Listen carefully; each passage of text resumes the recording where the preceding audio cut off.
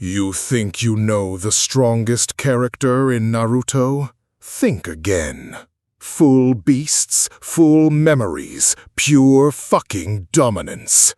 He fixed the broken, deleted the irredeemable, healed villages mid-invasion, and left Madara as ash on glass. Naruto Uzumaki became a god who still loves ramen to death. Watch this absolute menace. There was no army left to see it. The allied shinobi forces had been a memory for 11 months by then, and the 5 great villages were craters with names. The sky over the land of fire had been peeled back like skin, and what hung behind it was a white eye the size of a mountain that never blinked and never slept and never once cared about the people it was eating. In the ash where Konoha used to be, one man was still on his knees. Naruto Uzumaki, 7th Hokage, 41 years old, was bleeding from a hole under his ribs that ran clean through him. His right arm was gone from the shoulder. The Hokage Haori on his back had burned down to 3 strips of white cloth and 1 scorched kanji. He had been kneeling for 6 hours because standing up required a reason, and every reason he had ever built his life around was buried within 100 yards of where he knelt. Hinata had died at the northern wall, holding a gate closed with her own body so that 400 civilians could get through the evacuation tunnel. She'd smiled at him at the end. That was the part that never stopped happening in his head. Boruto had died 3 days later, standing in front of his sister with his father's stubbornness and none of his father's chakra. Himawari had lasted 11 more days. Naruto had found her hand first. Shikamaru had gone with a plan half finished on a scroll in his coat. Sakura had gone with her hands still glowing green over a man who was already dead. Kakashi had gone the way he always said he would, in a place nobody found, buying time for people whose names he never learned. Sasuke had gone last, and he'd gone laughing, and he'd pushed the last flickering ember of his Rinnegan into Naruto's palm and said, "Finish it, loser."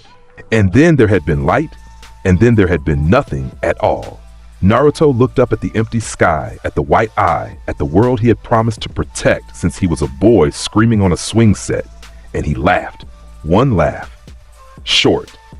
Cracked at the edges like a plate that had been dropped one too many times.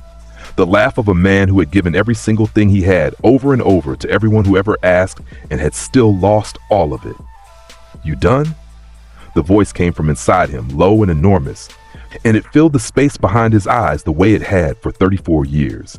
"Yeah," Naruto said out loud, because his throat still worked and he wanted to hear a voice, even his own. "Yeah, Kurama, I think I'm done." "Good. Then shut up and listen, because I've been chewing on something for about 9 hours and we have maybe 4 minutes. Naruto listened. What the nine-tailed fox laid out in front of him was not a jutsu. It was a hole in reality with a price tag on it. 6-path chakra as the engine. The dying ember of Sasuke's Rinnegan burning in his one remaining hand as the aperture, space and time both, the eye of a man who had stepped between worlds like they were rooms in a house. And the third component, the one that made the whole obscene thing possible, was already inside Naruto's blood. Written there by a red-haired woman who died smiling with a baby in her arms. The Uzumaki Reaper seal. The clan's oldest and worst inheritance. A technique that pays for miracles with souls.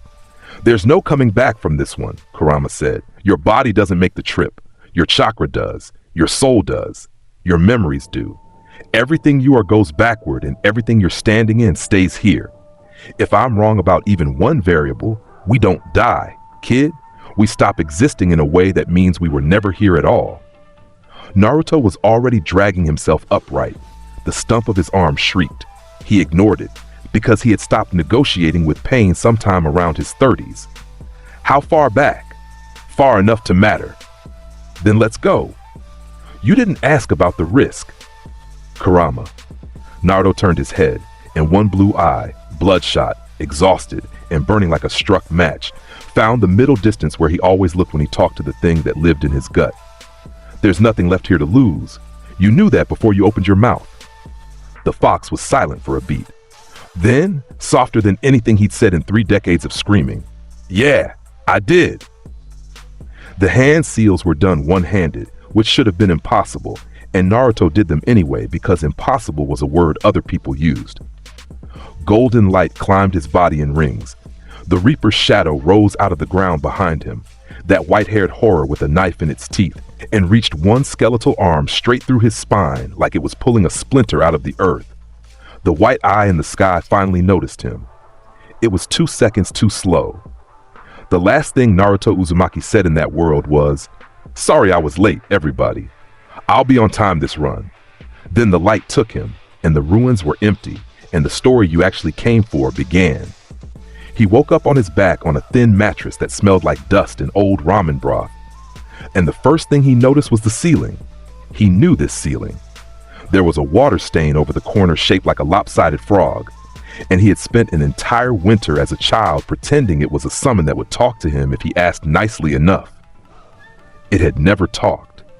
His breath stopped. He lifted his hand in front of his face, and it was a tiny hand. Small fingers, bitten nails, a scab on the knuckle from falling off the fence behind the market. The nightshirt he was wearing hung off a body with the shoulders of a 7-year-old who never ate a vegetable in his life. Naruto sat up in the dark of his old apartment. Chipped orange paint on the walls, one bare bulb hanging on a wire, a milk carton on the counter that he remembered was 2 weeks past drinkable, a calendar on the wall with almost nothing written on it, because nobody ever invited him anywhere, and the silence. That was the part that got him. The silence of a home where one child lives alone and knows it. He had spent his entire first life trying to outrun this room, and now every wound he'd ever earned was remapped onto a frame too small to show a single one of them.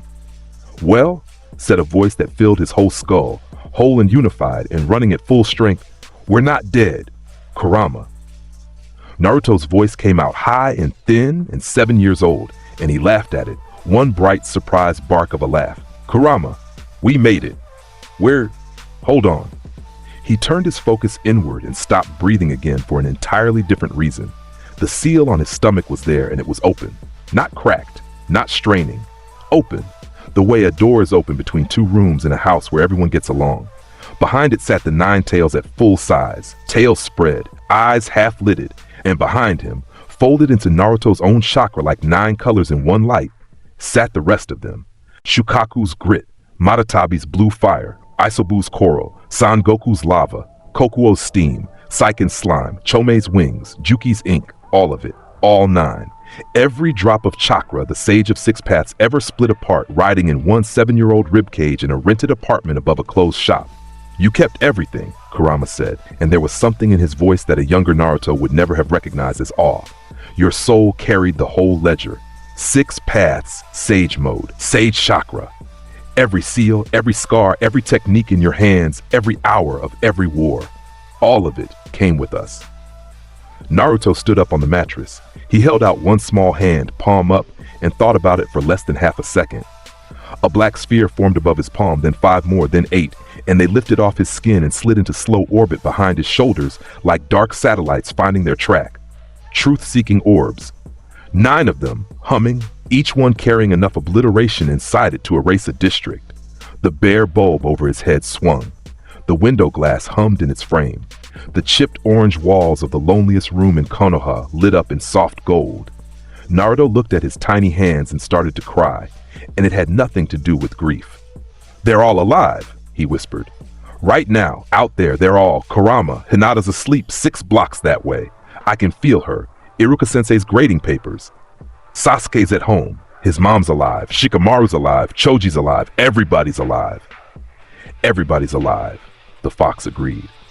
Naruto wiped his face with the back of a small wrist, and when he lowered his arm, the boy's face had a man's eyes in it, and the tears were done, and the smile that replaced them was the single most dangerous expression on the continent. "Let's do it right," Kurama said. 4 words. That's all it took. Understand what the world was dealing with now, because the rest of this story depends on you understanding it. This was not a child with a bloodline or a talent or a promising future. This was a 41-year-old Hokage who had fought a goddess, split a moon, held the line against a man who ate universes, and buried every single person he ever loved. He had 4 decades of muscle memory in a body that hadn't lost a step because the memory lived in his soul, and the chakra didn't care what size the container was. He had 6-path sage mode. He had the unified chakra of 9-tailed beasts. He had truth-seeking orbs and a Rasen shuriken that could open a valley in a mountain range, and a roar that could stop an army from moving. He was, without argument and without a close second, the most powerful being on the planet. And he was standing barefoot on a lumpy mattress in a faded nightshirt, and there was a cup of instant ramen on the counter with 3 minutes left on it.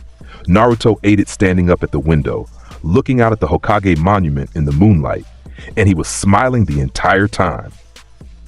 "Okay," he said around a mouthful of noodles. "Where's Danzo?"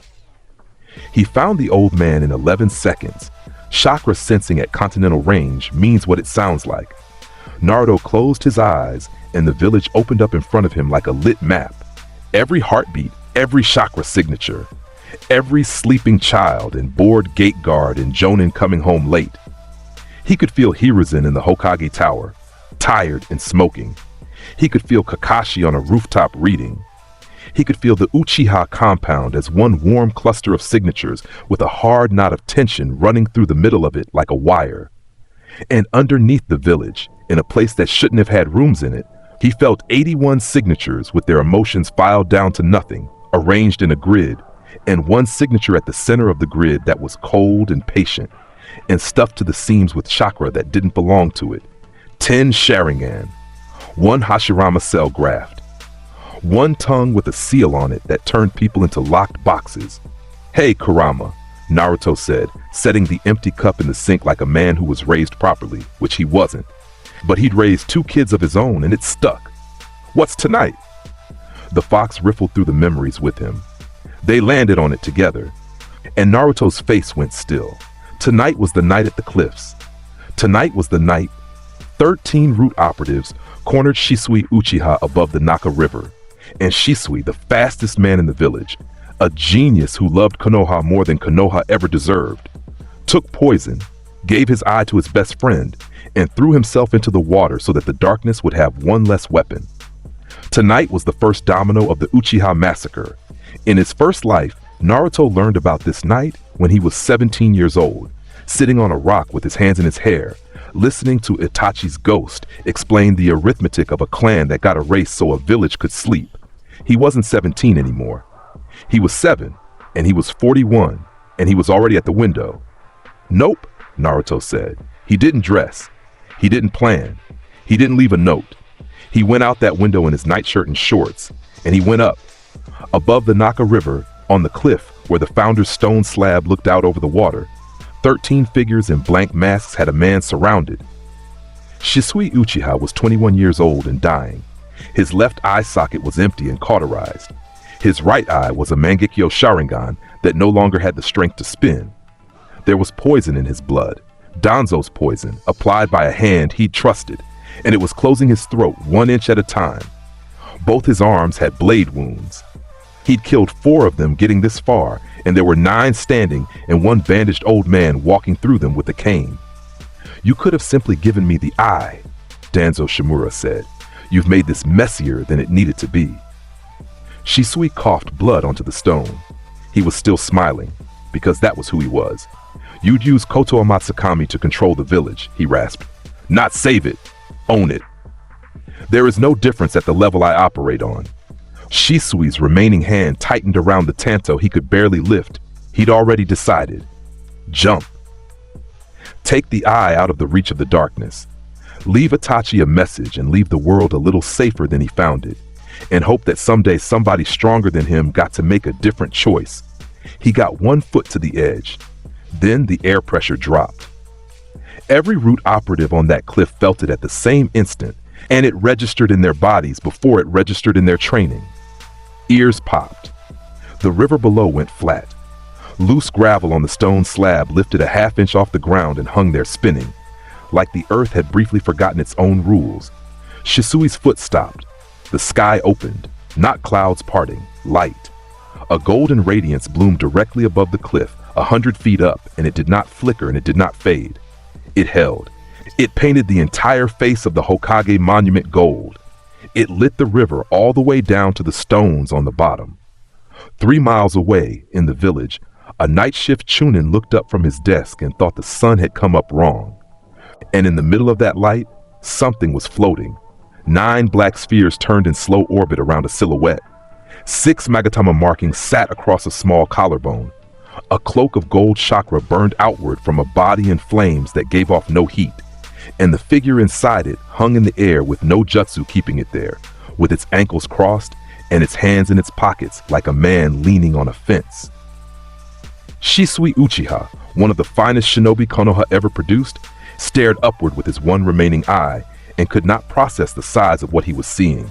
The figure was a child, a boy, 7 years old, blonde, whisker marks on his cheeks, wearing a faded nightshirt with a hole in the hem. His eyes were gold, with a black cross where the pupils should be. Danzo Shimura had been alive for a very long time. He had fought in 3 wars, buried 2 friends who deserved better, stolen 10 eyes out of 10 skulls, and never in 60 years of shinobi work had he felt what he felt when that light held over the cliff and refused to move. His arm, the arm under the bandages, the arm full of another man's cells and another clan's eyes, began to itch like it was trying to crawl off his body. "The Nine-Tails Jinchuriki," he said. "Naruto," said the boy in the sky. "It's Naruto. You've read my file about 400 times, old man. You can use the name." He drifted down, slow. His bare feet touched the stone slab 20 feet from Danzo, and 9 black orbs came to rest in a lazy ring behind his back. And every single root operative on that cliff took a step backward without being ordered to. "You're a long way from your bed," Danzo said. "You're a long way from your desk." Naruto looked around at the masks, counted them. His voice stayed at exactly the volume of a man ordering breakfast. 13 of you tonight, 9 standing. You were all children when he took you. I know your names. I know where he got most of you, and I know what he did to the ones who cried." Behind him, Shisui had gone down to one knee, and the boy's head turned a fraction toward the sound. "Hang on, Shisui-san," Naruto said. "I'll get to you in a second, Dadabayo. You're not dying tonight." Shisui, drowning in his own throat, made a noise that might have been a laugh. Danzo's visible eye narrowed. "You will return to your residence. This is a matter of village security, sanctioned by—" "You thrive in the darkness, Danzo." The words landed on the cliff like something heavy being set down, but shadows vanish when the sun rises. Nobody moved. The river ran. The gold light held. And Danzo Shimura, who had spent his entire life making sure he was the only man in every room who understood the real stakes, made the last error of his career as a shinobi. He read the size of the child and forgot to read the size of the chakra. "Restrain the Jinchuriki," he said. "Alive if convenient." 9 root operatives moved at once. They were good. Understand that they were good. These were men and women who had killed Jonin, who had been broken down and rebuilt with their emotions filed off, and their coordination was flawless. 4 went low with Tanto. 2 went wide with wire. 2 threw a ceiling net that had held a Kirigakure swordsman for 6 hours. The last one buried himself in the earth to take the boy's ankles. Naruto's eyes tracked all 9 of them, and the expression on his face was the expression of a man watching a slow train arrive. Then he wasn't there. There was no smoke. There was no flicker of a body flicker. There was no yellow flash and no seal formula on the ground. There was a single blur across 20 feet of stone, one line of gold drawn in the air and erased before the eye could finish registering it, and the boy was standing behind Danzo Shimura with one small hand raised. Shisui's Mangekyo Sharingan, the eye that had earned him the name Shisui of the Body Flicker, the fastest set of eyes in the village, caught exactly nothing. Not the takeoff, not the path, not the arrival. His eye reported that the child was in front of Danzo, and then reported that the child was behind Danzo, and gave him no frames in between.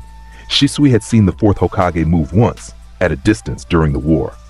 The flying Raijin technique had been the fastest thing he'd ever witnessed, and there had at least been a sensation to it, a displacement, a place where the man had been.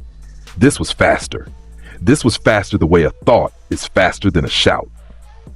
"Yin-yang release," Naruto said. He pressed his open palm flat against the center of Danzo's back. There was no explosion. There was no impact crater.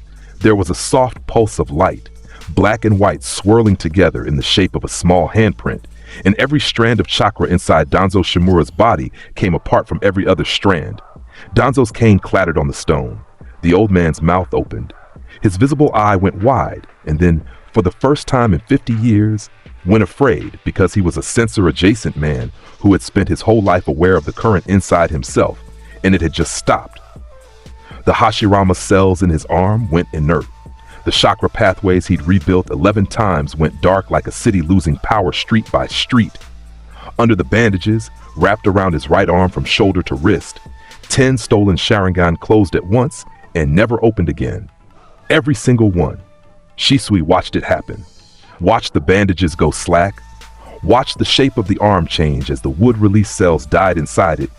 Watched the man's whole engine switch off from a single open palm and no hand seals at all. Danzo Shimura went down on his face on the stone slab of the Naka Shrine cliff, and he did not get up, and he was still alive, and that was on purpose. "You're going to live a long time," Naruto told him, crouching to speak in his ear, and his voice was still conversational, which was worse. "That's not mercy. You're going to sit in a cell and get old and watch this village get everything you said it could never have. You'll live long enough to see that you were wrong about all of it." Then he stood, turned his back on the most feared man in Konoha's shadow, and looked up. Shisui Uchiha had gone over the edge. He'd taken the moment while everyone's attention was on the old man, because that was what he'd come here to do. Because dying with the eye intact and out of reach was the plan, and he was too far gone to make a new one. He was already 40 feet down, wind in his ears, the black water coming up fast, and his last thought was of a boy in a Konoha flak jacket who was going to have to carry all of it alone. Something caught him. Not a rope. Not a hand. A wide golden arm of chakra closed around his chest like a parent scooping a toddler out of a road. And his fall stopped so smoothly that his body didn't even jolt. He was lifted. He came back over the lip of the cliff and was set on his back on the stone, and a 7-year-old knelt down next to him and put 2 glowing palms on his sternum. "This part's fast," Naruto said. "Try not to fight it." 6 paths chakra went into Shisui Uchiha's body. The poison, which had been eating his nerve endings and closing his airway and had already been declared unsurvivable by the man who administered it, unraveled. Every molecule of it came apart and was flushed out of him in the space of one breath. The blade wounds in his arm sealed from the inside out, muscle knitting back over bone, skin closing without a scar. His throat opened. Air came in, clean, cold, river air, and it was the best thing he'd ever tasted. 4 seconds. That's what it took. His empty left socket stayed empty because the eye was gone from his skull, and inside a crow with Itachi's name on it. And even a god can only give back what still exists. Shisui sat up so fast the world tilted. He got a hand to the ground, and then he got both hands to his own chest, patting himself down like a man checking for holes. "I was dead," he said. "Yeah." Naruto agreed. "I was dead. I took enough of that to kill a bull. There's no antidote. Danzo made sure there was no antidote. That was the entire point of the Shisui-san." The boy's tone stopped him cold, because it was gentle, and because it was patient, and because nobody in Shisui's life had ever said his name like they'd known him for 20 years. Naruto sat down cross-legged on the stone in front of him, in his nightshirt with 9 black spheres of world-ending chakra floating behind his shoulders, and he smiled at him with a small round child's face and eyes that had watched 3 generations die. "You were about to throw yourself off a cliff, because you decided it was your destiny to be the guy who eats the whole thing, so nobody else has to." Naruto's smile didn't waver. "I know that math. I've done that math. Listen to me, because I'm only going to say it once and then I'm going to say it again anyway, because that's how I am." He leaned forward. "If you don't like your destiny, don't accept it." Shisui Uchiha stared at him. 21 years old, one eye, kneeling on the stone above the river where his ancestors had carved their history, soaked in his own dried blood, with the poison gone from his veins, and the man who poisoned him lying face down and empty 20 feet away. "Who are you?" he whispered. "I'm Naruto Uzumaki." The boy stood up and brushed off his shorts. "I'm gonna be Hokage. Might take me a couple years to get the paperwork sorted, but that part's already decided. Then he turned to the root operatives. 9 of them were still standing on that cliff. Not one had moved since the palm strike. They were staring at their commander's body, and then at the child, and their conditioning was screaming at them to attack, and their bodies were refusing on the grounds that bodies want to live. Naruto addressed them exactly once. Your master's chakra is gone and it's never coming back. The seals on your tongues come off tonight. I can take them off, all of them, and it doesn't hurt. You're going to walk to the Hokage Tower ahead of me. You're going to tell Hiruzen Sarutobi everything, including the parts you were made to forget. You'll be tried, some of you will serve time, and every single one of you will be allowed to live in the sun for the rest of your lives if you want to. He let that sit for 2 seconds. That's the offer. Anybody who'd rather fight me can step forward now. Nobody stepped forward, Naruto nodded. Good choice, Databayo. He didn't repeat himself, he never had to. 9 masked operatives, elite killers all, filed off that cliff in silence in front of a barefoot 7-year-old, carrying their unconscious commander between them. Shisui watched them go. Then he sat on the cold stone in the dark, alone with the sound of the river, and put his hand over his one remaining eye and shook, from his shoulders down, hard, the way a person shakes when they've been braced against their own death for a week, and someone reaches in and takes the death away. The silence up there lasted a long time. He was still sitting on the cliff at dawn when Itachi found him, because a crow had gotten nervous, and the 13-year-old Anbu captain came out of the trees at full speed with a kunai in his hand and murder already decided in his eyes. He stopped so hard he skidded. Shisui. Itachi's voice did something it had never done in front of another person. It broke. The report said you were, Itachi?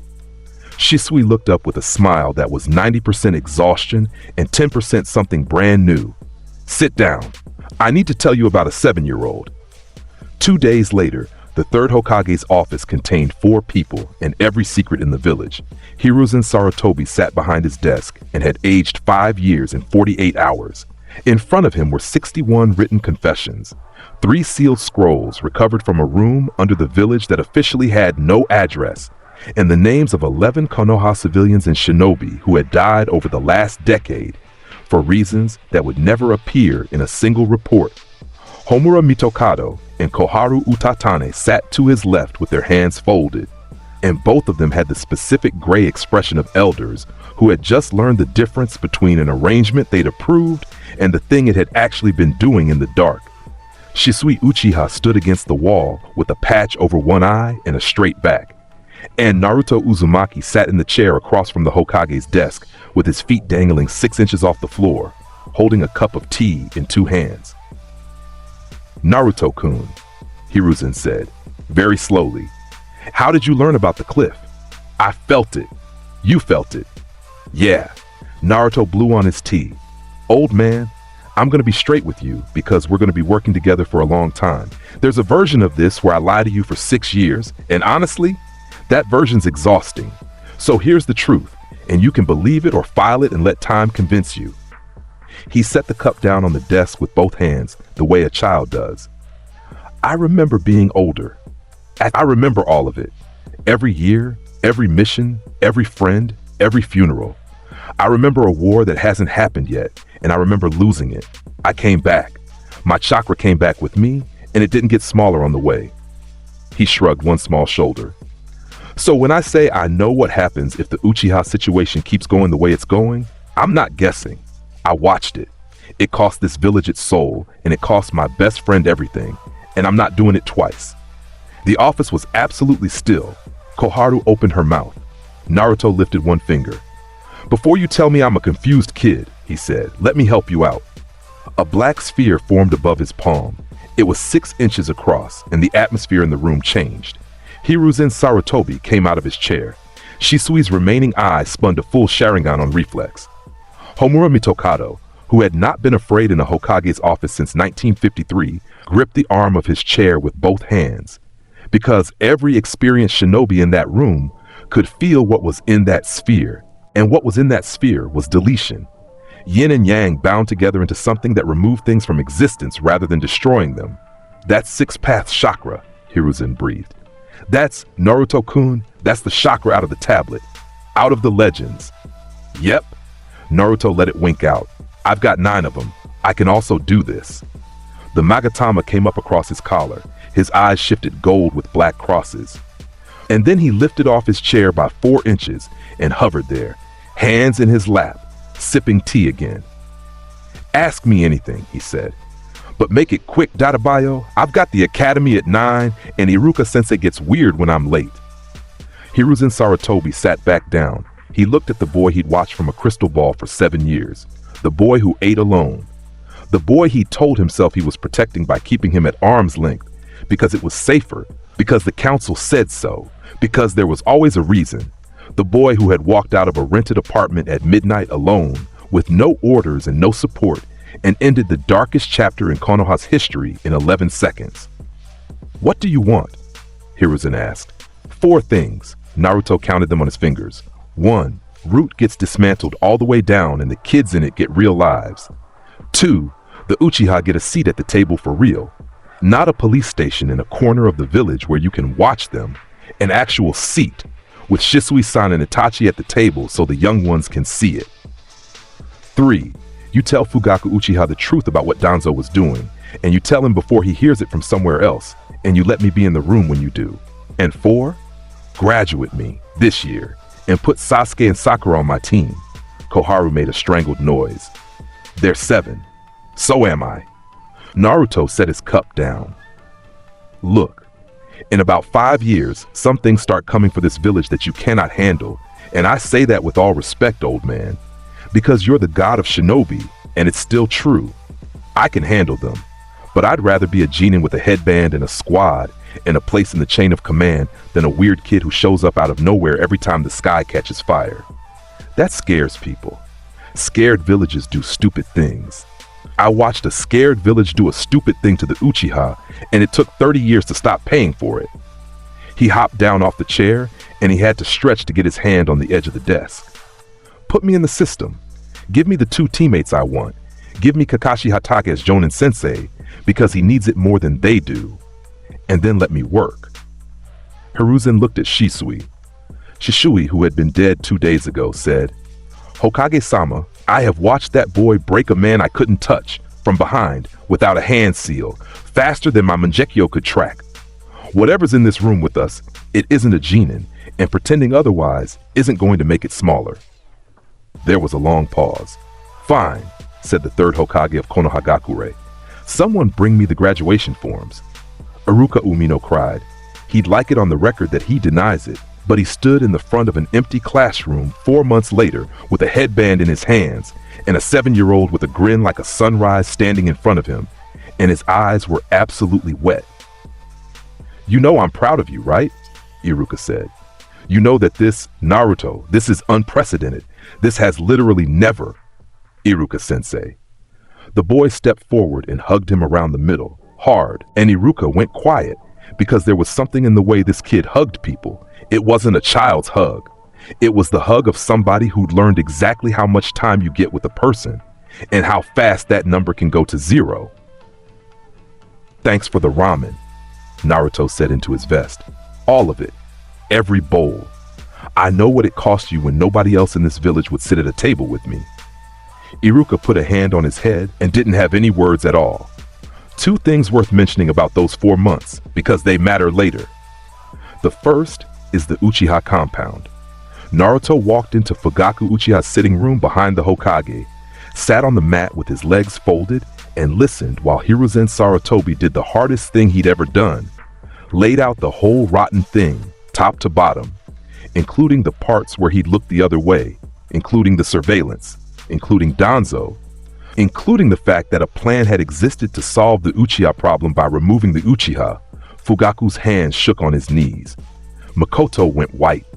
Itachi sat behind his father with his eyes on the floor and his jaw locked, and Sasuke, 7 years old, sent to bed an hour ago, hiding in the hallway because he was Sasuke, heard about a third of it through a paper door. Remember that. That third stays in him for 5 years, buried, growing, and when Fugaku's voice finally came out, low and dangerous, and asked what guarantee the Uchiha had that this wouldn't happen again, it was the blonde 7-year-old who answered. Me, Naruto said. Not a treaty, not a promise from an old man who will die someday. Me. Anybody comes for your clan, they come through me first, and Fugaku-san, nobody comes through me. Fugaku Uchiha stared at the child who had put Danzo Shimura's 10 Sharingan out like candles. You're a genin, he said. I'm a lot of things. Naruto stood up and bowed, formally, all the way a Hokage bows to a clan head. Try me if you want, but I'd rather have dinner. He had dinner. Makoto Uchiha fed him rice and grilled fish and asked him if he was getting enough to eat at home, and Naruto Uzumaki, 41 years old, ate his weight in home cooking and had to excuse himself twice to stand in the hall and get himself together because he had never once had a friend's mother worry about him, and he had spent his whole first life pretending that was fine. The second thing is Hinata. 2 weeks after the cliffs, he was walking past the training grounds at dusk and felt a chakra signature he knew better than his own heartbeat. Small, tight, wound up like a spring and hurting. She was in a clearing hitting a post with the wrong form, over and over, because her father had said something in front of the whole clan about her lack of resolve, and she decided the answer was to hit a post until her knuckles split. Naruto stopped at the tree line and just looked at her. 6 blocks and 1 life away, in a war that hadn't happened yet, this girl had stood in front of a man who could bend the world and told Naruto Uzumaki she loved him, and then let herself be broken in half so he wouldn't be alone. She had married him. She had raised his children. She had died holding a gate closed with her body. She was 7 years old, and her hands were bleeding, and she thought she was worthless. Naruto walked out of the trees. Your elbow's dropping, he said. That's why your palm's landing flat and it hurts. Bring it up like this. No, higher. Yeah, now hit it. Hinata Hyuga hit the post and it cracked, and she stared at it, and then she stared at him. And Naruto-kun? That was real gentle fist, he said. The rest of it was you being mad at yourself, and that's a garbage teacher, believe it. Her mouth opened and closed. He grinned at her and set a small paper bag on the grass at her feet. There were 2 meat buns in it, still warm. You're gonna be really strong someday, Naruto told her, and it was the plainest thing in the world coming out of his mouth. Like scary strong, I know it for a fact. So eat something and stop bleeding on the equipment data bio. Then he left. Hinata Hyuga stood in an empty clearing with a bag of warm food and both hands over her mouth, and she did not sleep at all that night. That's all it needed to be. For now. Kakashi Hatake was 70 minutes late to Team 7's first meeting, which was a personal record and entirely on purpose. He came through the window of classroom 301 upside down, one hand on the frame, silver hair hanging, one eye visible and already bored. Yo, my first impression of you guys is, you're kind of. He stopped. He'd been about to say dull. He said nothing instead, because the blonde boy sitting on the desk in the middle of the room had turned to look at him, and Kakashi Hatake's spine went cold for reasons he could not name and would spend the next 4 hours trying to. Yo, Naruto said, waving 2 fingers. You're late. It's fine. Bridge collapsed, right? Or a cat. A cat, actually. Classic. Sakura Haruno, 7 years old, top written score in her class, sitting with her hands folded and her forehead protector too big for her head, looked between them with her mouth slightly open. Sasuke Uchiha sat 2 seats down with his arms crossed and his chin on his knuckles, radiating the specific hostility of a child who has been told he is a genius so many times that he has decided it is a personality. On the roof, 20 minutes later, they did introductions. Sakura's was mostly about Sasuke. Sasuke's was mostly about being better than everybody. And when it got to Naruto, he tipped his head back, looked up at the clouds, and thought about it. I like ramen, he said. I like this village. I like the people in it. Most of them. Some of them are jerks, but they're my jerks. I hate watching people I care about get hurt when I could have stopped it. He looked at Sasuke when he said it. Sasuke looked away. My dream isn't a dream, Naruto finished. I'm gonna be Hokage. That's not a wish, sensei. That's a schedule. Kakashi's visible eye curved. Right. Tomorrow, 6 a.m., training ground 3. Survival exercise. Don't eat breakfast, you'll throw up. We'll eat breakfast, Naruto said. All three of us. Sakura, especially you, you're gonna hit a growth spurt in 8 months and you need the calories. Sasuke, you skip meals when you train, quit it. Both of his teammates stared at him. Kakashi tilted his head. You're going to fail, you know. There's a real chance of that. 66% of teams don't make it past me. 66.6, Naruto said, repeating. See you at 6, Sensei. At 6 the next morning, Kakashi Hatake stood in the middle of Training Ground 3 with 2 bells on his hip and a copy of Make-Out Tactics in his hand. Simple rules, he said. 2 bells. 3 of you. Anyone who doesn't get a bell by noon goes back to the academy, gets tied to that post, and watches the others eat lunch.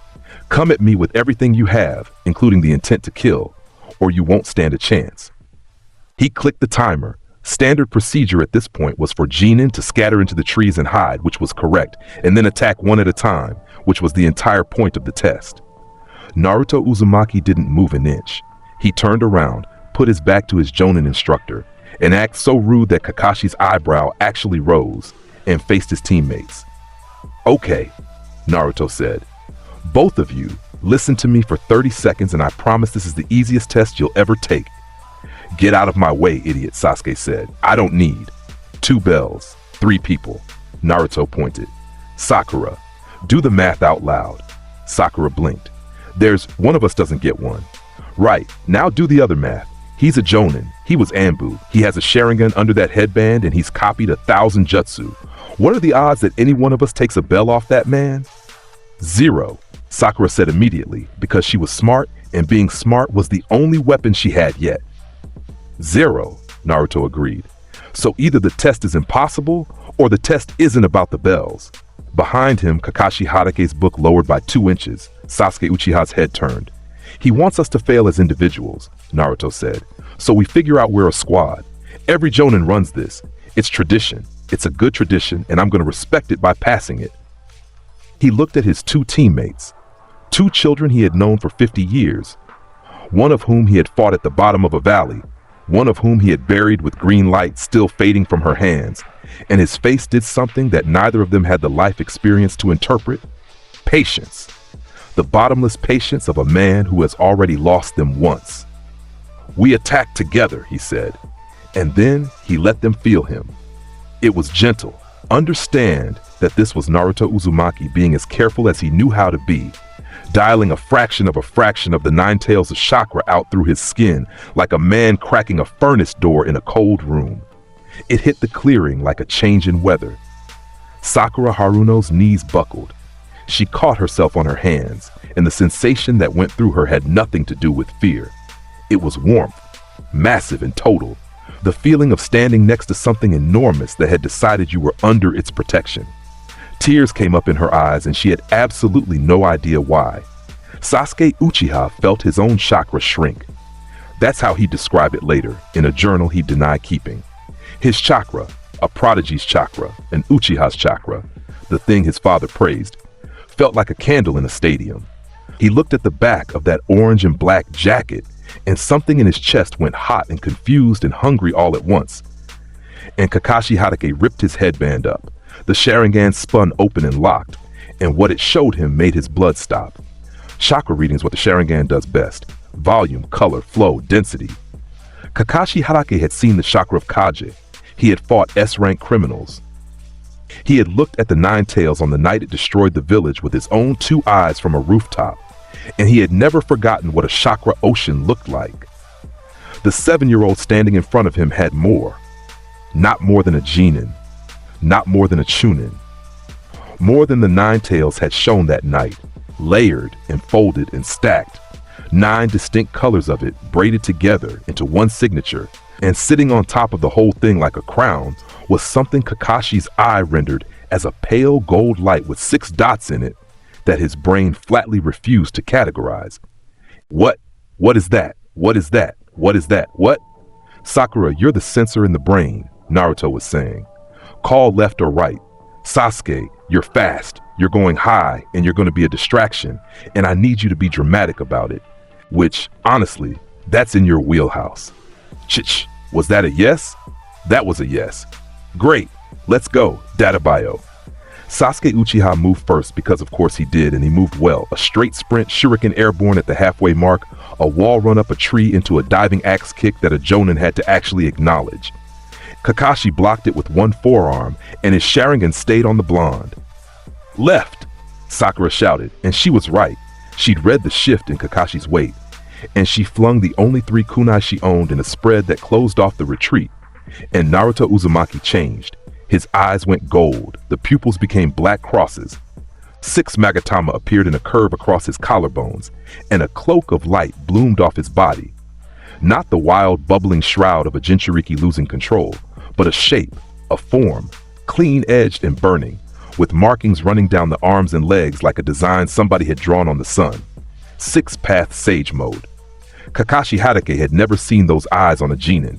He had never seen those eyes on a jonin, or a Kaj, or an enemy, or in a bingo book, or in the sealed archives under the Hokage Tower.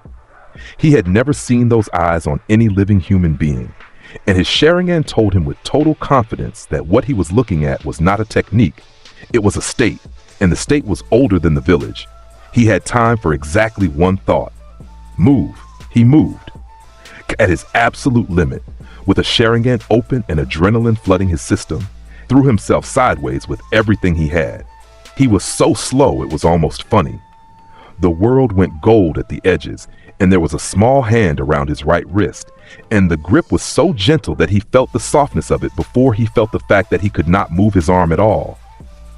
His Sharingan hadn't tracked the approach. It hadn't tracked the arrival. It had watched a boy standing 11 meters away, and then reported a boy standing inside his guard with a hand on his wrist. And the space between those 2 reports was empty, and Kakashi Hatake had spent 9 years of his life learning to fill exactly that space. "Hi," Naruto said. The bells were already gone. There had been no tug, no sound, no brush of contact on the hip.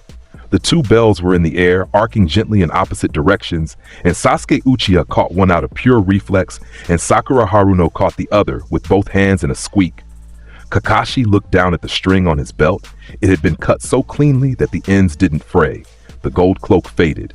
The crosses left the boy's eyes. His hand let go of Kakashi's wrist and patted it twice, friendly. "That's the test," Naruto said. Silence in Training Ground 3. Actual, total silence. No birds because the birds had left when the chakra came up, and no breathing because none of the 3 humans in that clearing were doing much of it. Naruto looked up at his teacher, and the smile on his face was small and warm, and it belonged to somebody much older. "Those who break the rules are scum," he said, "but those who abandon their friends are worse than scum." Kakashi Hatake stopped breathing. "Isn't that right, Kakashi-sensei?" The copy ninja's visible eye went wide and stayed wide. His hand came up halfway to his chest and stopped there, hovering like a man reaching for a wound he can't find. Those were Obito's words. Those were Obito Uchiha's words, spoken to him on a rock in the land of grass when they were 13 years old, 3 hours before Obito died under a boulder, giving Kakashi the eye he was staring through right now. Nobody had heard them. Nobody had been there but Kakashi, Rin, and a boy who got crushed to death. He had never written them down. He had never said them aloud to a living soul. He'd carried them for 19 years like a stone in his coat pocket, and he'd built his entire personality around them and never once told anybody why. And a 7-year-old had just handed them back to him. "Where?" Kakashi said, and his voice came out wrong, cracked in the middle. "Where did you hear that?" "From a good man," Naruto said. "And from you. You say it a lot, sensei. You just don't say it out loud yet." Kakashi Hatake, Jonin Anbu, son of the White Fang, went down on one knee in the middle of the training ground. It wasn't a collapse. His legs were fine. It was something else. His body simply decided, without consulting him, that it needed to be lower than it was. He put one hand on the grass. Behind his mask, his mouth was open. 19 years of guilt sat on that field with him. And on the other side of it stood a small boy in an orange jacket with 2 of his students holding bells behind him. And the boy was watching him with the expression of somebody who had carried the same stone and knew exactly how heavy it was. Sakura Haruno looked at the bell in her hands, then at her sensei on his knees, then at her teammate. "Naruto." She whispered. What are you? I'm your teammate, Naruto said, which means from today until one of us dies of being extremely old, nothing gets you. Same for you, Sasuke. I don't need protection, Sasuke said, and his voice was tight, and his knuckles were white around the bell. Cool. You're getting it anyway. Naruto stretched his arms over his head with a groan. Sensei, we passed, right? Say we passed. I skipped breakfast because I was excited, and now I feel like garbage and there's a ramen stand with my name on it. Kakashi Hatake laughed. It came out of him ugly and surprised. One wet bark of a laugh into the grass, and then he wiped his eye under his headband with the back of his glove and stood up and got his slouch back on like a coat. You pass, he said. All three of you. Team 7 starts tomorrow. He watched them go. The pink one already lecturing, the black-haired one already sulking, and the blonde one walking backwards so he could keep talking to both of them at once. Then Kakashi went straight to the Hokage Tower, walked past two secretaries, put both hands on Hiruzen Sarutobi's desk and said, What did you put on my team? Hiruzen slid a cup of tea toward him. Sit down, Kakashi, he said. This will take a while. Their 11th D rank was catching a cat named Tora, and Naruto found it in 4 seconds by chakra sensing and then spent 40 minutes convincing Sasuke to hold it because he thought it was funny, and it was. Their 12th mission was an escort to the Land of Waves. Tazuna the bridge builder was drunk when he arrived and drunker when he lied about the mission's rank, and Naruto listened to the whole thing with his chin in his hand and one eyebrow up. C rank, said Tazuna. Just bandits maybe. Nothing serious.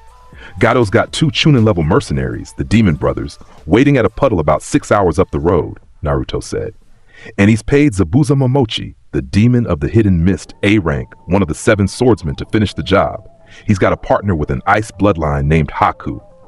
Cute kid, way too polite, could kill this whole squad without breaking a sweat. Tazuna's face went the color of wet paper. Kakashi's hand was already on his kunai. Naruto, how? Long story. Point is, we're going. Naruto slung his pack on. Old man Tazuna, your grandson's name is Inari, your daughter's name is Tsunami, and your bridge is the only thing standing between that country and starving to death. Don't apologize for lying. I'd have lied too. Tazuna sat down on the road. Who is this kid? We're working on that, Kakashi said. The puddle happened exactly where Naruto said it would. He didn't even stop walking. He tapped one hand on the ground as he passed it. And both Demon Brothers came up out of the water, already unconscious with their chain wrapped around them like a gift, and Sakura had to be physically stopped from screaming. The mist rolled in the next afternoon. It came off the water in a bank 50 feet high and turned the world white, and Kakashi's voice snapped out of it. Everyone, formation, Manji, protect Tazuna! And the temperature dropped 8 degrees. 8 blades, huh? Said a voice from everywhere at once. Sharingan Kakashi, this is an honor, but I'll need you to hand over the old man. Zabuza Momochi stood on the surface of the water with the executioner's blade across his back, and the killing intent that came off him hit that squad like a wall. Sakura's legs locked, Tazuna's teeth chattered. Sasuke Uchiha, 7 years old and a genius, felt his own hand shake around his kunai and had the nauseating realization that he was about to die. Zabuza Momochi, Kakashi said, sliding his headband up. Missing Nin, Kirigakure, everyone stay back. This one's out of your league. Sensei, Naruto said, sit this one out. And he walked past him, onto the water. Naruto Uzumaki walked out onto the surface of the river without a single hand seal, hands in his pockets, and about 10 feet out he stopped and rolled his shoulders like a man loosening up before shoveling snow. Hidden Mishjutsu's a good technique, he said. It's honestly great. I've had it used on me maybe 9 times, but it's got one problem, Zabuza, and the problem is that it's fog. Nine Tails chakra mode, gold light detonated off him. It didn't explode outward like a bomb. It rose like a second sun coming up out of a river, and it kept rising. The chakra cloak formed in a heartbeat, black markings running down gold arms, and the light it threw off went out across the water in a wave. The hidden Mishjutsu died, not dispersed. 8. The mist burned off in a visible ring that raced outward at 40 feet a second, and in 2 seconds there was no fog anywhere within 300 meters, and the river was lit like noon. and everything on the bank had a hard black shadow behind it. Kakashi Hatake stared with his Sharingan wide open and thought, distantly, I am never going to be the strongest person in a room with him again, as long as I live. Zabuza Momochi stood on the water in the middle of all that gold light, with nowhere to hide. He'd been an assassin for 26 years. He'd killed his entire graduating class as a child. He had killed Akage's bodyguards and drowned a village's worth men in fog exactly like the fog that had just been erased from existence in front of him. "What the hell are you?" he said. "I'm the guy telling you to walk away." Naruto looked up at him, and the gold light made the whisker marks on his cheeks look like they were carved. "You're not a monster, Zabuza. You're a guy from a village that fed its own kids to each other and told you it was a graduation exam. You wanted to burn the Mizukage's chair down, and you got exiled for it. And now you're doing hits for a shipping tycoon who'd sell your organs if the market moved." Zabuza's exposed shoulders went rigid. "That's not a guess," Naruto said. "That's your life. And it doesn't have to end here on some rich guy's payroll." Then he added, plain as bread, "I don't want to fight you, Zabuza." For 1 second, and Kakashi saw it, and Kakashi never forgot it, the demon of the hidden mist hesitated. Then he came apart into a snarl, because men like Zabuza don't get to be seen without punishing somebody for it. And he took the executioner's blade off his back in both hands and brought it down on a 7-year-old with every ounce of strength in his enormous frame. That blade weighed as much as a grown man.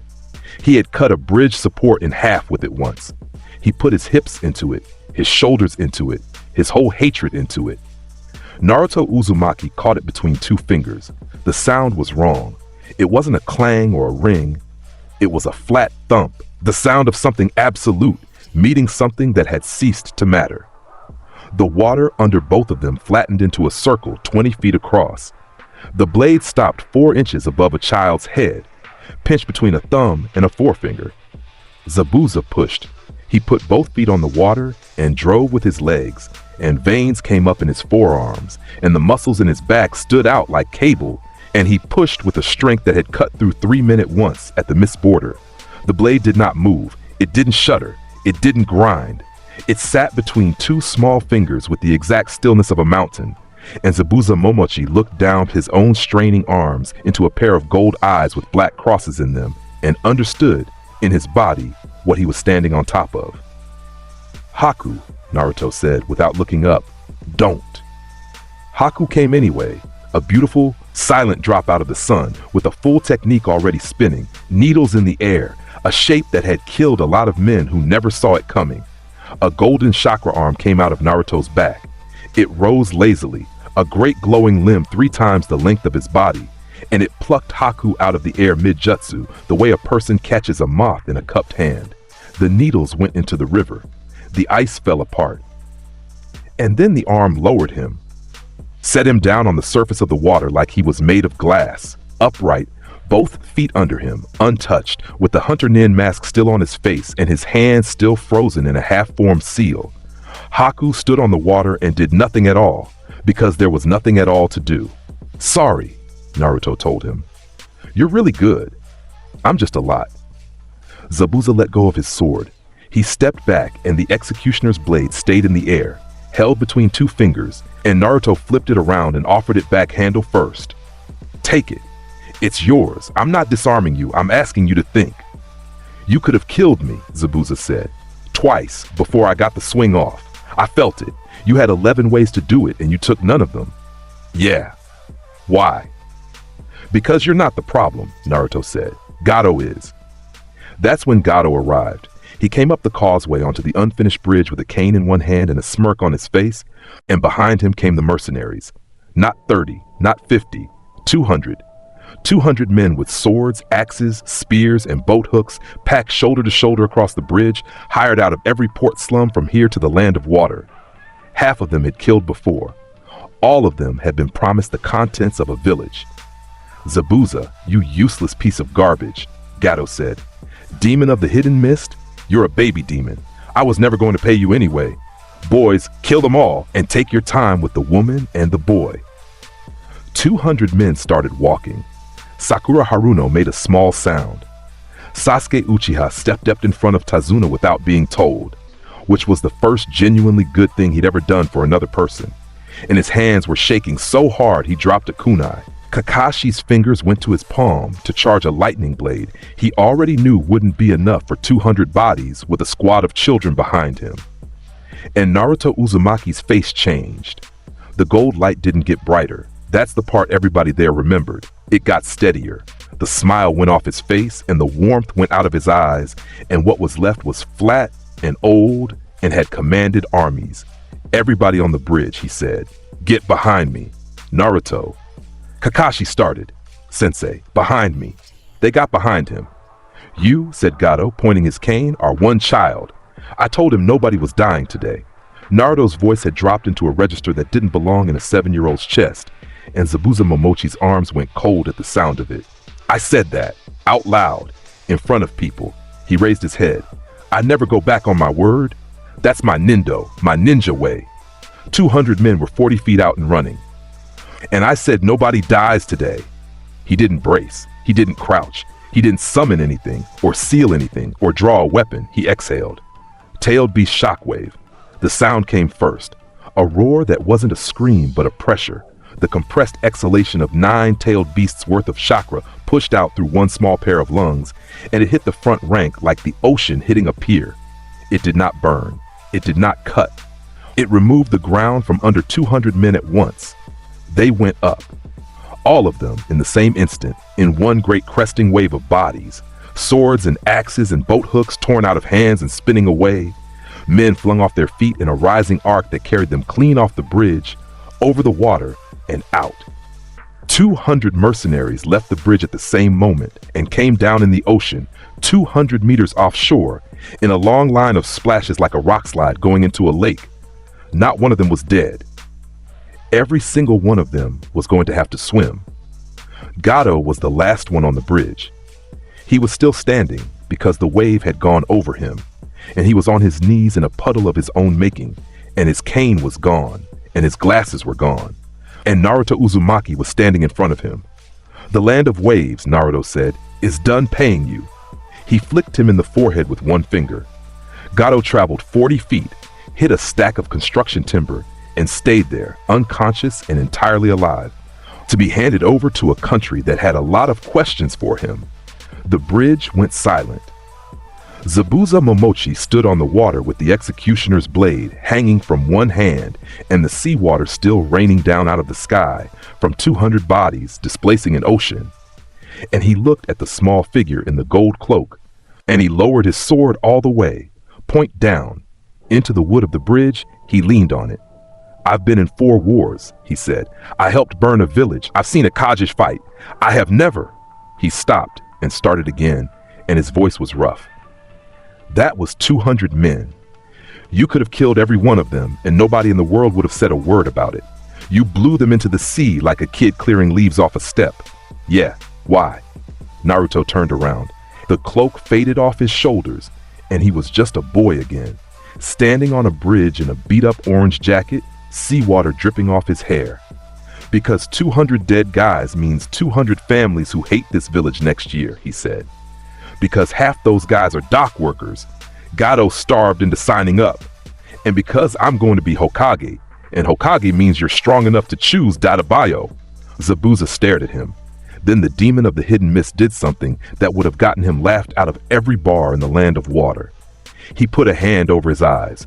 "Haku," he said, "get over here." Haku came, mask off, big dark eyes as wide as they went. "This is the kid," Zabuza told him. "This is the one I'm going to be following around for a while." "Zabuza-san? You heard me." Naruto grinned. "I didn't ask you to follow me anywhere. You didn't ask me to breathe either, and yet." Zabuza slung the sword back onto his shoulder. There's a rebellion in the mist. Yagura's still on the chair, and he's got something behind his eyes that isn't him. I've been telling people that for 6 years, and every single one of them called me insane. "He's under a genjutsu from a man in an orange mask," Naruto said. "We're gonna handle it." "Not today. I've got the Chunin exams in a couple months, and I need to be there for reasons. But we're gonna handle it, and when we do, you're gonna be standing in that room, and you're gonna help pick who sits in that chair next." Zabuza Momochi looked at Kakashi Hake. Kakashi Hatake, Sharingan still exposed, spread both hands in the universal gesture of, I have stopped trying to explain this, and you should too. The bridge took 3 hours to finish. That's a fact. It had been sitting half-built for 8 months because Gato kept killing the workers and stealing the lumber, and it got finished in an afternoon because Naruto Uzumaki made a cross with 2 fingers and said, Shadow Clone Jutsu, and 120 of him appeared on the deck at once. The population of the Land of Waves came out of their houses to watch. They saw 120 identical children hauling steel girders that 4 grown men couldn't lift. They saw wind release used to sand and shape support beams. They saw 4 clones with their palms out and blue light between them, fusing the joints with earth release, and a dozen more up on the towers running cable with their bare hands, and 1 clone standing in the water pushing a barge into place by leaning on it. And they saw the original sitting on a crate at the end of the finished section, feet swinging, eating a rice ball, next to a boy in a pink kimono. So you don't have a family, Naruto said. No, said Haku. My mother had the ice bloodline. My father found out. He killed her, and then he came for me, and Haku's hands folded in his lap. I killed him, and everyone else in the house. I was 6. I didn't decide to do it. It just happened, and then I was alone in the snow for a long time, and I was hungry, and nobody looked at me. Not with hate, just nobody looked at all. And then Zabuza-san looked at me and said I could be useful to him, and that was the first time I'd been anything. Naruto chewed his rice ball. Yeah, he said. The looking away part's the worst part. Everybody thinks it's the hate. It's not. Haku turned his head. I ate alone in an apartment till I was 7, Naruto said. This village of mine, they'd cross the street. Shopkeepers charged me triple for expired milk. And the thing that got me wasn't the ones who spat. It was the ones who just slid their eyes past me, like I was a stain on a wall they'd stopped seeing. He held out the second rice ball. Here, you're too skinny. Haku took the rice ball with both hands. He looked at it for a while. You're not going to tell me I was wrong to be his tool, he said. Nope. I'm going to tell you you're worth more than a tool, and then I'm going to wait. Naruto stood up and dusted off his shorts. Take your time. I've got a lot of it.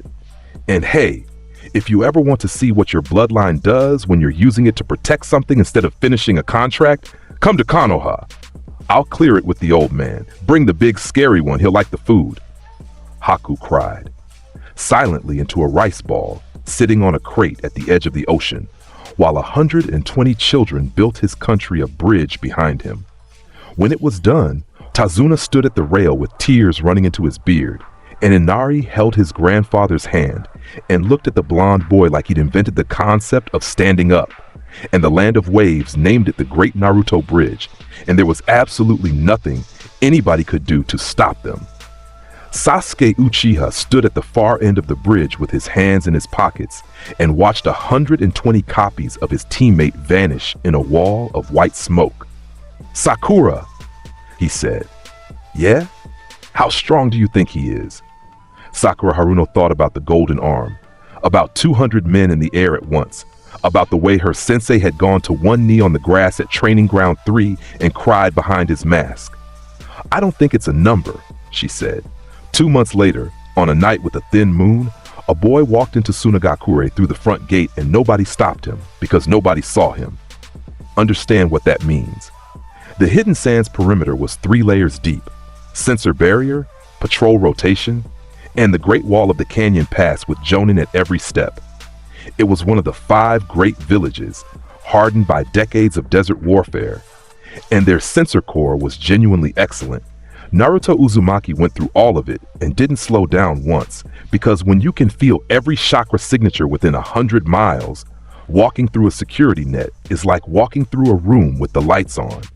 He climbed the outside of the Kazekage's residence with his hands in his pockets, slid a window open, and sat down cross-legged on the floor of a bedroom in the dark. The room's occupant slept, barely, badly, sitting up against the wall with his back to a corner, because he'd learned early that lying flat means somebody can get above you. Gaara of the desert was 7 years old. He had killed 11 people. He had a kanji for love carved into his own forehead with his own sand because his uncle had lied to him and then tried to murder him and told him the truth on his way out. He hadn't slept more than 90 minutes at a stretch in 4 years because when he slept, the voice got louder. He woke up because something was breathing in his room. The sand came out of the gourd before his eyes were fully open. It came out fast, and it came out with intent to kill, because that was the only setting Gaara had, and it filled the room floor to ceiling in a churning wall and drove forward as a wave of grit that had crushed a Jonin's ribcage flat 2 weeks earlier. A boy walked through it. Gaara watched him do it. The sand hit the outer edge of a golden light around the intruder and it slid, every grain deflecting off, running around him like water off oiled canvas, and the wall of it broke and reformed and broke again and could not touch a single hair on him. The boy walked all the way across the room. Mother, Gaara's voice went high and cracked, and both hands came up to his own head. Mother wants your blood. Mother says your blood. Mother says... Naruto Uzumaki hugged him. Not a grab, not a hold. He put both arms around a 7-year-old with a gourd on his back and a monster in his gut and pulled him in and held on. Everything in that room stopped. The sand hung in the air, motionless, thousands of pounds of it suspended and forgotten. Gaara's arms stayed frozen at his sides. His pale eyes went wide and blank, and his mouth opened and no sound came out. He had never been touched. Understand that literally. In 7 years of life, Gaara of the desert had never been touched by another human being without it being an attempt on his life. His mother died the day he was born. His father used him as a tactical asset and kept 2 rooms between them. Yashimaru had held him once to bandage a knee, and then had come at him in the dark with a mask and a knife. Nobody hugged the boy the village called the demon. The sand didn't allow it, and neither did anybody else. His entire body began to shake. He said, the sand will. To me, you're not a monster, Naruto said. Gaara stopped shaking. Every single thing inside him went silent at once. The voice, the pressure, the constant grinding scream of a life spent as a weapon that nobody wanted to carry. You're a kid whose mom died and whose dad put a demon in him and whose uncle broke his heart, Naruto said into his shoulder. And you've been sitting up in the dark for 4 years, waiting for the next person to come in that window. Nobody's coming in that window tonight. I already checked. There's just me, Dadabayo, and I'm not here to fight you. The gourd hit the floor. Gaara's arms came up. They came up slowly, like limbs he'd never used, and they got as far as the back of Naruto's jacket, and then they closed and gripped and held. And Gaara of the desert put his face into a stranger's shoulder and made a noise like something tearing. In the hallway, a door had opened. Tamari, 12, in her sleep clothes with a fan she couldn't use in a corridor, and Kankuro, 11, with a puppet half unwrapped, had come running the second the sand went off, which was a brave thing to do, and also a stupid thing to do.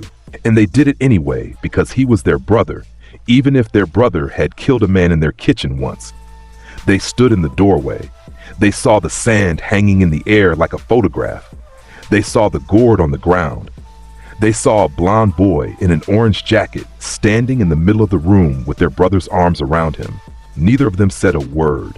Hey, Naruto said without letting go, we're gonna go somewhere for a second. It's inside your head. It's gonna be loud. Stay next to me and it can't touch you. Inside my head. Yeah. Time to meet your roommate properly. He put a palm on Gaara's forehead, right over the scar, and the world folded. Shukaku was enormous. The one tail sat in the flooded ruin of Gaara's mindscape, chained by a warped seal that had been slapped together by an old woman on a deadline, and it was screaming. That was all it did. It had been screaming for 7 years, a mad, broken, unending howl of rage from a creature whose consciousness had been jammed halfway into a human being's, with an old priest's soul mashed in on top of it, its sense of self split down the middle and rotting at the seam. You, meat, get out. I'll flatten this place. Gaara flinched, and Naruto put a hand on his shoulder. Kurama. The mindscape got darker. Something moved behind them, and it kept moving, and it did not stop moving for what felt like a very long time. 9 tails unrolled across a sky that wasn't a sky. Red-orange fur, a muzzle the size of a house, Two eyes with slit pupils the color of a forge fire opened above Shukaku and looked down at him, and the nine-tailed fox, full manifestation, complete, unchained, standing at his brother's back by choice, bared his teeth. Shukaku, the one-tailed scream cut out mid-note. Kurama, Shukaku said, and his enormous voice had shrunk. You, the brat's got you. I can smell the others, all of them. You're all in. What did you do? I made a friend, Kurama said. Try it sometime. Now hold still. He's going to fix your head. Fix? I don't need. You've been screaming for 7 years, you sand-brained lunatic. Kurama's tails lashed once. You don't even know why anymore. You think that's normal? You think that's you? That's a botched seal with a dead man's soul jammed in your skull. You've been in agony since Chiyo put you in there, and you called it anger because anger's the only word you had left. Shukaku said nothing. Naruto walked forward across the water. He didn't fight. That's the part that matters. The most powerful being on the planet walked up to a tailed beast that had leveled cities and stopped in front of one massive clawed foot and put both palms flat against it. His eyes went gold. Black crosses. 6 Magatama. Yin-yang release. Creation of all things. Light went up Shukaku's leg. It moved through the one tail like water finding cracks, and everywhere it went, it knitted. The split in his consciousness closed. The dead priest's soul, which had been fused into him by mistake for a century and had been driving him half insane on its own, came loose and was set gently aside and released. The warp seal came apart and reformed as something clean, something with a door in it instead of a wall. The shape of a seal made by somebody who'd spent 30 years learning what Uzumaki Fuinjutsu was actually for. The screaming stopped. Shukaku stood in his own mind, whole, for the first time in 119 years. Oh, he said. His voice had changed. Still huge, still gravel, but the shriek had gone out of it, and what was left underneath was tired. Oh, the noise is gone. There was a noise. There was a noise the entire time, and I thought it was me. It wasn't you, Naruto said. Shukaku's massive head lowered until one enormous yellow eye was level with a 7-year-old and a boy with a gourd. You. The eye moved to Gaara. Kid, I've been in your head your whole life telling you to kill things. Gaara stared up at him. I'm going to sleep now, Shukaku said.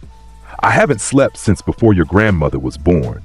When I wake up, we're going to talk, and I'm going to be extremely unpleasant about it, because I have a personality and it's bad, but I'm not going to eat you. He paused. You should sleep too. You look terrible. The one tail lay down. He put his tail over his snout, made a sound like a rock slide settling, and went to sleep. And that was the end of the greatest threat in the history of the Land of Wind. Unbelievable, Kurama muttered. 100 years of screaming, and he takes a nap in 2 minutes. Back in the bedroom, Gaara's eyes came open. His hands went to his own chest, then to his temples, then to his forehead, to the scar, and he pressed his fingers against it like a man checking whether a sound has really stopped. It's quiet, he said. Yep, it's quiet. His voice broke apart. I can hear the wind. I can hear the wind outside. There was always the other thing, underneath, always, and now there's only the wind. His knees went out from under him. Naruto caught him and lowered him onto the bed and pulled the blanket up, which had not been used in years and smelled like it. Sleep, Naruto said. I can't sleep. If I sleep, he takes over. Gaara's fingers closed in the blanket. If I sleep, he's asleep. He beat you to it. Naruto sat down on the floor beside the bed with his back against the frame. Go on. I'll be right here. Nothing gets in this room while I'm sitting in it, Data Bio, and I've got literally nowhere to be. Gaara of the desert lay down flat on his back for the first time since he was 3 years old. His eyes stayed open for 30 seconds, then a minute. Then his breathing changed. And then, in a room in the Kazakage's residence in the middle of the desert, the boy they called the Demon of Sunagakure fell asleep with both hands loose on the blanket and his face turned toward the window. Tamari made a sound in the doorway. She had both hands over her mouth. She was crying so hard she'd stopped standing upright, and she'd slid down the doorframe to sit on the floor of the hall in her sleep clothes. And Kankuro was next to her with his puppet, forgotten on the tiles and tears running down through his face paint. And neither one of them could look away. They had spent their entire childhoods afraid of their little brother. They had also spent their entire childhoods watching him sit up against a wall in the dark with a gourd on his back, hour after hour, night after night, because he was terrified to close his eyes, and he was 5. They'd stopped letting themselves think about that a long time ago, because it was easier to be afraid of him than to be sad about him. He was sleeping. His mouth was open a little. He looked like a kid. Tamari Sabaku pressed her forehead into her own knees and sobbed like a child. Naruto Uzumaki looked over at the doorway. He didn't get up. He put one finger to his lips. Then he mouthed, "He's okay." Tamari nodded, over and over, unable to make words. They stayed like that until dawn, the 3 of them, sitting on the floor around a sleeping boy. At sunrise, Naruto stood up, stretched, and walked out of the residence past 41 censors who never logged a thing. He stopped on the wall above the gate to look back once. "Kurama," he said. 2 down. Rasa's still going to be a problem. Rasa's going to walk into his son's room in about an hour, find him asleep, and have the worst morning of his life. Naruto put his hands in his pockets. Guy's got no idea he's about to be recruited by his own kid. Let's go home. Exams start in 2 weeks, and I want a bowl of Ichiraku before the whole world catches fire again. The Chunin exams brought 87 foreign genin to Konoha, and one of them was not a genin at all. Naruto felt him the moment he crossed the border. It's hard to describe the sensation of a chakra signature you have hated for 30 years brushing against your senses again. That cold, coiled, wet rope feeling of a man who had swapped bodies so many times that his own soul had gone stale in the seams. Orochimaru of the Sannin came into the village, hidden in the leaves under a stolen face, looking for an Uchiha. The written exam went the way written exams go, and Naruto put his pencil down after 4 minutes with every answer correct, because he had taken the actual Chunin exam 3 times and also read all of Shikamaru's notes for 20 years. He spent the remaining 56 minutes with his chin on the desk, watching Ibiki Marino's face develop a wonderful expression, and flicking small folded paper birds off his fingertip at Hinata's desk to make her laugh. She had to put her head down to hide her face. She kept the birds. All 4 of them. For the rest of her life, actually, but that's a different part of the story. Then came the Forest of Death. Team 7 had their heaven scroll, and Naruto had a bad memory that was about to become a good one, and 40 minutes into the second exam, he stopped walking. "Sakura, Sasuke, go up that tree, sit on the branch, and don't come down until I say." "What?" Sakura said. "Naruto, we're supposed to. There's an S-rank criminal about 200 meters that way, and he's here for Sasuke's eyes." Naruto's voice was even. "He's going to put a mark on your neck that hurts for the rest of your life, and he's going to whisper the exact thing you most want to hear until you follow him, and I've seen where that road ends. So you're going to go sit on a branch, Dadabayo, and I'm going to go have a conversation." Sasuke Uchiha's Sharingan came up. "I'm not hiding while..." "Sasuke." Naruto looked at him. There was nothing loud in it. There was nothing angry in it. It was the look of a man who had chased this boy across 4 countries, who had lost an arm to him at the bottom of a valley, who had stood at his funeral, and who was flatly out of patience with the entire genre of Uchiha decisions. "You'll get your chance to be strong," he said. "I'll help you get there. Tonight is not it. Get in the tree." Sasuke Uchiha got in the tree.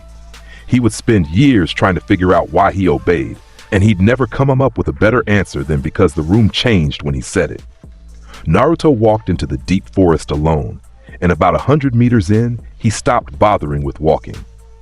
He rose off the ground. The gold cloak came up. The Magatama lit. 9 truth-seeking orbs came out of the small of his back and settled into slow orbit, and he hovered 8 feet off the forest floor in the black-green dark between the great trees. And the shadows around him picked up an edge because there was suddenly something with its own light in them. Orochimaru stepped out of a tree trunk and stopped short. For 1 full second, one of the legendary Sannin, a man who had faced Hanzo of the Salamander, who had fought his own teacher to a draw, who had lived inside a dozen bodies and killed his way through 4 countries, simply stood there with his golden eyes wide and did nothing. Kukuku. The laugh came out uneven at the front. What is this, the Nine-Tails brat? That chakra is... How? Hey, snake guy, Naruto said. Orochimaru's tongue flicked out and tasted the air and recoiled from it. That's not tailed beast chakra, he breathed. Not only tailed beast chakra, there's something under it. Something senjutsu. Something. His eyes went to the orbs and his face slackened. Those are the balls from the tablet. The sages, those are in carvings. Boy, those are in stone in a room under this village that only 4 people alive have ever. Six Paths chakra, Naruto said. Yeah, it's a long story and you're going to hear it in about 4 minutes. And honestly, you're not going to love your part in it. Orochimaru's face rearranged itself into a smile. He was a genius. Give him that. He read the room in under 3 seconds, discarded his entire plan for the Uchiha, and reassessed the target. And what came into his eyes then was the purest, hungriest greed a human face has ever produced. A child, he said with the Sage of Six Paths chakra. A vessel that can hold that. Do you have any idea what you are? Do you have any idea what I could? You are lost. The greed faltered. You have been running from death for so long that you forgot how to live, Naruto said. And the awful part, the part that landed like a knife, was that he said it with something close to sadness in his voice. You were a kid whose parents died, and you sat at their grave for hours, and you decided the whole problem with the world was that things end, Naruto said. So you went looking for every jutsu ever made, and you found some, and every single one of them cost you a piece of yourself, and you paid every time. You're not immortal, Orochimaru. You're a man wearing a series of coats made out of other people, and there's almost nothing left inside all those coats, and I don't think you can even feel that anymore. Orochimaru's smile went brittle at the corners. You know nothing about. You have a hideout under the land of rice fields with 211 kids in it. You've killed 38 of them so far in the curse mark trials. There's a girl named Karen you use as a chew toy. There's a boy named Kimimaro who worships you and is dying of a disease you've decided not to cure because it's interesting. Naruto's voice never rose. I know exactly what you are. I've fought you. I've watched you get better once, way too late, after 100 more people died. So we're doing it early this time. The Kusanagi came out of his mouth in a spray of blood-flecked spit, and Orochimaru struck. He was fast. Understand that a Sannin at full speed is a genuinely terrifying thing, and the sword of Kusanagi extended 11 meters in the space of a heartbeat with a thrust aimed directly through a child's heart. And it was a good strike.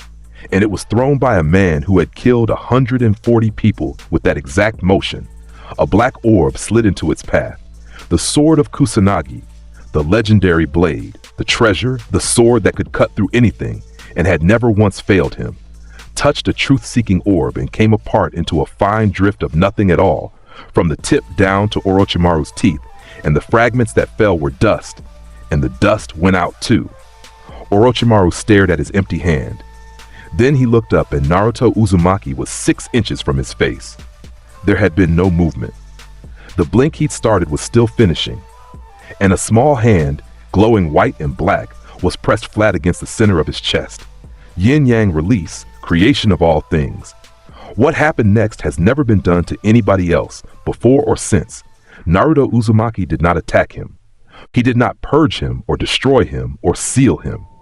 He reached into Orochimaru of the Sannin with the power to create life out of nothing and to remove things from existence.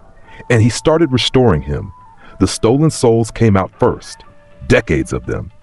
Every consciousness Orochimaru had ever swallowed with living corpse reincarnation, every personality he painted over, every screaming remnant of a person whose body he'd worn like a shirt and thrown away. Hundreds of them, packed into the rot of his chakra system like sediment. They came loose and rose out of him in threads of pale light, one after another, dozens, hundreds, drifting up between the great trees of the forest of death and going out like sparks over a fire. Orochimaru screamed, not in pain. That was the strange thing. He screamed because they were leaving, and because for a second he could feel each one of them going, and because he had never permitted himself to think about them as people, even once, and now he had no choice. Then the corruption went, the mutation that had turned his body into a nest of snakes. The cell decay that made him need a new host every 3 years. The cursed seal's root. The white snake's venom that had been slowly eating his humanity since he was 23 years old. The specific rot that took a boy who had loved his teacher and turned him into a man who collected children in jars. All of it came apart and did not exist anymore. And underneath it, restored, whole, made new by a jutsu with no upper limit, was Orochimaru.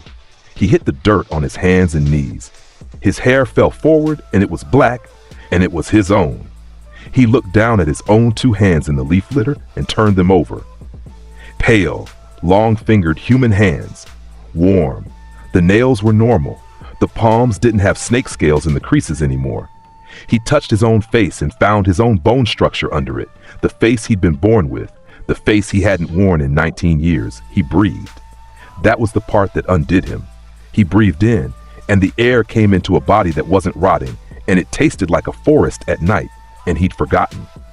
He had genuinely forgotten what breathing was like when you weren't doing it inside a corpse you were renting. Orochimaru of the Sannin put his forehead down into the dirt of the forest of death and wept. He wept like a man vomiting. It came out of him in horrible, tearing sounds. His fingers dug into the soil, his whole frame convulsing, and he could not stop, and he did not try to. Why? He got out. Why would you? I was going to take his eyes. I was going to take your body. Do you know what there are children in rice fields right now who are going to die this week because of tests I designed. Yeah, Naruto said. You've got a lot to fix. He crouched down in front of him. That's the whole point, Dadabayo. I could have deleted you, would have taken less chakra than what I just did, like way less, honestly. That healing was a pain. He shrugged. But then those 211 kids are still in a hole in the ground with nobody who knows the seals to get them out. And Tsunade's still drunk in a casino with a dead brother and a dead boyfriend and a teammate she has to hate. And that old man in the tower still thinks he failed you. Orochimaru's head came up. His eyes were red-rimmed and streaming in yellow gold, and for the first time in 4 decades, they were looking at something outside himself.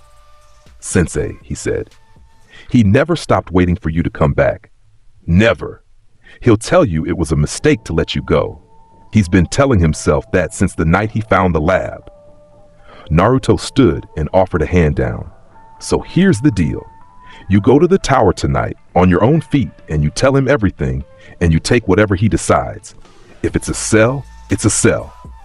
Then you empty every hideout you've got. You hand me every seal on every one of those kids, and you spend the rest of your life using the biggest brain in the shinobi world on problems that help people. And if I run, Naruto smiled at him, and Orochimaru's blood went cold because there was nothing threatening in it at all. You won't, Naruto said. You're clean now. Running's a thing you do when you can't stand being in the room with yourself.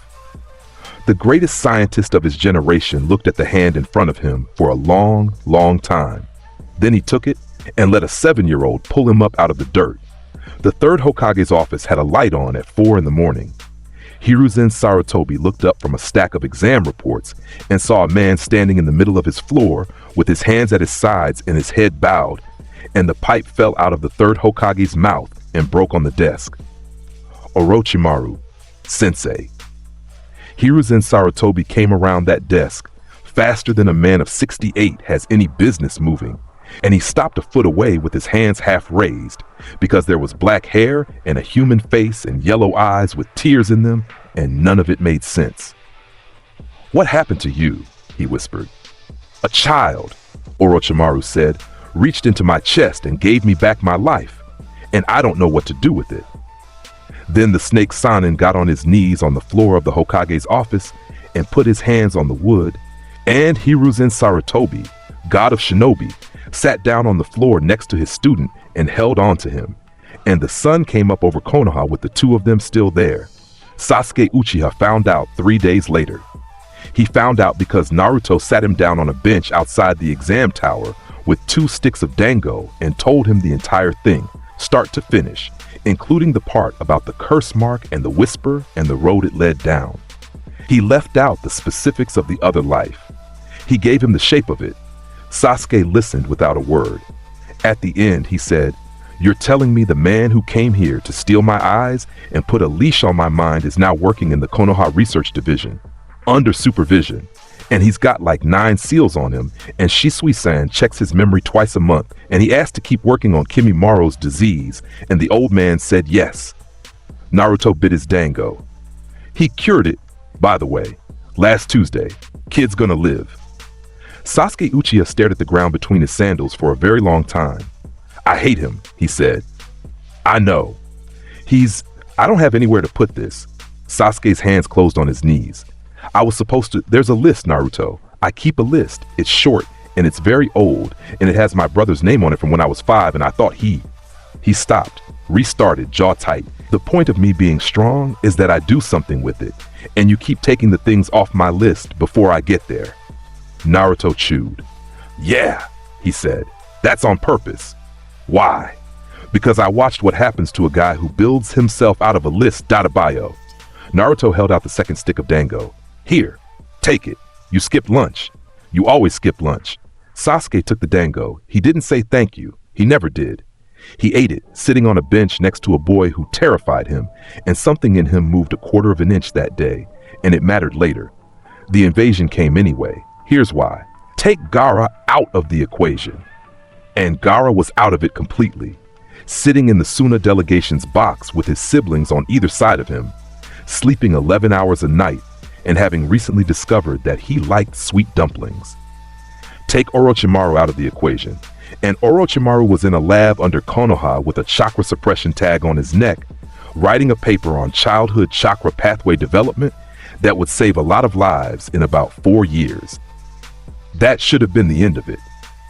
But an invasion is a machine, and machines have momentum, and there were 2 men who wanted this one to happen for reasons of their own. The first was Kabuto Yakushi, who had followed Orochimaru since he was a child, and who looked at the man in the lab with the black hair and the calm hands and felt something close to grief, because his master was gone and had been replaced by somebody who cried when he read the trial logs. Kabuto did not want his master healed. Kabuto wanted his master back, and he had 110 sound shinobi and the sound 4, and he had a plan he'd helped build for 2 years.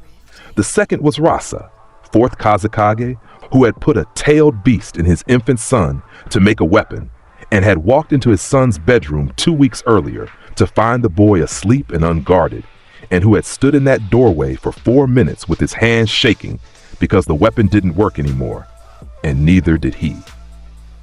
He came to Konoha to talk. He came with treaty papers in his coat and Baki at his side, and every intention of pulling out of the arrangement. Kabuto killed him for it in the 3rd hour of the finals. That's what set it off. Kabuto had already burned the Kazekage's body once in this plan's rehearsal, and he had a mask ready. And he put on Rasa's face and sat in the Kage box next to the 3rd Hokage with a smile. And at the appointed moment, he threw a smoke bomb and made a grab for Hiruzen Sarutobi's throat. He got a hand on the old man's collar. Then a golden flash erased the night. There was no seal formula on that roof. There was no marked kunai. There was only a boy who had spent 40 years studying the flying Raijin technique from the inside, who carried a residual link to his father's seal in his own chakra like an heirloom in a pocket, and who had been keeping a thread on the Hokage's coat all afternoon on the off chance. Naruto Uzumaki appeared between them, and the 3rd Hokage's collar was out of Kabuto's hand, and the 3rd Hokage was 6 feet back, and nobody in the stadium saw it happen. "Hi, Kabuto," Naruto said. Then he flicked him off the roof. That's the whole thing. He put a finger on Kabuto Yakushi's sternum and flicked, and one of the most dangerous spies in the shinobi world traveled across the stadium roof, through the barrier of his own arriving allies, and into a wall, and stayed there, breathing, with his ribs intact only because Naruto had done the math on the flick.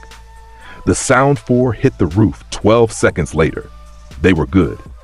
Jirobo, Kidomaru, Tayuya, Sakon, and Ukon, 4 of the finest bodies Orochimaru's program had ever produced, with cursed seals and enough combined firepower to hold 4 jonin off a rooftop for an hour. They landed on the 4 corners in perfect coordination, hands already flying through the seals for the 4 violet flames formation, the barrier that had sealed the 3rd Hokage's death in the world that Naruto remembered. Naruto stepped in front of Hiruzen Sarutobi. "You've protected me for a long time, old man," he said. The third Hokage, hands halfway through his own opening sequence, stopped. "Sit back." 9 golden tails erupted from Naruto Uzumaki's back. They came out all at once, enormous, unfolding across the entire top of the stadium. And the light off them turned the night into afternoon for 2 miles in every direction. Every single person in a stadium of 11,000 people looked up. The Sound Four never finished their hand seals. The tails moved. 9 of them, 4 targets, and the distance closed before any of the 4 made contact with anything. Jirobo took a tail across the chest and left the roof entirely. Tayuya's flute left her hands and her body left the tiles. Kidomaru's web went up and got taken with him. And Sakon and Nukon shared one impact and had one unified opinion about it on the way down. 4 hits. 4 unconscious bodies laid out on the stadium roof in a neat row. Breathing, cursed seals inert, done. The whole exchange took under a second and a half. Hiruzen Sarutobi stood behind him with his mouth open. Below, the invasion was still happening. Sound shinobi were coming over the north wall. 2 great snakes had come up through the west district and taken out a block of housing. There were 311 Konoha shinobi in combat across the village, and 48 of them were bleeding out on rooftops, and the civilian evacuation had jammed at the 3rd shelter, and a lot of people were about to die in the next 4 minutes. Naruto Uzumaki went up. He didn't jump. He rose, off the roof and into the air over Konoha in a straight line, gold burning off him, and he stopped 40 feet above the Hokage monument and hung there, above the stone faces of 4 Hokage, with the whole village laid out beneath him. 11,000 people in the stadium. Every shinobi on every rooftop, every sound soldier in every street, every child in every shelter. All of them looked up at the same thing. Naruto spread his arms, and he pushed his chakra out over the village. It was gentle. Understand that this was the hardest thing he did that entire year. 9-tailed beasts worth of power and 6-path senjutsu, and every bit of it dialed down and shaped into something that could pass through a wounded child without hurting her. It went out from the monument in a wave of warm gold light, a dome expanding over rooftops and streets and market stalls, and the hospital and the academy and the shelters, and it did not stop until it touched the outer wall, and it healed. 48 Konoha shinobi who were bleeding out stopped bleeding. Bones set, burns closed. Gemma Shiranui, who had a spear through his thigh on the west wall, watched the wound knit shut while he was still holding pressure on it. Kurenai Yuhi, unconscious under rubble, opened her eyes. Hinata Hyuga, who had a broken wrist and 3 cracked ribs from stopping a sound shunin who was going for a group of 7-year-olds outside the shelter, felt the pain go out of her body all at once and looked up at the light over the monument and knew exactly who it was and pressed both hands over her heart. And every invading soldier in the village, hidden in the leaves, dropped their weapon. They couldn't explain it afterward. Every single one of them told the interrogators the same thing in different words. They said the light came over them and the fight went out of their hands, and they put down their swords without deciding to, and then they sat down in the street and cried. That's what Senjutsu chakra does when it's shaped by somebody who genuinely doesn't want to kill you. The 2 great snakes laid down in the West District and became snakes again and left. And then Konoha was silent. 11,000 people in a stadium. 300 shinobi in the streets. 110 sound soldiers sitting in the road. The village lit gold from wall to wall in the middle of an invasion. And every human being in it standing absolutely still with their face turned up. Nobody spoke for 19 seconds. That's documented. Somebody counted.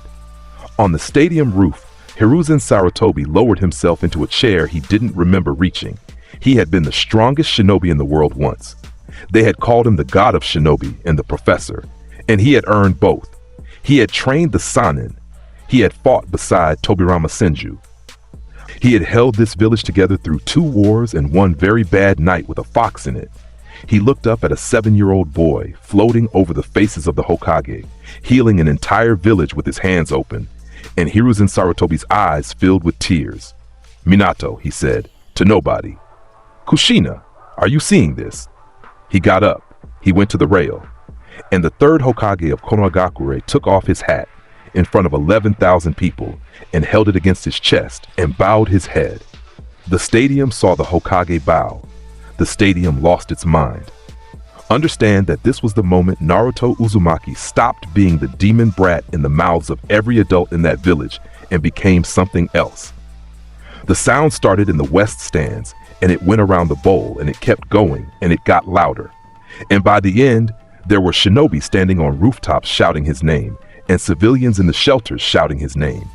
And one old woman who used to charge him triple for expired milk sitting on the floor of her shop with her hands over her face. Naruto came down onto the roof and landed in front of the third and immediately looked embarrassed. "That's a lot," he said. "Hey, old man, is Iruka-sensei okay?" He was on the east wall. Hiruzen Sarutobi laughed so hard he had to sit down again. Kabuto Yakushi was pulled out of the wall 3 minutes later, and he had one thing left, which was hatred, and he spat it at the boy standing over him. "You ruined him," he said. "Do you understand what you took? He was going to conquer death. He was the greatest mind in the world, and you turned him into a man who cries over paperwork." "He asked about you," Naruto said. Kabuto stopped. First thing, when he woke up clean, he said, "Where's Kabuto? He'll take this badly. He has nobody else." Naruto crouched down. "You want the same thing I did for him? Say the word. It's on the table, and it stays on the table. Forever, Dadabayo." Kabuto Yakushi looked at the offer with the expression of a starving man looking at a locked door. Then he broke the seal on a smoke tag with his teeth and was gone, out of the village, into the trees, west. Naruto let him go. He watched the signature move for 11 miles with his eyes closed, and then he opened them and said, "Yeah, that one's gonna take a while." Rasa, 4th Kazekage, was buried in Sunagakure 11 days later. His son stood at the front of the procession with his hands at his sides and his face still.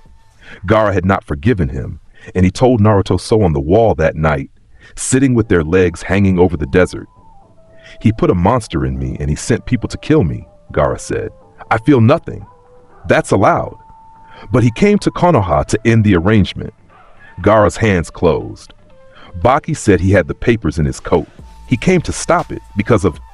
He touched his own forehead. "Because of the night you sat on my floor." "Yeah. I don't know what to do with that." "Nothing for now," Naruto said. "You just carry it. That's the whole job." Gaara looked out over the desert. Somewhere behind his eyes, a one-tail was awake and grumbling about the sand being in the wrong place, and he was starting to find it funny. "They want me to be Kazekage," he said. "Eventually." Baki said it. The council laughed at him, and then they stopped laughing. Naruto grinned so wide it hurt his face. "Oh, that's perfect," he said. "You and me, 2 guys with monsters in them running 2 of the 5 villages. Do you know how funny that is? That's the funniest thing that's ever happened." And Gaara of the desert, who had killed 11 people, who had carved love into his own head, who had never smiled without blood involved, laughed. It was a terrible laugh. He had no practice. It came out like a door needing oil. Tamari, listening from the stairs, had to leave. 3 months passed. Team 7 ran 41 missions, and Kakashi Hatake stopped pretending to be surprised. Sakura Haruno, who had been given a training schedule by a 7-year-old that made her cry twice a week, discovered she had absurd chakra control and got an apprenticeship offer from a blonde woman with a slug summon that Naruto had personally dragged out of a casino in Tanzaku town. In a 2-day trip he described afterward as mostly gambling. Tsunade Senju became the village's chief medic and had a long conversation with Orochimaru in a hallway that ended with her breaking his nose and then setting it. Shisui Uchiha took command of the reformed intelligence division. Itachi Uchiha resigned from Anbu, was promoted to Jonin, and took a Genin team.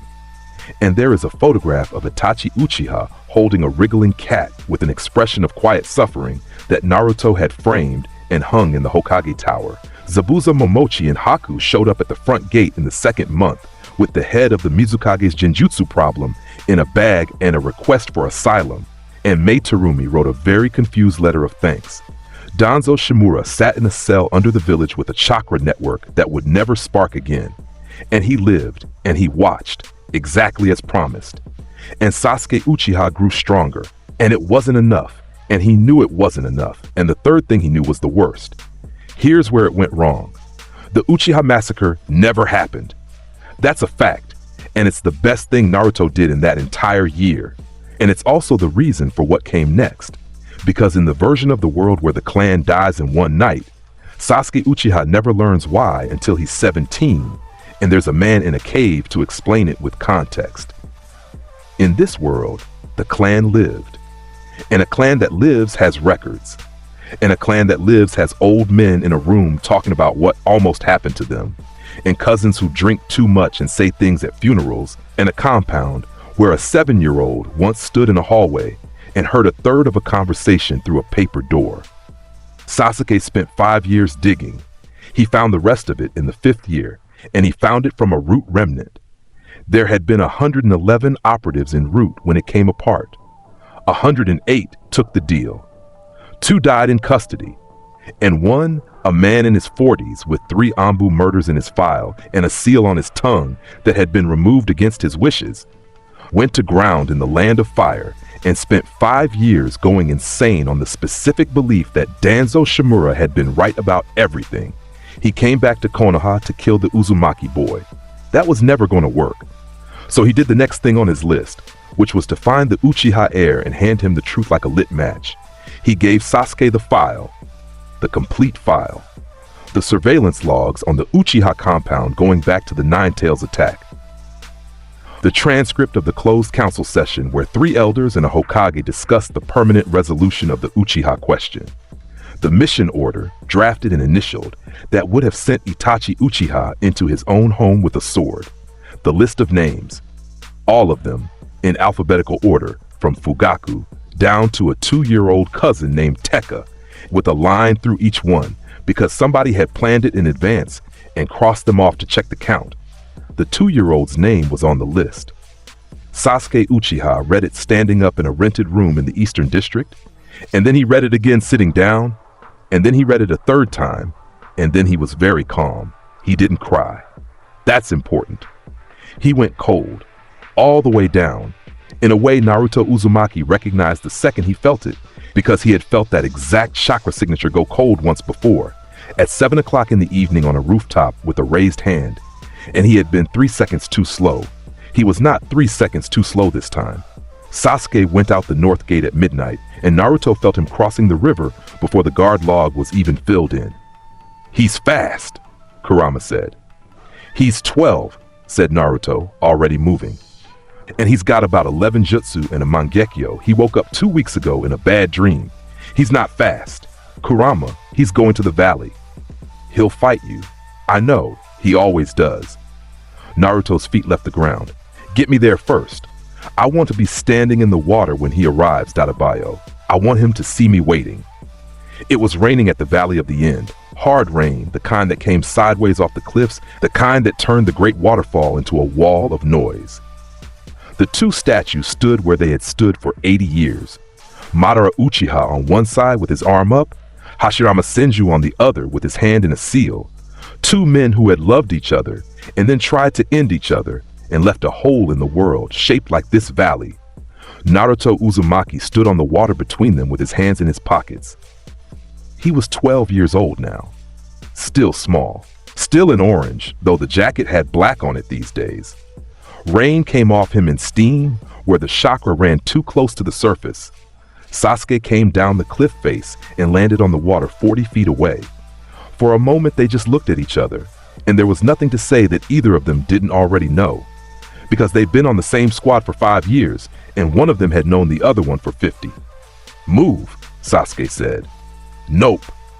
"I said move, Naruto." "And I said nope."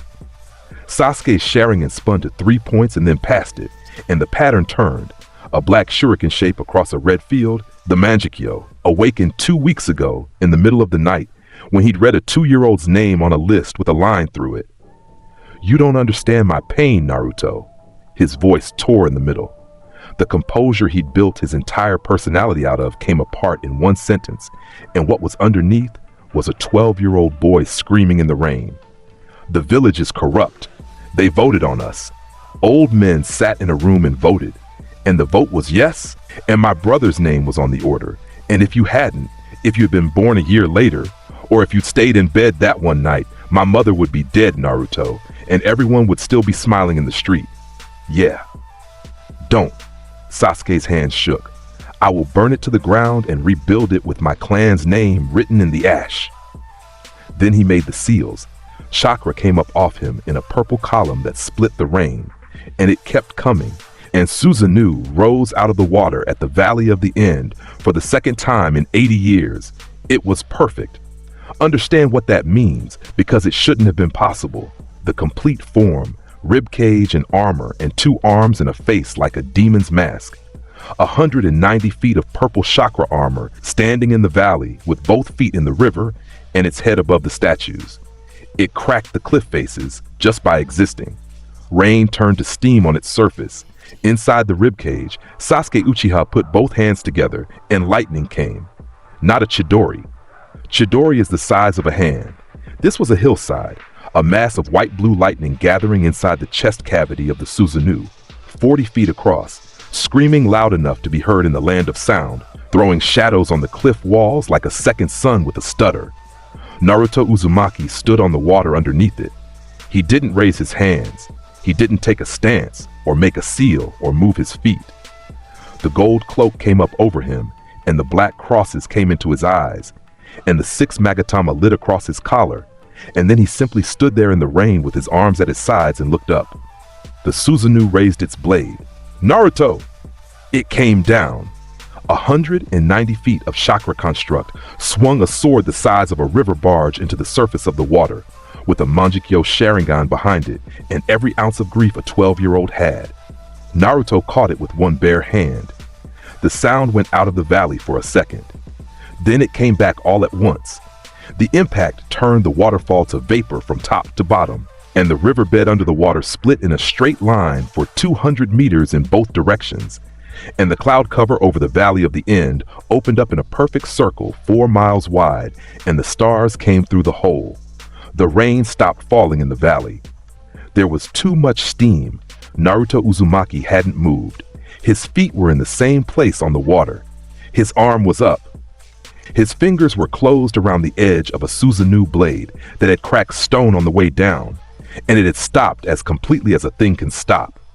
Sasuke Uchiha stared down through his own Susanoo's ribs at a boy his own size holding his sword in one hand. I understand more than you know, Sasuke. He said it in a low voice. Under the steam, in the middle of the ruin of the valley, and it carried anyway because it was the only voice there. He said it like a man who had buried a version of this boy. You think I don't know what it's like to be handed a truth so ugly that you'd rather burn the world than live in it? Naruto's fingers tightened. The blade groaned. You think I don't know what it costs to walk out the North Gate with all of that in your chest? I've been there, Sasuke. I've stood in this exact water and had this exact conversation with you, and I lost it, and you left. And I spent 3 years chasing you, and I still lost. And I got you back so late that we were both grown men with holes in us where friends used to be. What are you talking about? I'm talking about the fact that I've done this before. And then Naruto Uzumaki raised his voice, and the valley took it. I will bear the burden of your hatred. The Susanoo's arm shook. Sasuke's Sharingan blurred. I will die with you if I have to, but I will not let you fall into the darkness again. He punched it, that's all. One forward punch, no buildup, no charge, no announcement of a technique. He let go of the blade with his right hand and took one step forward on the surface of the water and drove his left fist into the rib cage of a perfect Susanoo. It came apart, the entire construct. 190 feet of Uchiha chakra armor, the ultimate defensive technique of the strongest Jujutsu in existence, burst into fragments of purple light from the impact point outward. And the fragments went up into the steam and went out, and every one of them was gone before it hit the water. Sasuke Uchiha fell. He fell about 140 feet with nothing left in his chakra system to catch himself. Blood coming out of both eyes from a Mangekyo he'd overused by a factor of 4, arms limp. And the last thing he saw before he hit was a gold light coming up to meet him. Naruto caught him in the water. He got both arms around him, under the shoulders, around the back, If the way you catch someone who stopped being able to hold themselves up. And he stood in the river with the water at his waist and held on. Sasuke thrashed. Let go of me. Let go of me.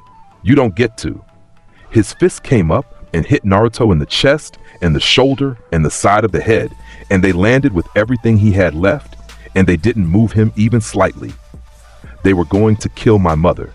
They were going to kill Tekka. He's two. They put a line through his name. I know. Everyone's still there, Naruto. Homura's still on the council. Koharu still smiles at me in the street. They wrote the order and they still have their jobs. I know. It's not fixed. Naruto's arms tightened. It's not fixed, and I'm not going to stand here and tell you it is. This village did a monstrous thing on paper, and it almost did it for real. And the only reason your family's asleep in their beds tonight is that I got there first. And that's luck, Sasuke. That's not justice, and you're right to be sick about it. Sasuke stopped hitting him. Then why are you stopping me, he said. Because burning it down doesn't get you Tekka. Sasuke's whole body locked. It gets you a country of orphans who hate the name Uchiha for 400 years, and it gets you standing on top of the ash with nobody left who remembers your mom's cooking, and it gets you exactly as alone as you were the day you read that file. Naruto put a hand on the back of Sasuke's head. The way you do with a kid. The way he'd done 10,000 times with two children who didn't exist yet. I know because I watched a guy do it.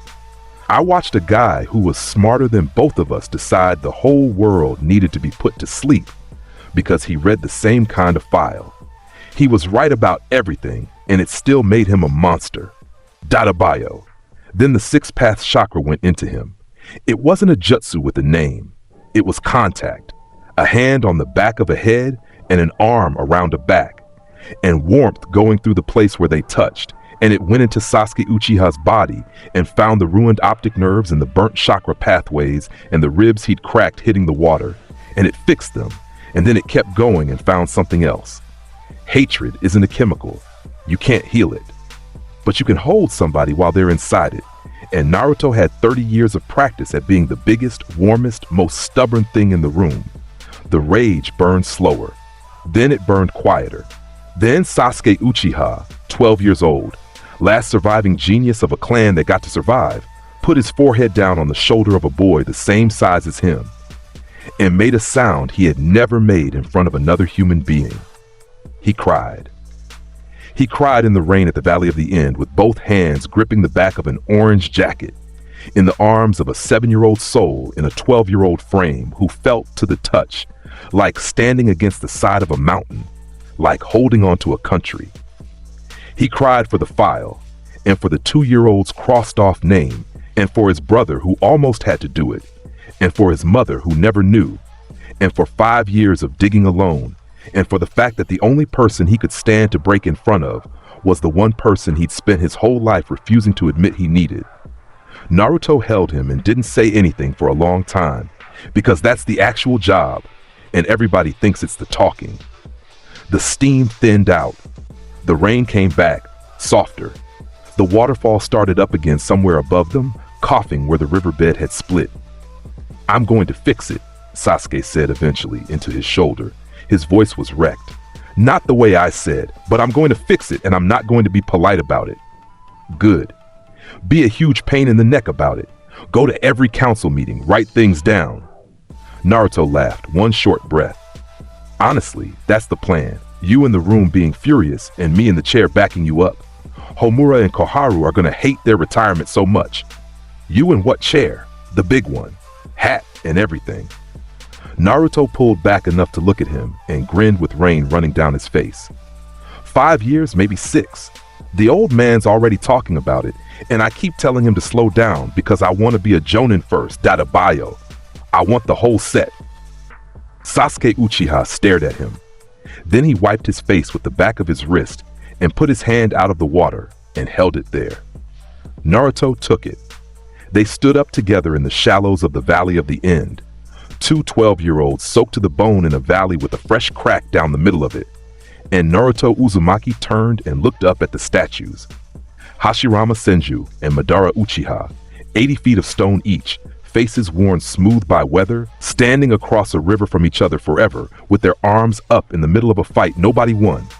Two friends, one village, one argument that lasted 100 years and killed thousands of people who were never in the room. Naruto looked at them for a long time. He had been here before. He had lain in that water with his arm gone and his chest open and rain coming down on his face, and his best friend had lain beside him. And they'd been men by then, tired men who had wasted so much of it. He remembered the exact color of the sky that day. He remembered that Sakura had cried so hard she couldn't do the jutsu at first.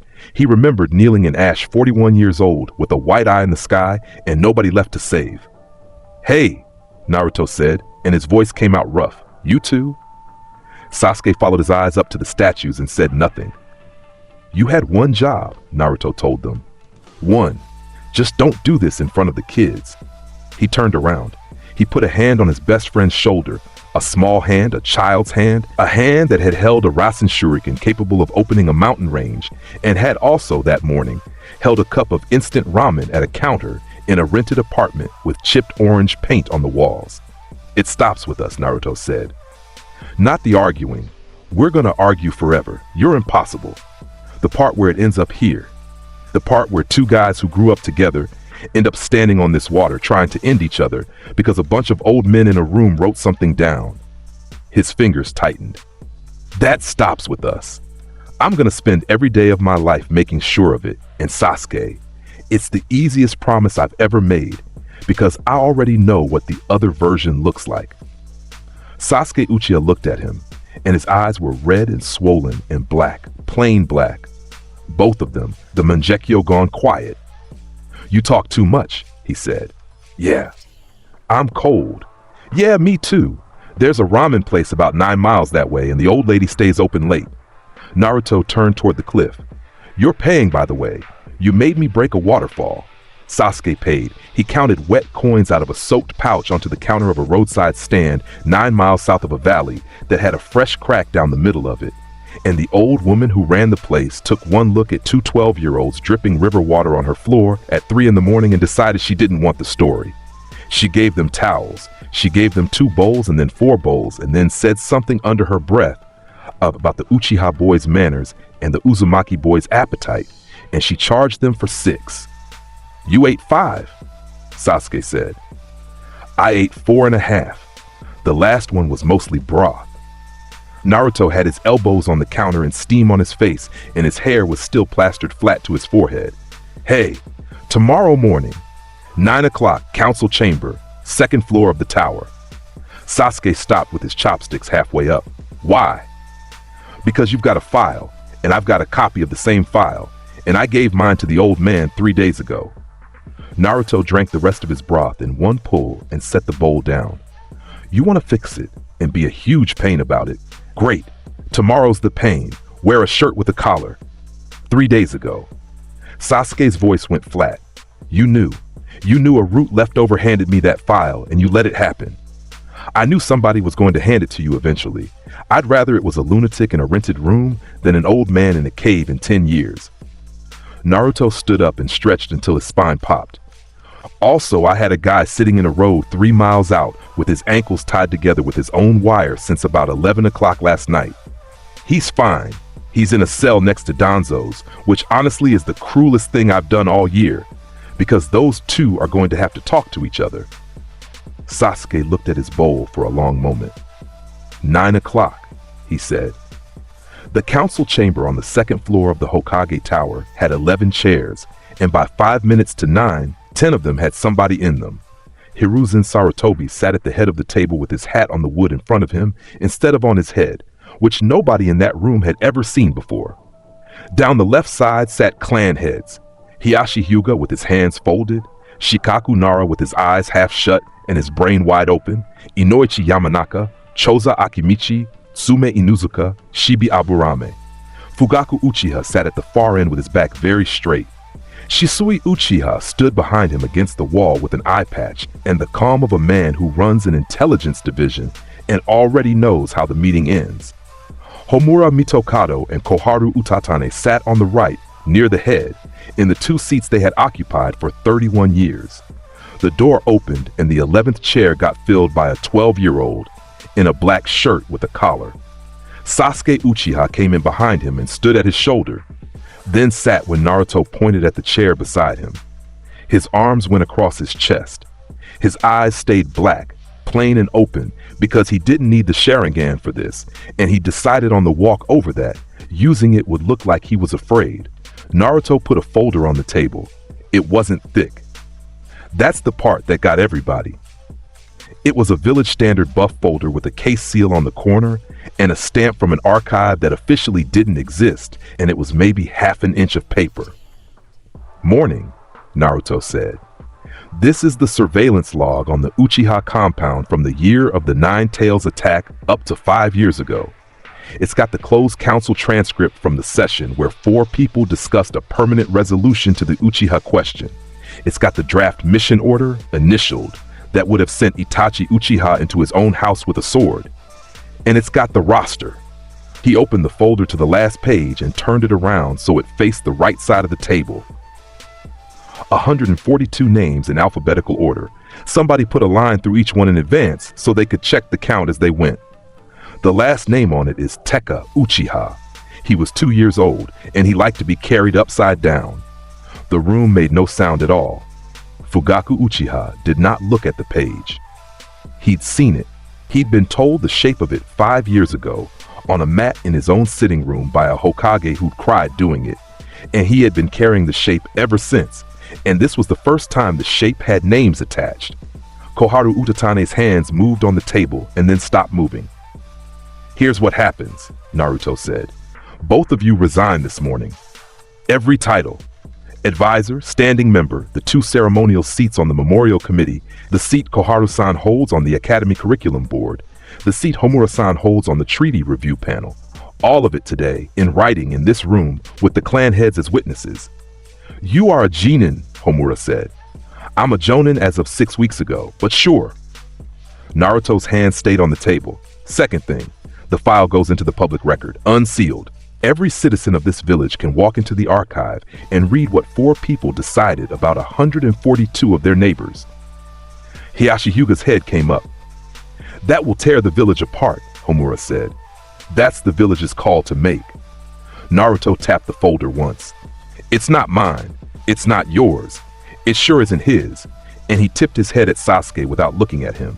"This belongs to the people whose names are on the list and the people who'd have had to live in a village where the list got used. They get to decide what it means. If they want you to run out of the gate on a rail, that's what they get. If they want to put your names on a wall and let their grandkids read them, that's what they get. I'm handing it over and stepping back." Koharu found her voice. "Hokage-sama." "Don't," Hiruzen said. One word, and it landed on the table like a dropped stone. "Don't," he said again. "I have had 3 days with that folder, Koharu. I have not slept in 3 days. I signed the same room you signed. I sat in the same chair, and I listened to the same reasoning. And I said the words, if it comes to that, and if it comes to that, is how a man says yes while telling himself he hasn't." His hands were flat on either side of the hat. "You will not use my authority in this room. You spent it. I spent it. What's left of it, I'm giving to the boy across the table, because when it came time to actually stand between this village and that folder, he did it by himself in a nightshirt." Koharu Utatane's face came apart in a way that people who knew her would talk about for years. Homura Midokado was made of harder material. He straightened his glasses and he tried the only door he had left. "You are discussing national security in front of clan heads," he said. "The measure existed because a coup was 13 days out. You have the luxury of moral clarity because you have power, boy. We had none. We had a clan with the Sharingan and a grievance and a police force, and we had a village that had lost a third of its shinobi to a fox, and we made a decision in the dark with what we had. In your world, strength solves it. In ours, somebody has to decide who dies. That is what a village is." Naruto listened to the whole thing without moving. Then he said, "You know what the worst part of that speech is? It's not wrong about the situation." Homura's chin lifted a fraction. "You did have a coup coming. You did have a broken village. That part's real. And I'm not going to sit here and pretend you were cartoon villains twirling something. Naruto leaned forward. The problem is that you had Shisui Uchiha in your hands. 21 years old, loved this village more than it deserved, and he came to you with an answer that killed nobody, and Danzo poisoned him for it. And you looked at the ceiling. You had Itachi, 13, who begged for another road. You had Fugaku-san, who was already losing his own hardliners and knew it. You had 3 doors, and you took the one with 142 names on it because it was the only one that ended in a number you could count. He stood up, and he was short enough that standing didn't change his eye level much, and it didn't matter. Old men in a room deciding who dies is the exact thing every shinobi war in history was fought over. Databayo, you're not the guardians of the hard truth. You're the reason the hard truth keeps happening. Shikaku Nara let out a slow breath through his teeth, which for Shikaku Nara was a standing ovation. And I'm going to be honest with you about the other half of it, Naruto said. There's a version of this morning where I don't ask. I could walk down the hall and be Hokage by the end of the year, and everybody here knows it, and then you two would be gone in an afternoon and nobody would write it down. I'm not doing that because a village where the strongest guy erases people he disagrees with is exactly the village you two were building, just with better lighting. He sat back down and pushed 2 blank forms across the table. So, sign, please. Homura Mitokado looked across the table. He looked at a 12-year-old who had taken apart every system Danzo Shimura built in 11 seconds on a cliff, who had put 10 stolen Sharingan out like candles with 1 open palm, who had healed 11,000 people at once over the faces of 4 Hokage, while the whole village stood in the street with their mouths open. He looked at the Uchiha heir sitting beside that boy with his arms crossed and his eyes plain black and no hate in his posture at all, which was somehow worse, because hate you can argue with. He looked at Hiruzen Sarutobi with his hat off, and Homura Mitokado understood that the room was over, had been over for 5 years. He'd just been the last man at Still Talking. He picked up the pen. Sasuke Uchiha watched him sign. Here's what that cost, because it cost something. Sasuke had spent 5 years digging in the dark. He'd read that roster in a rented room and gone cold all the way down and walked out the north gate at midnight with a Manjikyo 2 weeks old and a plan that ended in ash.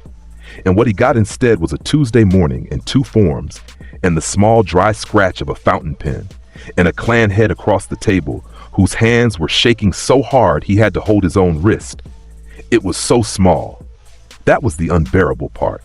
The thing that had almost eaten his whole life fit into 2 signatures and a stamp, and there was nothing in his chest to hit.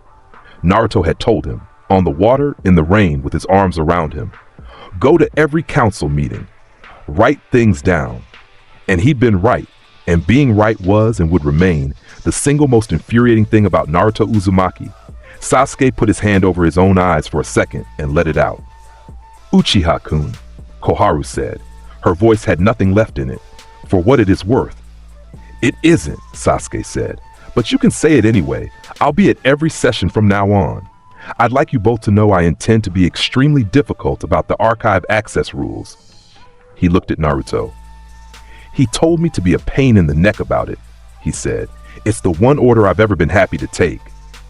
They found Itachi at Training Ground 11 with 3 genin and a bell test of his own, which he had been failing them at for 4 days out of sheer refusal to explain the point. He straightened up when he saw them coming across the grass. Shisui was with them, and Fugaku was with them, and Itachi Uchiha read those 4 faces walking toward him in a line, and his hands went still at his sides. Naruto held up the folder. It's done, he said.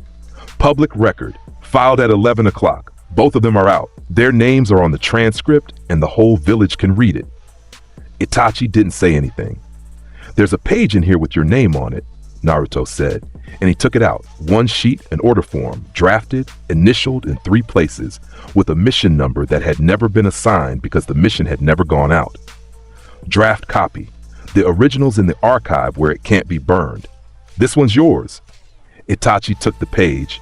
He read it, all of it, top to bottom, including his own name in the operative field and his own clan's name in the target field. and the words complete discretion, no survivors, ambush squad of one. Understand what he was holding. In a different version of this story, Itachi Uchiha got handed that order at 13 and carried it out, and then carried the reason alone for 8 years and lied to his little brother, and made himself into a monster on purpose, so that a boy could have something clean to hate, and died on his feet in a cave with blood coming out of both eyes, still lying. In this one, he was 18. He had a genin team who were annoyed with him about a bell test.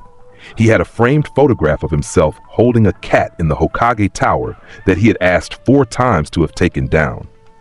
His mother was going to make eggplant that night because it was Thursday and she always did, and he was holding a piece of paper that never got used.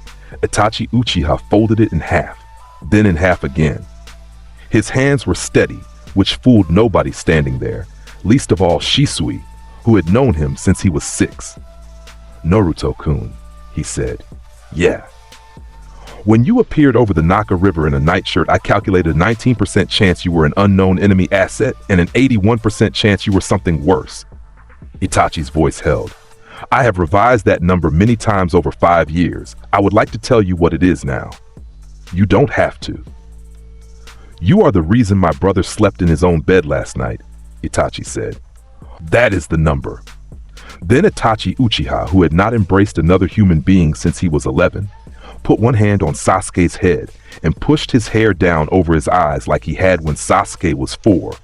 And Sasuke swore at him in front of 3 genin and a clan head. And Fugaku Uchiha turned away toward the trees because he had something in his eye, and he was 52 years old, and he was not going to do this in a field. 3 months passed. They were good months, which the narrator mentions, because there won't be many more of them for a while. Sakura Haruno broke a training log in half with one fist and screamed. Zabuza Momochi was appointed a security consultant and spent his first week standing motionless in dark corridors so that Chunin would walk into him. Orochimaru filed a request for an X-review of his own proposal, unprompted, and then sat in his office, reading the rule book cover to cover, with an expression of a man who cannot believe this is his life and has decided to be strangely happy about it anyway. Then, at 1 hour past midnight, on a road in the northern forest of the Land of Fire, 2 chakra signatures crossed the border. One of them was suppressed and moving in short bursts, the way a man moves when he has spent years making sure nobody can tell where he sleeps. The other one was a shark. Naruto felt them from a bed in the Eastern District, 4 seconds after they cleared the boundary stones and 11 minutes before the Border Patrol logged anything. He was dressed and out the window in 20 seconds, and he didn't wake anybody, because he already knew exactly what this was, and he already knew how it was going to end. And he wanted it to end 9 miles from any building with a person inside it. He landed on the road in front of them with his hands in his pockets. The gold cloak came up before his feet touched the dirt, and it lit 200 meters of forest road like somebody had rolled the sun down it. Every moth in that stretch of woods came out of the trees at once. 6 Magatama sat across a small collarbone. His eyes were gold with black crosses in them, and there were 9 black spheres turning in a slow ring behind his shoulders. 2 figures in black cloaks with red clouds on them stopped walking. "Well now," said Hoshigaki Kasame. He was 7 feet of muscle in a cloak too small for him, and he was already smiling, that wall of triangle teeth splitting his face open. And he took Samahata off his back one-handed the way another man takes off a hat. "Itachi-san," he said. "Is this the one?" "That is the one," Itachi said. Naruto looked at Itachi. That's all. One look, gold eyes with crosses in them, held for maybe a second and a half.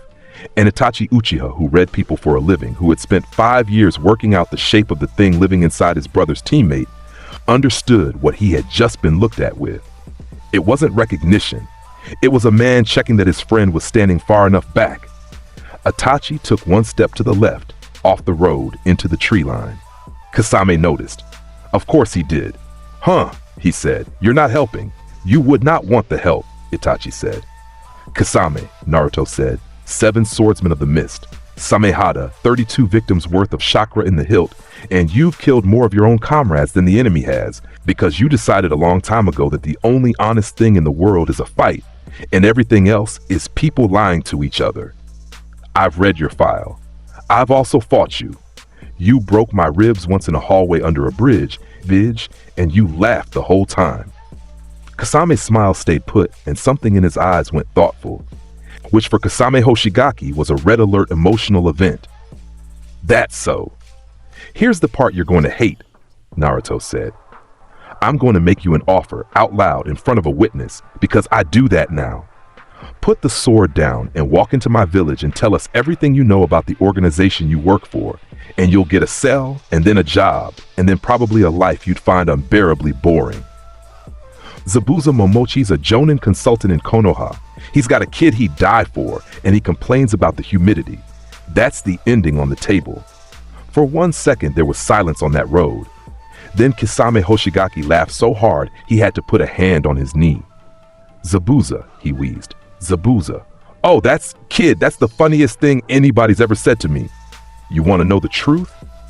He came up straight, and the laughter went out of his face. And what was underneath was the thing that had made him famous. I've been swinging this sword for 26 years, and I've never once put it down for a reason. Not for a village. Not for a Mizukage.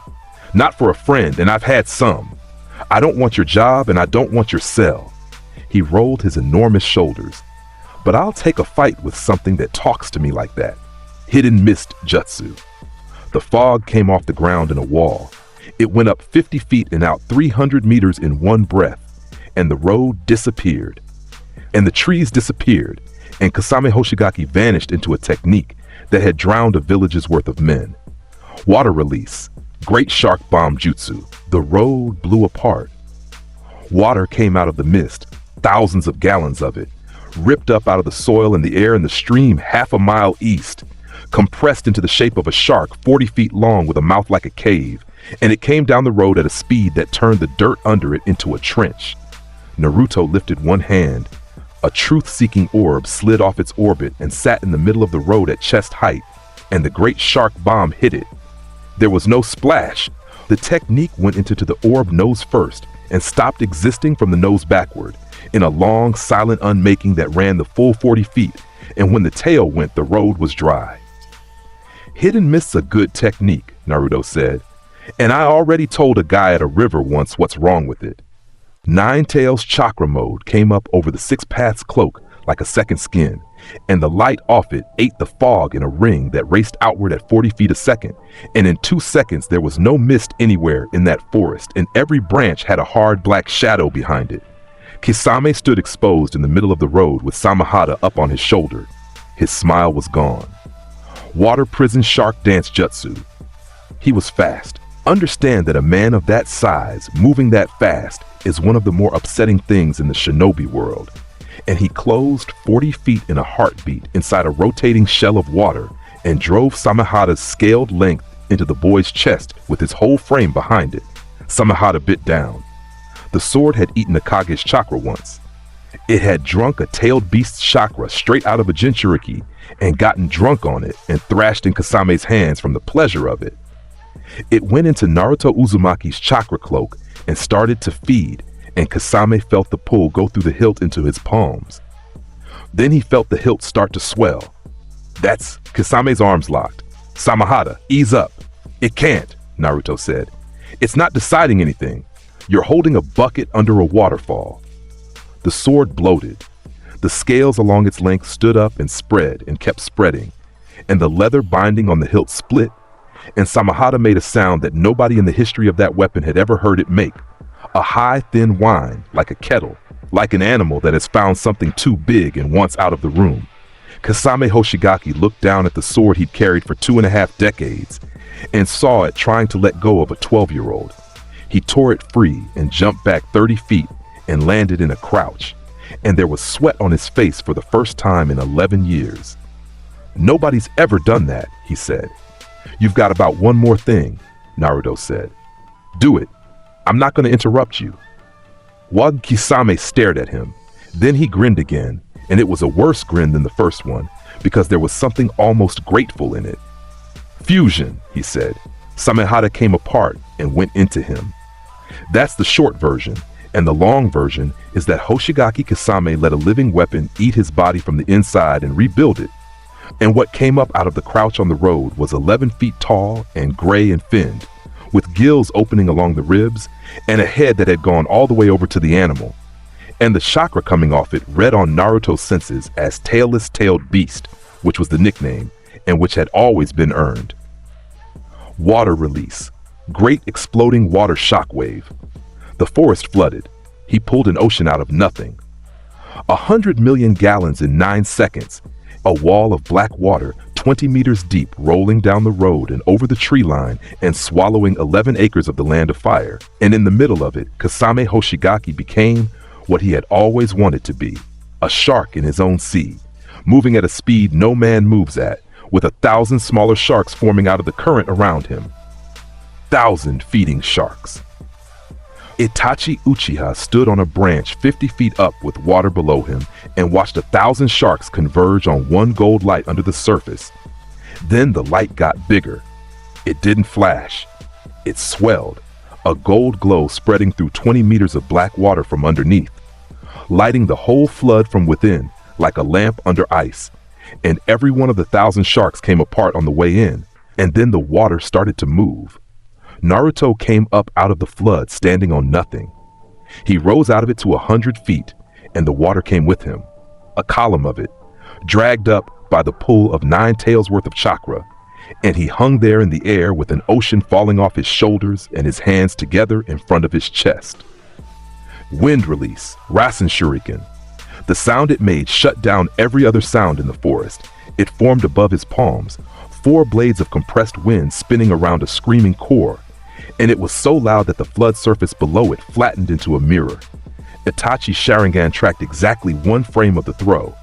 Kasame Hoshigaki saw it coming. Give him that. He was 40 feet under the surface and moving at 40 knots, and he saw the light change above him, and he understood what was in the water with him. And he did the one thing he had left, which was turn toward it. The Rasen Shuriken entered the flood. It went through 11 acres of water, and every drop it touched was gone, and it kept the shape of the shot all the way down. A cylinder of absence punched through an ocean, straight 40 feet across, walls of standing water on either side of it that hung there for a half second in defiance of everything.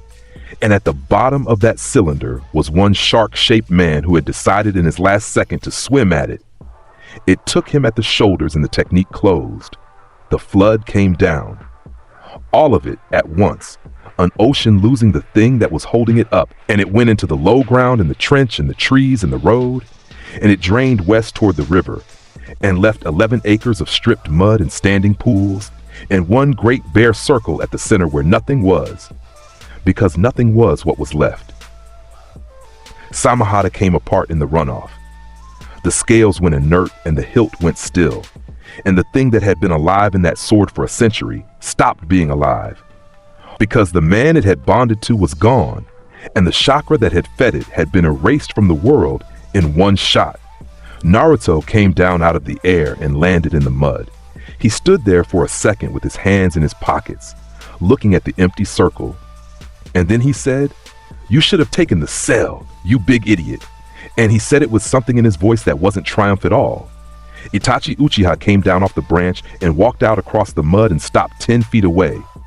"He would never have taken it," Itachi said. "I know. I offered anyway. That's the rule I've got." Naruto let the cloak go, and the gold went out, and it was very dark on that road all at once. "Sorry about your partner. He was a mass murderer and a monster, and he made me laugh 4 times in 5 years, Itachi said. "I have no idea what to do with that sentence. Yeah. Welcome to my whole life." They stood in the wreck of 11 acres. "When people are protecting something truly special to them," Itachi said, "they truly can become as strong as they can be." Naruto looked at him. "That is what my father told me when I was 6, Itachi said. "I have repeated it to myself for 12 years as an explanation for what I was preparing to do to my own clan for the sake of the village. Tonight, I watched a child erase one of the 7 swordsmen from the world with one technique, because Kasame walked in the direction of Konoha And I understand that I have been using my father's words to justify the opposite of what they mean. He looked at the water still draining off toward the river. You were protecting something. I was preparing to destroy something and calling it the same word. You were 13 and everybody with authority lied to you. Yes, Itachi's hands were at his sides. I would like to give you the Akatsuki, 9 members, their nations of origin, their techniques, their ring positions, the location of the Gedo statue, the collection order for the tailed beasts, the name of the man in the orange mask and the name he uses, which is a lie because the man he claims to be is on life support in a cave, and I have seen the cave. Madara's in the land of iron, under the mountain. Obito Uchiha is the one in the mask. Nagato Uzumaki runs Amegakure from a tower and he's got the Rinnegan and he calls himself Pain. And there's a woman with him named Konan, who's the only reason he still eats. Naruto shrugged one shoulder. I know all of it, Itachi. I've known since I was 7. Itachi Uchiha said nothing for a very long moment. Then why am I standing here? Because I need one thing from you that I can't get any other way, and it's not information. Naruto looked up at him. Obito's got a schedule. He's got a plan 60% built, and if I go smash the plan in the wrong order, he goes into a hole in a dimension I can't follow him into, and he waits 40 years and does it to my grandkids. I need to know when he commits. I need somebody inside who he trusts, standing next to him when he stops hedging. You want me to go back? I want you to go back. For how long? Until it's over. Could be a year. Could be 2. Naruto's voice went flat. And I'm going to tell you what it costs, because I'm done lying to people to make them do the right thing. If you go back in, you're going to have to do things in that cloak that you'll carry. Not massacres. I'll head off anything that big. Small things. The kind that don't make the record and don't leave your head. I have carried worse for less. Yeah, about that. Naruto sat down in the mud, right there, and put his forearms on his knees. Sit down. There's something you need to know, and I've been sitting on it for 5 years.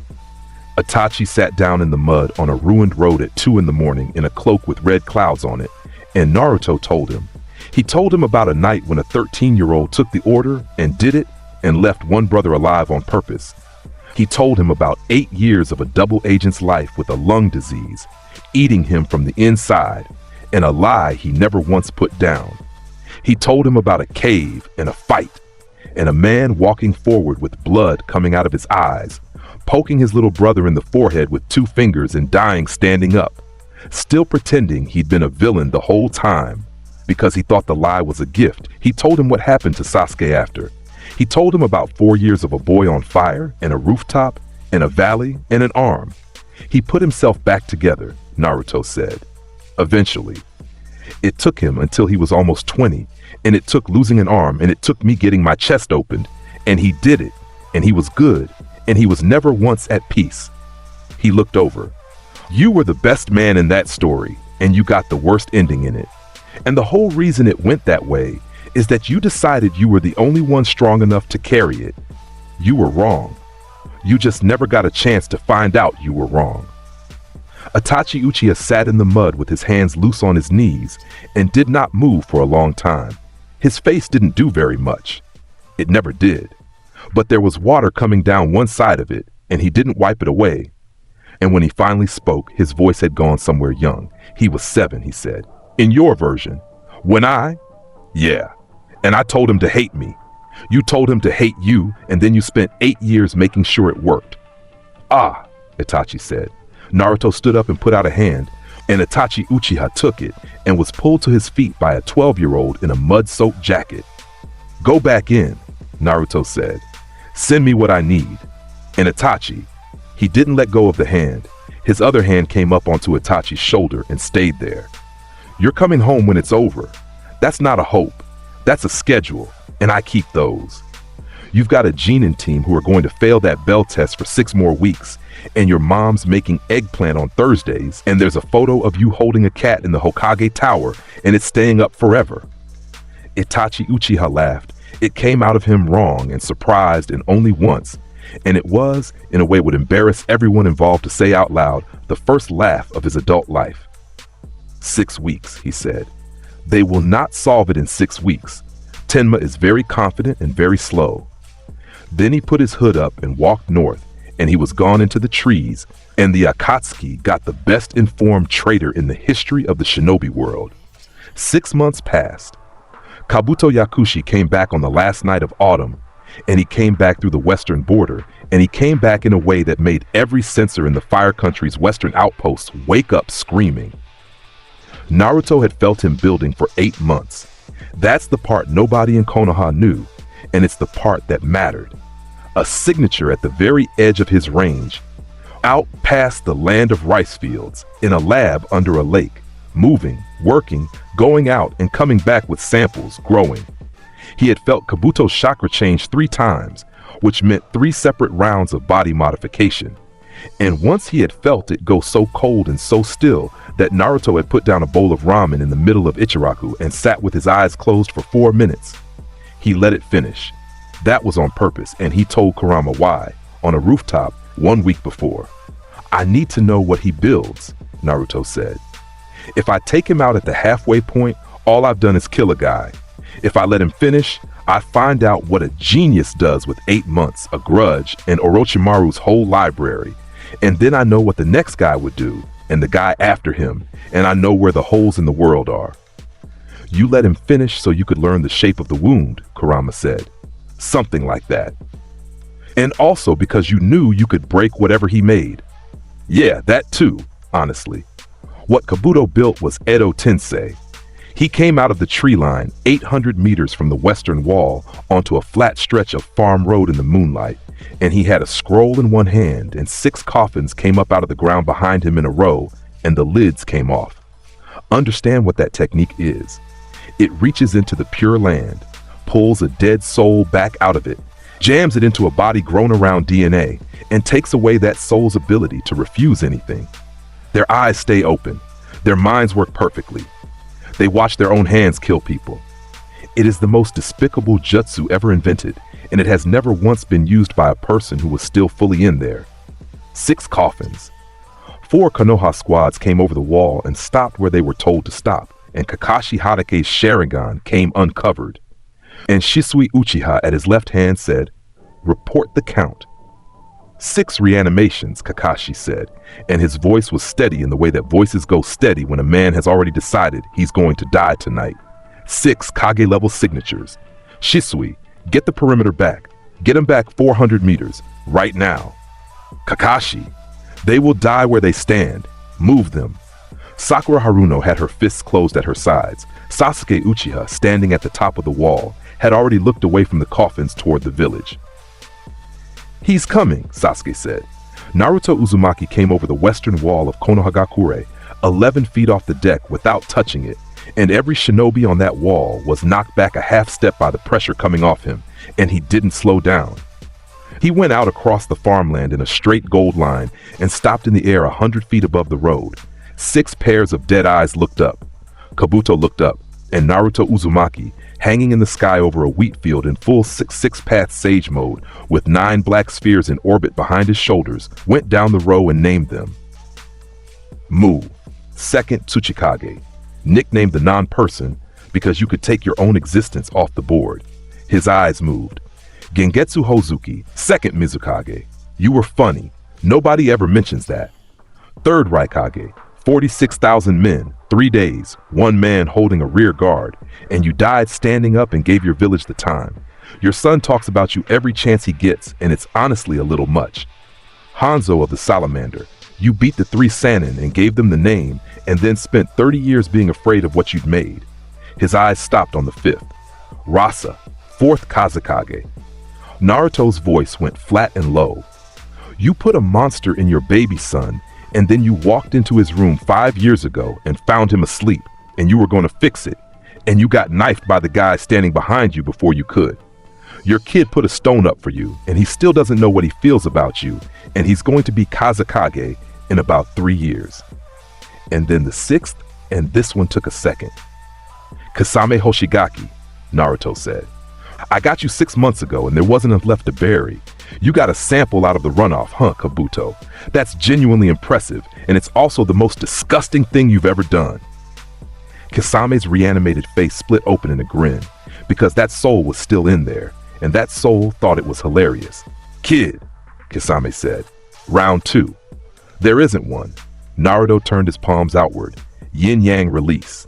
Here is the thing about Edo Tensei that Kabuto Yakushi had 8 months to think about and never once thought about, because he was a genius, and genius has a very specific blind spot. Edo Tensei is a technique. It's a bound structure, a soul stapled into a body by a seal, held there against the natural order of the world, by a jutsu written by Tobarama Senju. And yin-yang release at the 6th pass level does one thing to structures. It can put them back the way they're supposed to be. Naruto came down onto the road and walked the row. He touched Mu on the chest, and the second Tsuchikage looked down at a small hand and said, "Ah, so that is what you are." And the ash-gray body came apart into pale light that went up into the dark and left nothing behind. He touched Gengetsu Hozuki, who was laughing. "Tell my village I was funny," the second Mizukage said, and went. He touched the third Raikage, who had already stood up straight and put his arms at his sides, which took every ounce of will a dead man has, because the technique was screaming at him to swing. "Good," the Raikage said. "Boy, good," and went. He touched Hanzo of the Salamander, who said, "Was there ever an answer to any of it?" And Naruto said, "Yeah, there is, and it's boring and it takes forever." And Hanzo said, "Ha!" and went. He stopped in front of Rasa. The fourth Kazakage stood on a farm road in the land of fire with gold light on his face and his hands shaking because he'd been fighting the technique for 90 seconds and losing, and he knew it. "Uzumaki," he said. "Yeah, the boy. He sleeps 11 hours. He likes sweet dumplings, and he's got a terrible laugh, and he's got 2 siblings who'd walk into fire for him." Naruto's hand came up flat against Rasa's chest. "He didn't forgive you. He's not going to. But he stood at the front of your procession with his hands at his sides, and he didn't have to, and he chose to, and that's the most anybody gets." Rasa closed his eyes. "Thank you," said the fourth Kazakage, and went. Kasame Hoshigaki was last, and Kasame had not moved. "You could just leave me," he said. "I'd have a hell of a time. You'd have a hell of a time, and about 900 people would die for it." Naruto put his palm on the shark man's chest. "You were good, Kasame. You were also a waste of the whole thing. Go be dead." "Suits me," said Kasame Hoshigaki, and grinned and went out like the rest of them. 6 reanimations in 11 seconds. On the wall, 400 meters back, 41 Konoha shinobi watched 6 of the strongest men who ever lived get sent home by a 12-year-old who touched them each once and said their names first. And Kakashi Hatake pulled his headband back down over his eye because he had stopped needing it. "He named all of them," Sakura said. Her voice was very small. He knew who they were, all 6. He said the Kazakage's sons, Kakashi-sensei. He knew them. "He knows everybody," Kakashi said. "That's the thing about him I still can't get used to. It isn't the chakra." Kabuto Yakushi stood alone in a wheat field with his 8 months on the ground around him. He did the math. He was very good at math.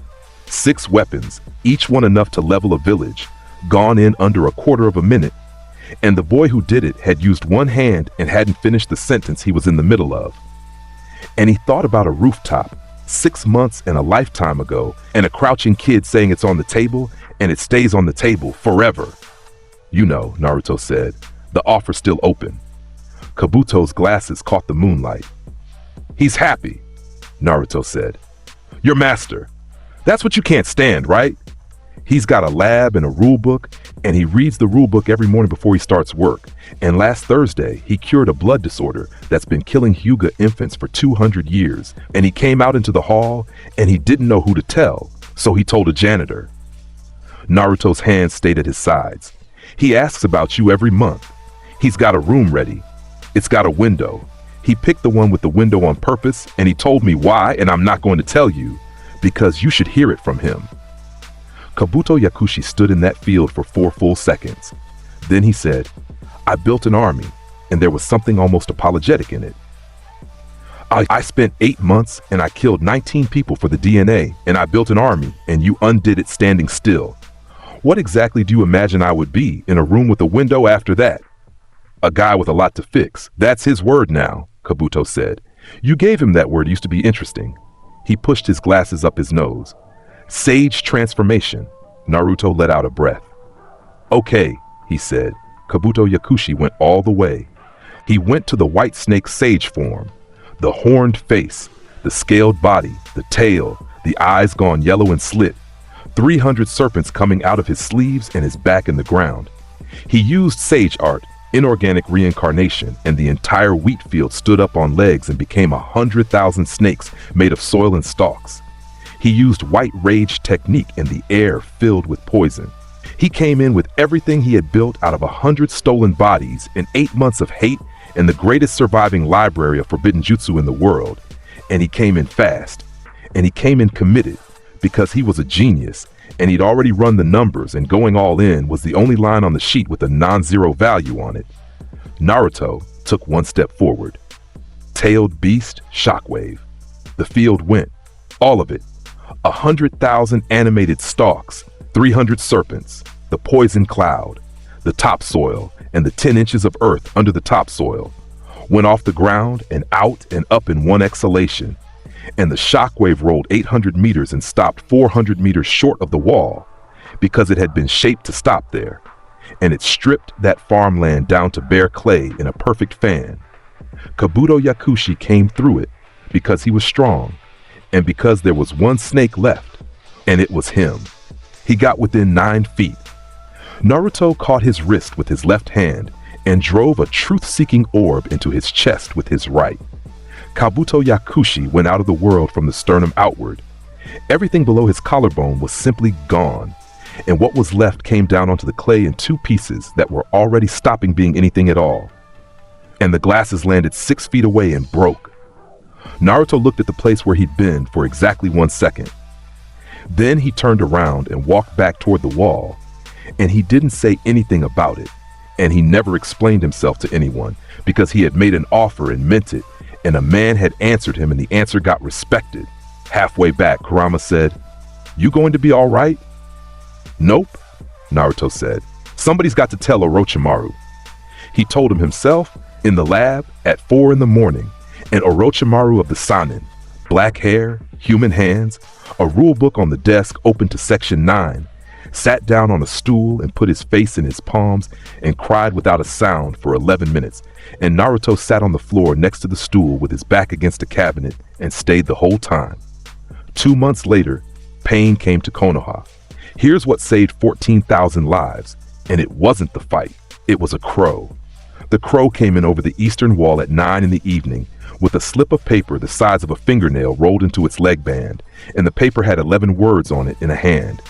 Shisui Uchiha knew by sight, and the words were 6 bodies, 1 Rinnegan, Dawn, North Wall, take the children out.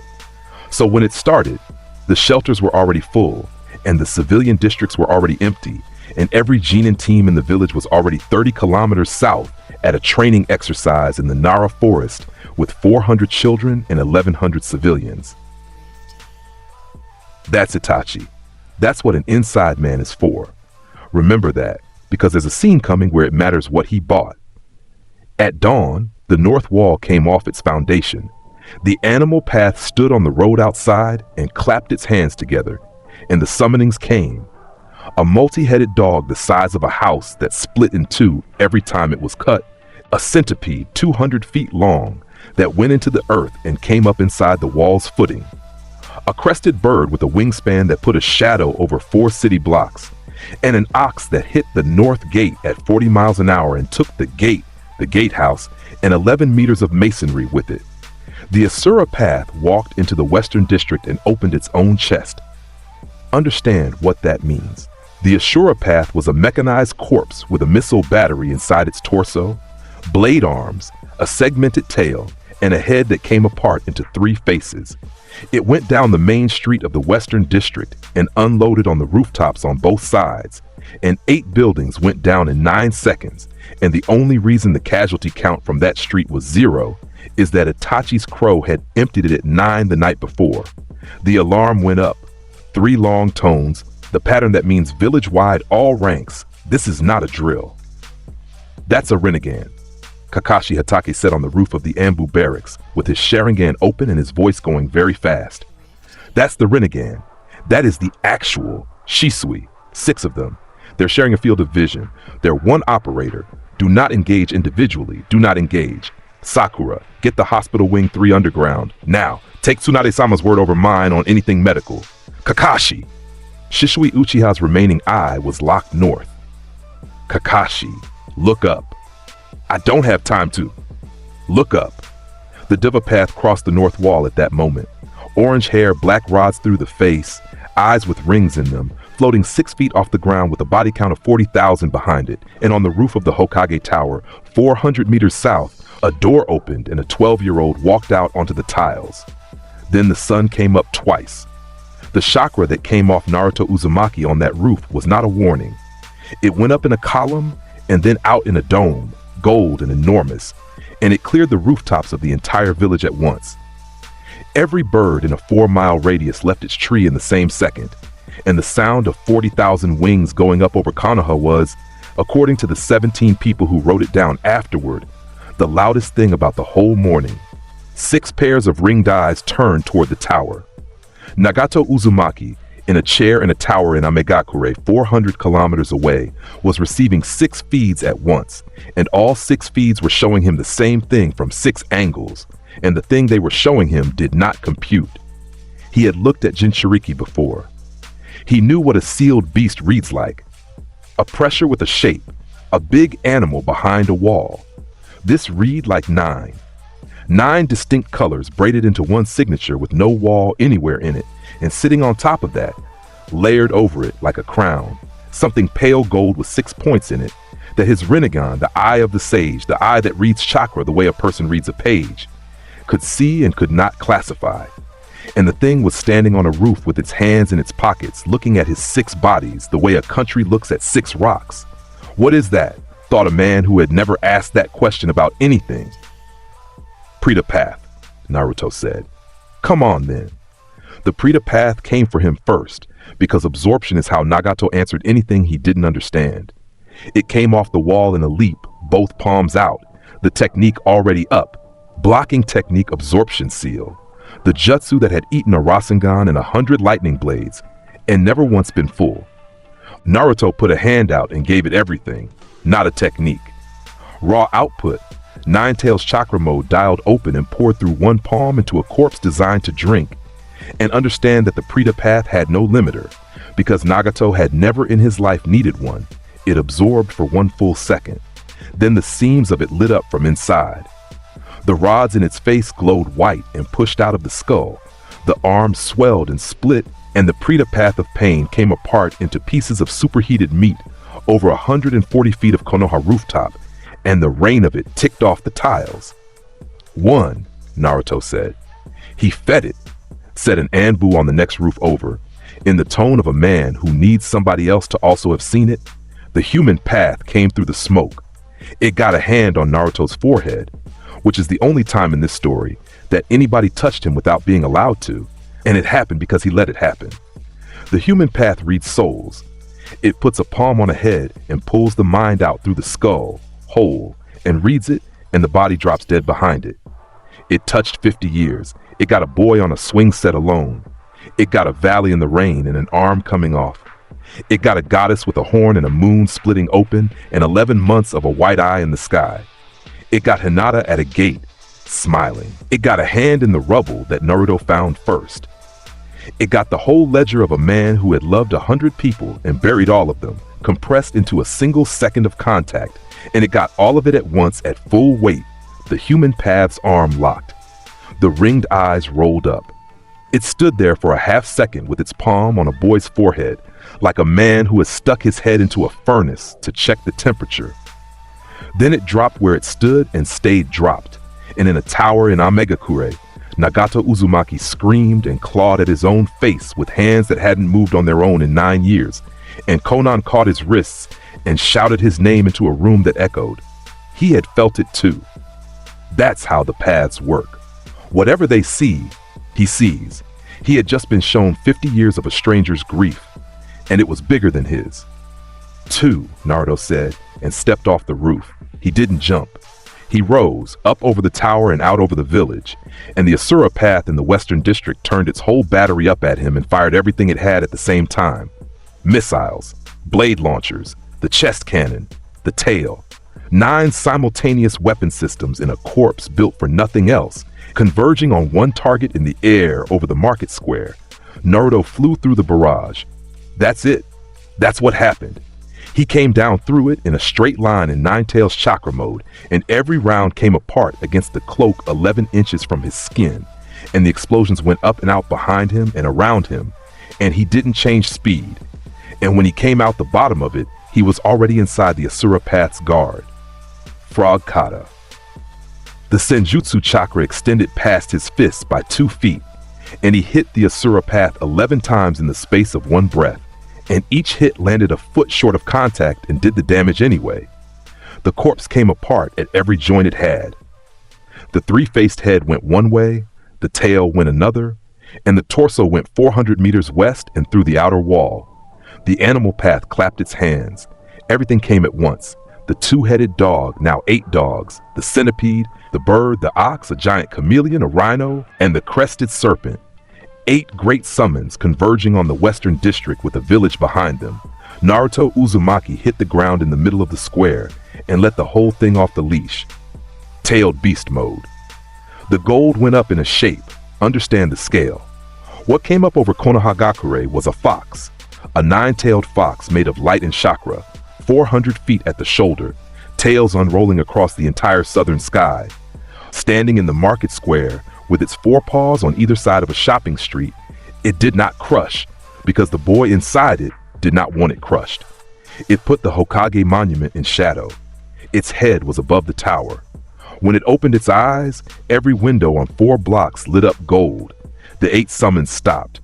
Then all 8 of them turned around and went home, in a cloud of white smoke that took 9 seconds to clear. Because summoned animals have contracts and instincts, and every single one of those instincts said the same word at the same time.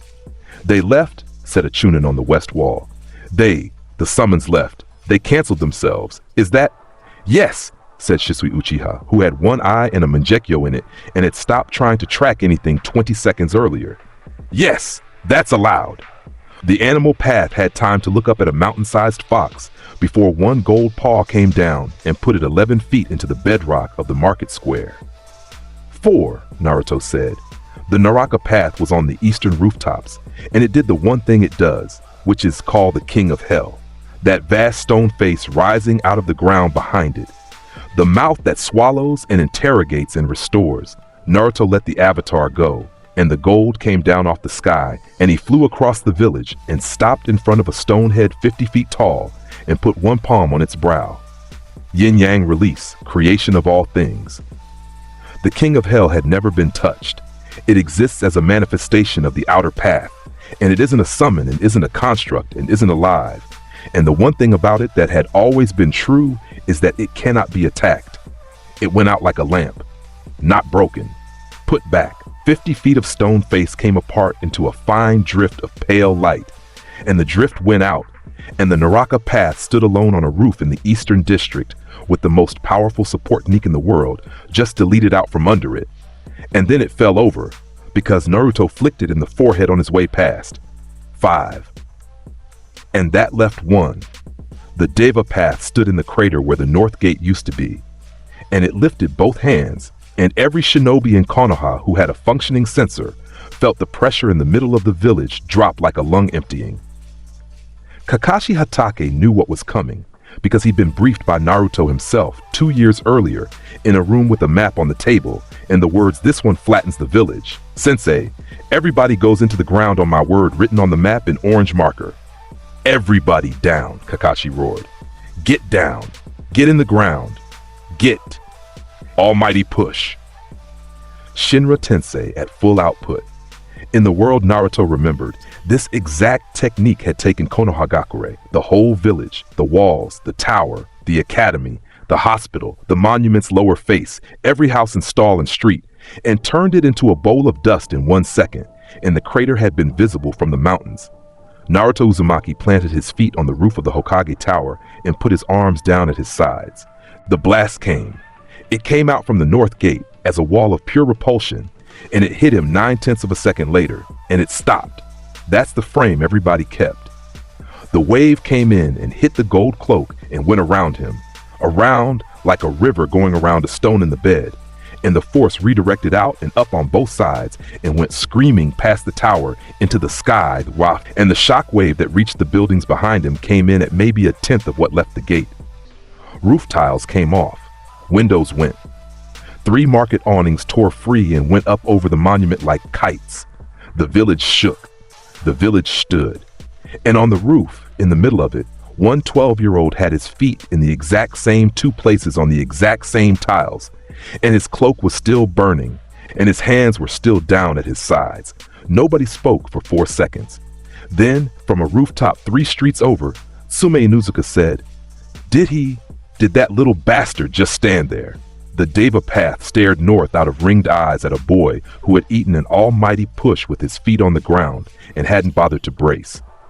In a tower in Amegakure, Nagato Uzumaki sat in a chair with black rods in his spine and looked at that image through the last set of eyes he had, and something happened behind his face that Conan had not seen in 15 years, which was the specific stillness of a man who has run out of options. Nagato, she said.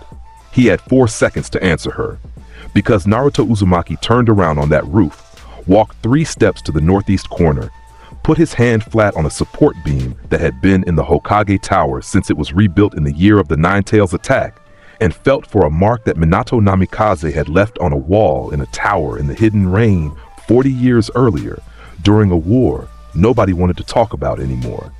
His father had marked 1,100 places across 5 countries. He had marked most of them in a hurry, on the run, with a brush and a bad wrist, and he had never gotten to use a tenth of them, and the seal formula he used was a mess of his own invention that literally no other human being in history could read. Naruto had spent 30 years of his first life reading it. Found you, he said. Amegakure, 10 seconds later, in the topmost room of the tallest tower in a city that had been raining for 15 years without a break. There was a chair on a low platform with a body in it. Legs like sticks, arms like wire, red hair down over the face, black rods coming out of the spine and shoulders in a fan, and eyes with rings going out to the edge of the iris. Conan stood at his right hand with paper on her back. The air in the middle of the room went gold and folded, and a boy walked out of it. Conan's arm came up. 1,000 sheets came off her body in one motion. Don't, Naruto said without looking at her. She stopped, and she never afterward could explain why, and she would spend the rest of her long life fine with that. Nagato Uzumaki looked at him. You came here, he said. His voice was a whisper with a machine behind it. You came here. Nobody has ever. Your dad's name was Fuso, and your mom's name was Issei, and they died in your house when you were a little kid because 2 Konoha shinobi got jumpy in a hallway, Naruto said. You've got a dog named Chibi buried under a tree outside a village that isn't there anymore. That Yahiko is in the ground about 400 meters that way. And you're wearing his body upstairs. And your hair's the same color as mine, because we're cousins. Databayo. And neither one of us has any family left. Nagato Uzumaki's face did not move, and his hands did. Then you understand, he said. You've lost. That's what I'm feeling from you. I felt it through the human path, and it nearly killed me. You have lost more than I have, so you understand. Yeah, I do. Then you know there's no answer. There is only pain and the sharing of it, and a weapon so large that no one dares. Universal pull. Bansho Tenin ripped every loose object in the tower off the floor and threw it at Naruto at once, and Nagato came up out of the chair on the outer path's strength, with black receivers extending out of both palms like spears, and Chibaku Tensei formed above the room, a black core, a seed of gravity, pulling the ceiling and then the roof, and then the top 9 floors of the tower up toward it in a rising ball of rebar and stone. He went, all of it. Every technique that had made a 17-year-old the master of the Rinnegan. Naruto stayed in Nine-Tails chakra mode the whole time, because he didn't need anything else. He caught the receiver's spear in his left hand, and it stopped as completely as the executioner's blade had stopped. He put one truth-seeking orb through the Chibaku Tensei core, and the whole ascending mountain of rubble lost its center, and came down around the tower in a ring, and the sound was appalling, and the rain hissed off it. He caught a chunk of masonry the size of a cart out of the universal pull with 2 fingers and set it down on the floor like a man putting down a mug. And then he crossed the room. Nagato Uzumaki's body failed him at that point, and it wasn't the fight that did it. It was the 8 minutes before. 6 bodies running at once, off a frame that had been starved as a child and had been in a chair since he was 17, like with a set of eyes in it that were never his. His arms went out from under him. He came off the platform and hit the wet floor on his side, and the rods in his back scraped the stone, and he lay there breathing in a way that hurt to listen to. "Get up," Naruto said, and he crouched down. "Nagato, look at me, your eyes the eye of the sage. It reads chakra better than anything on this planet, so look at me and tell me what you see." Nagato looked, and the Rinnegan of Nagato Uzumaki, which had read Hanzo of the Salamander, and read the Nine Tails, and read 100 Jinchuriki, and never once been at a loss, looked at a 12-year-old boy in a wet room and reported an ocean. He thought he was looking at a weapon like his. He wasn't. He was a man standing waist deep in something that went out past the horizon in every direction, and it had been letting him swing at it for 90 seconds out of politeness. "What are you?" he whispered. "The pain of being alone is completely out of this world, isn't it?" Naruto said. "I don't know why, but I understand you're feeling so much it actually hurts." Nagato Uzumaki's face broke. "Here's my offer," Naruto said, and he sat all the way down on the wet floor of a ruined tower in the rain, next to a dying man, at eye level with him. "Peace. Not your peace. You don't get to build peace out of a weapon big enough to scare everybody, because I've seen where that goes, and it goes to a white eye in the sky and 11 months of nothing. I mean the other one. The one you actually wanted when you were 12 years old and standing in the mud with 2 friends and a dead dog, before Hanzo got to Yahiko, and before Yahiko put himself on your kunai to keep you alive." Nagato's whole body flinched at the name. "You wrote it down," Naruto said. "You gave it to a kid once, a Konoha kid on a road, a long time ago. You said you wanted to be the one who broke the cycle. Jiraiya wrote a book about a guy like that and named a baby after him, and the baby's me, Databayo, so I'd say the record's pretty clear about who was right in this conversation." "Sensei," Nagato said. "He's alive. He's in a hot spring in the land of tea being a nuisance. He talks about you 2 or 3 times a year and then changes the subject and gets loud, which is what he does instead of crying." Naruto put a hand on the rods in Nagato's shoulder. "Take the deal. Omegakure comes out of the war business. You've got a functioning village up here with 110,000 people in it, and it's been raining for 15 years because you're sad. Stop the rain. Let those kids see the sun. Then spend the rest of your life fixing the countries you turned into a warehouse for your own grief, and let Conan get you into a bed with a window. There are 11 of your shinobi dead in your village this morning," Nagato said. "I killed them. Through the wall in the first 90 seconds. I felt each one. I know. I have the Rinnegan, Samsara of heavenly life. I can give them back." Nagato's ruined hands closed. "It costs my life. It has always been going to cost my life. Let me pay it. I would like at the end to have done one." "Nope," Naruto said. Conan made a sound behind them. "You don't get to buy this off with a death, Nagato. That's the cheapest thing you own." Naruto's hand tightened on his shoulder. 11 of my people are gone and their families are going to hate the name of this city for 20 years. And you're going to live every single day of those 20 years, and you're going to spend them turning this place into somewhere their grandchildren can walk through the gate without a weapon.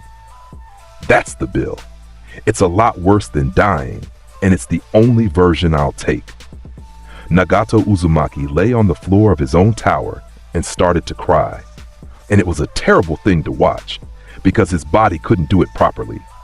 He'd been in a chair so long that the crying had nowhere to go. His shoulders wouldn't shake. It just came out of his eyes and ran down into his hair while the rest of him lay still. "Yes," he said, "that's the whole word." He said it once. Conan of the Hidden Rain stood 4 feet away with 1,000 sheets of paper hanging in the air around her, and she did not move, and her face, the face that had held one expression for 15 years, the flat calm of a woman guarding a corpse who could talk, came apart in stages, and she got a hand over her mouth and turned all the way around so that neither of them would see it.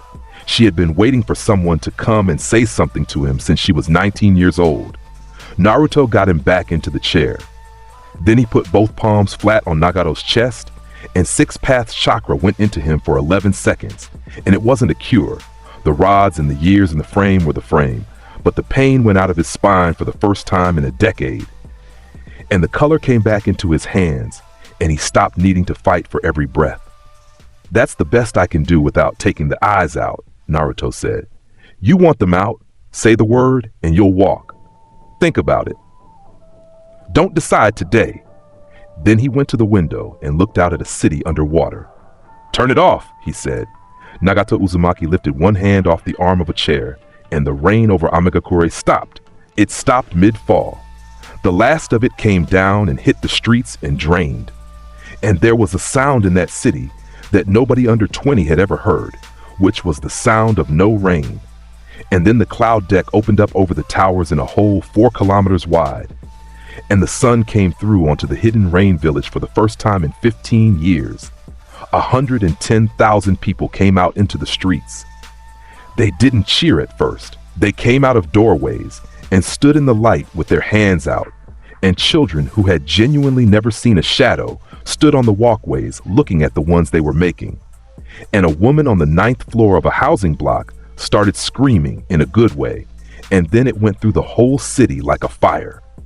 Naruto Uzumaki stood at a window in the top of the tower with his hands in his pockets and watched a city figure out what a sky is. "Hey," he said, "you should see this." Conan wheeled the chair over. Nagato Uzumaki looked out the window at his own village in the sun. And Amigakure was quiet for the first time in 15 years, and a man in a chair looked out at rooftops he'd only ever seen wet. Obito Uchiha came out into the open 11 days later, because Nagato taking that offer took a hole out of his plan, the exact size of the Rinnegan, and a man with a schedule that far along stops hedging when you break the load-bearing part. He came into the open at the Valley of the End, which was a choice, and which told Naruto everything he needed to know about the state of his head. Naruto felt him arrive and went alone. He didn't quite go alone. He'd told exactly one person where he was going, and that person had been given the address 2 years earlier in a room with a map on the table, and that person's name was Kakashi Hatake, and Kakashi was 1 minute behind him the whole way, and Naruto let him come. The masked man stood on the water between the statues, orange spiral, one eye whole, black cloak with red clouds, hands loose at his sides, standing on the surface of the river in the exact place where a 12-year-old had caught a Susanoo blade a year and a half earlier and cracked the riverbed for 200 meters. The crack was still there. Somebody had put a survey marker in it. "Naruto Uzumaki," said the mask. "Obito," said Naruto. The mask went still. "You've been in this since before I was born," Naruto said. "You've been running an S-rank organization from behind a dead man's name, and the whole thing, the beasts, the statue, the eye, the moon, the whole plan is a 30-year-long argument with one afternoon in a cave under a boulder, and you've never once let anybody finish a sentence about it. Because if somebody finishes a sentence about it, you might have to hear it." He put his hands in his pockets. "You're going to hear it today. I've been waiting 5 years to say it, and I let your plan get to 60% on purpose, so you'd have to come out and stand still for it. You know nothing about. Rin died on Kakashi's hand in the Kanabi rain, and it wasn't his fault, and it wasn't yours. And Madara had a man in the tree line waiting for exactly that, and you were 16, and you'd been dug out of a rock by a lunatic, and you were 16, Obito." Naruto's voice didn't rise. "And instead of coming home to the one guy in the world who was as wrecked as you decided that a world where that can happen doesn't get to keep running. And you've spent 3 decades building a dream where nobody has to be awake for any of it." Kamui, he didn't answer. He went straight to it, because Obito Uchiha had not answered a question in 30 years and had no intention of starting. And Kamui is what he was. The technique that made him untouchable for 2 decades. The phase, the intangibility, the ability to put his own body outside the world so that nothing could land, and to reach into a target and take a piece of it somewhere else. He phased and closed the distance in one step and put his right arm through Naruto Uzumaki's chest. Nothing happened. Understand what a bad afternoon that was for him. Because from where Obito stood, nothing had ever not happened. His arm went in 9 inches and stopped. And it stopped because Kamui operates on chakra, as chakra is understood by everybody who has learned it from a scroll in the last 1,000 years. And 6 paths chakra does not appear in those scrolls. It sits on the other side of the system. Kamui reached for a lock and put a key made of fire into it, and the fire went out. Obito's arm came out solid. He looked down at his own hand. "Yeah," Naruto said. "That's going to keep happening." Obito went the other way then, all in, at once. He pulled on everything he had. Summoning, Gedo statue. It came up out of the riverbed a mile downstream and walked up the valley. 150 feet of gray, blind, screaming thing with its jaw wired open and its arms out, and 9 empty eyes in a row on its forehead, 2 of which were lit, because Obito Uchiha had 2 of the 9 in the box. He had the 6 tails and the 7 tails. He'd taken Utakata out of a river in the land of water 11 months earlier, and he'd taken Fu out of a forest in Takigakure before that, and both of them had died on the statue's chains with their names in nobody's mouth, and their beasts had been sitting in that thing ever since. Obito pulled on them. 2 beasts worth of chakra came up the chains into his body at once, and the water in the valley went choppy from the pressure. Naruto Uzumaki closed his eyes. "Saiken," he said. "Chome, it's me. Come out of there." And he pulled back. It wasn't a contest. That's the whole scene.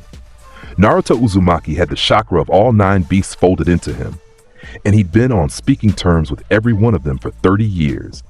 And he reached across a mile of valley through 150 feet of stone and said 2 names in a voice they knew. The Gedo statue's 2 lit eyes went out. The chains came loose. The chakra Obito was pulling on turned around in the middle of the pull and went the other way, and a slug the size of a warehouse and a beetle with 7 wings came out of the statue's mouth into the open air over the Valley of the End for the first time in a year, and they hung there in the sky looking down. "Oh," said Psyche in a voice like a wet room. "Oh, it's you. Oh, thank goodness." "You are extremely late," said Chome, "and I would like it on the record that I said you'd come." "Go home," Naruto told them. "Both of you. Go where nobody can find you, and I'll come get you when it's done, and we'll fix the rest of it." "Chome, Fu died on those chains, and she was 17, and she was funny, and she deserved to be old. We're going to say her name in front of her village, and they're going to build something with it." Chome's 7 wings went still for a second. Then both beasts left, north and west, and the Gedo statue stood in the river with its mouth open and nothing in it. Obito Uchiha stood on the water with a plan that had lost its Rinnegan and both its beasts in 11 days. "So that's the plan," Naruto said. "It's over. It's been over since Nagato looked out a window. You've got a statue, a Sharingan, 1 arm of Hashirama cells, and a schedule that doesn't work anymore." He walked out across the water. "Take the mask off, Obito." "Why?" "Because Kakashi's standing on the cliff behind me, and he's been there for 11 minutes and he hasn't said a word, and I think you already know why he hasn't said a word." The mask turned. Kashi Hatake stood on the lip of the Valley of the End with his headband up and his Sharingan open and both hands hanging at his sides. "Obito," he said. The mask came off. He did it himself. He reached up with the hand that had gone through a boy's chest and got nothing, and he took it off and dropped it in the river, and it floated, and it turned in the current. Half of that face was a man of 31. The other half was a rock slide, scarred white and pulled tight, a wrecked eye socket, a jawline that hadn't healed straight, a repair job done by an old man in a cave with Hashirama cells, and no interest in how it looked. The right eye was a Sharingan. The left one was black and human and had been crying at some point in the last few minutes and had stopped. Kakashi Hatake's knees went. He went down on the stone at the top of the Valley of the End, and he stayed down, and he did not say anything at all. And the sound that came out of him wasn't a word. "Kakashi," Obito said. His voice had changed. It had gone up out of the register he'd used for 30 years and landed somewhere 13 years old. Don't do that. You don't get to." "You were under a rock," Kakashi said. I dug for 4 hours. I dug with one eye and a broken hand, and I dug until Minato-sensei pulled me off it. I have been to that rock 11 times. I've been to it, Obito. There's a marker on it. I put the marker on it. I know, Obito said. I watched you put it there. Kakashi Hatake put his forehead on the stone. Here's your offer, Naruto said. Obito's eye came around. Same one I gave everybody else, and you get it for the same reason they got it, which is that I don't get to decide who's allowed to come back.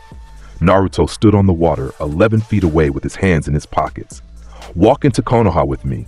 Today. Take a cell. Take a trial. Take whatever the village decides, and then spend the next 40 years working. There's 111 people from Root who took that deal, and they've got apartments now. There's a Sanin in the research building who cries over ethics forms. There's a guy from the Mist who's a security consultant and complains about the humidity. You have no idea what I know exactly what you've done. I know the count. Naruto's voice went flat for 1 second. I know about my mother and my father, and the night you put your hand through Minato Namikaze's chest and left me on a stone table. I know about Ren's village and Yagura's head, and 11 years of the mist eating itself because you were bored. I'm not offering you forgiveness, Obito. That's not mine to hand out, and most of the people who'd have to give it are dead. I'm offering you a job. Obito Uchiha laughed at him. It was an awful sound. A job, he said. I have been a god of a dead world for 30 years, and you're offering me paperwork. You've been a scared kid with a plan for 30 years. Naruto took 1 step forward on the water. You want to know what your actual problem is? It's not Ren. It's not Madara. Every single choice you made after that boulder came from one thing, and it's the thing you had before the boulder. And I know it because I watched a version of you say it out loud on a battlefield with your hands full of a jutsu you didn't earn. Don't. Hard work is worthless for those that don't believe in themselves. Obito Uchiha stopped moving. You were the dead last, Naruto said. You were the kid who couldn't do it. You got up at 4 in the morning, and you worked harder than anybody in your class, and you were still behind Kakashi Hatake every single day of your life. And by the time you were 13, you had decided, way down where you don't look, that you were a guy who tries and fails. Then the world took Ren off you, and you got handed an eye you didn't work for and a plan you didn't write. And for the first time in your life, you were winning, and you never let go of it, because the plan was the only thing you ever had that made you feel like the effort counted. Obito's hands were shaking. It was never about a world without pain, Naruto said. It's about a world where you didn't fail. That's all the moon is, man. It's a place where a 12-year-old Uchiha who couldn't land a shuriken gets to have been right the whole time. The valley made no sound except the water. Come home and be bad at something in front of people, Naruto said. That's the offer. It's the hardest thing I've ever asked anybody to do, and I'm asking anyway. Obito Uchiha looked at Kakashi Hatake on his knees on the cliff. He looked at it for a long time, long enough that Naruto let himself hope, and that hope is worth writing down, because Naruto Uzumaki had been hoping at people for 5 years, and it had worked more often than anybody had a right to expect. No, Obito said. Then he said, I'm sorry, Kakashi, and he meant it. And it was the only true thing he'd said in 30 years that cost him anything. And then he went for the throat. Kamui. Sharingan, Kamui. Both hands, both dimensions, a phase and a rip at once. The whole arsenal at maximum. The technique that had never failed him, swung at the one thing in the world it couldn't touch. And understand why he did it. Because if the plan was over, then he was a man who had failed at the one thing he'd built to prove he didn't fail. And he'd rather die inside the swing. Naruto met him halfway across the water. Rasengan. That's all he used. One Rasengan, made in his right hand, between one step and the next, spun up on Six Paths chakra, and driven forward under Obito Uchiha's ribs, while both of Obito's arms were still coming up, it went through him. The Hashirama cells in his right side tried to knit, and the Six Paths chakra in the wound wouldn't let them, because yang release at that level tells a cell what it is and can also stop telling it, and the wood came apart and stayed apart, and Obito Uchiha's chest opened and did not close. Naruto caught him on the way down and lowered him onto the surface of the water, which held them both because Naruto wanted it to. "Kakashi," Naruto said over his shoulder. "Come here. Right now. Move." Kakashi Hatake came down that cliff face in 4 seconds and hit the water and did not sink because Naruto's chakra was under all of it and he got both arms under his teammate's shoulders. "You idiot," Kakashi said. "You absolute 30 years, Obito, 30 years. You could have knocked on my door any night of any of them." "Your apartment's a mess," Obito said. "I looked in, twice." Obito. Rin Stone. Obito's remaining eye was going. His hand came up and found Kakashi's flak jacket and gripped it in a fist. "Do you go?" "Every year.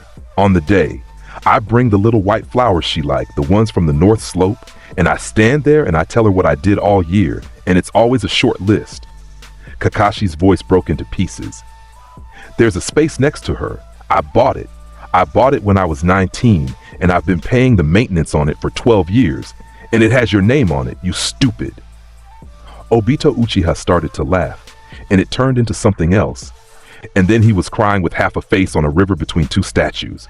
"Put me there," he said. "Yeah, and don't tell anybody who I..." He stopped. His eye went to Naruto. "No, tell them. Tell all of them. Put it in the record."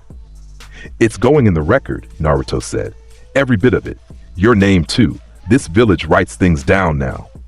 Obito Uchiha looked up at a 12-year-old with gold eyes and a Rasengan hand. "You'd have been unbearable in my class," he said. "Oh, 100%. Sensei's son."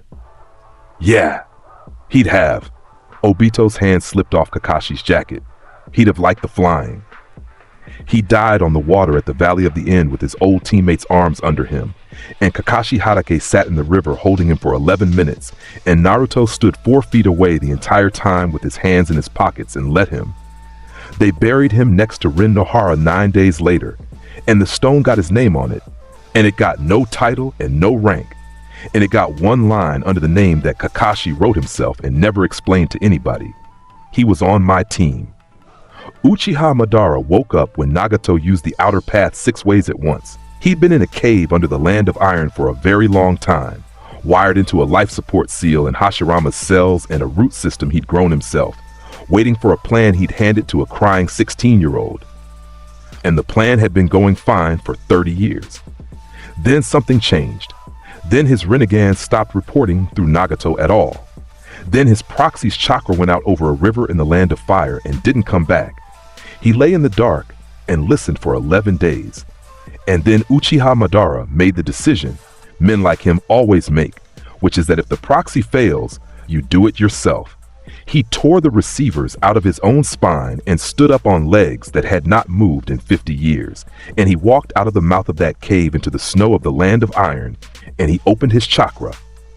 What happened next is the reason the shinobi world calls that day the falling down. Every censor in 3 countries went off their feet at the same second. Not staggered, the same second. In Kumogakure, the entire censor division of 11 people fell out of their chairs in one room. In Suna, 41 desert censors on the perimeter dropped where they stood, and one of them bit through his tongue. In Konoha, Inoichi Yamanaka was in the middle of an interrogation and stopped talking and stood up and walked out of the room without a word to anyone and went to a window and looked north. Every Hyuga in Konoha had the Byakugan on within 4 seconds, and none of them had activated it on purpose. Kurenai Yuhi, 6 months pregnant, sat down on a bench in the market and said, What? Hiruzen Sarutobi, retired, 72 years old, in a garden with a watering can, put the can down on the path and said one word, and the word was a name he had learned as a child from Tobirama Senju, in a tone of voice that a 9-year-old never forgets. Naruto Uzumaki was in the Hokage Tower in a chair across from Tsunade Senju's desk. Arguing about the requisition schedule for the Academy's new practice range, he stopped mid-sentence and stood up. Okay, he said, this one. Tsunade's hand froze on a stack of forms. Naruto. That's Madara.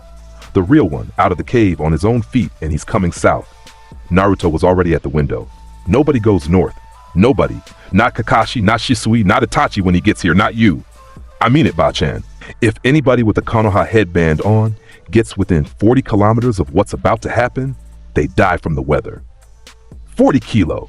Naruto, What are you telling me you're going to do out there?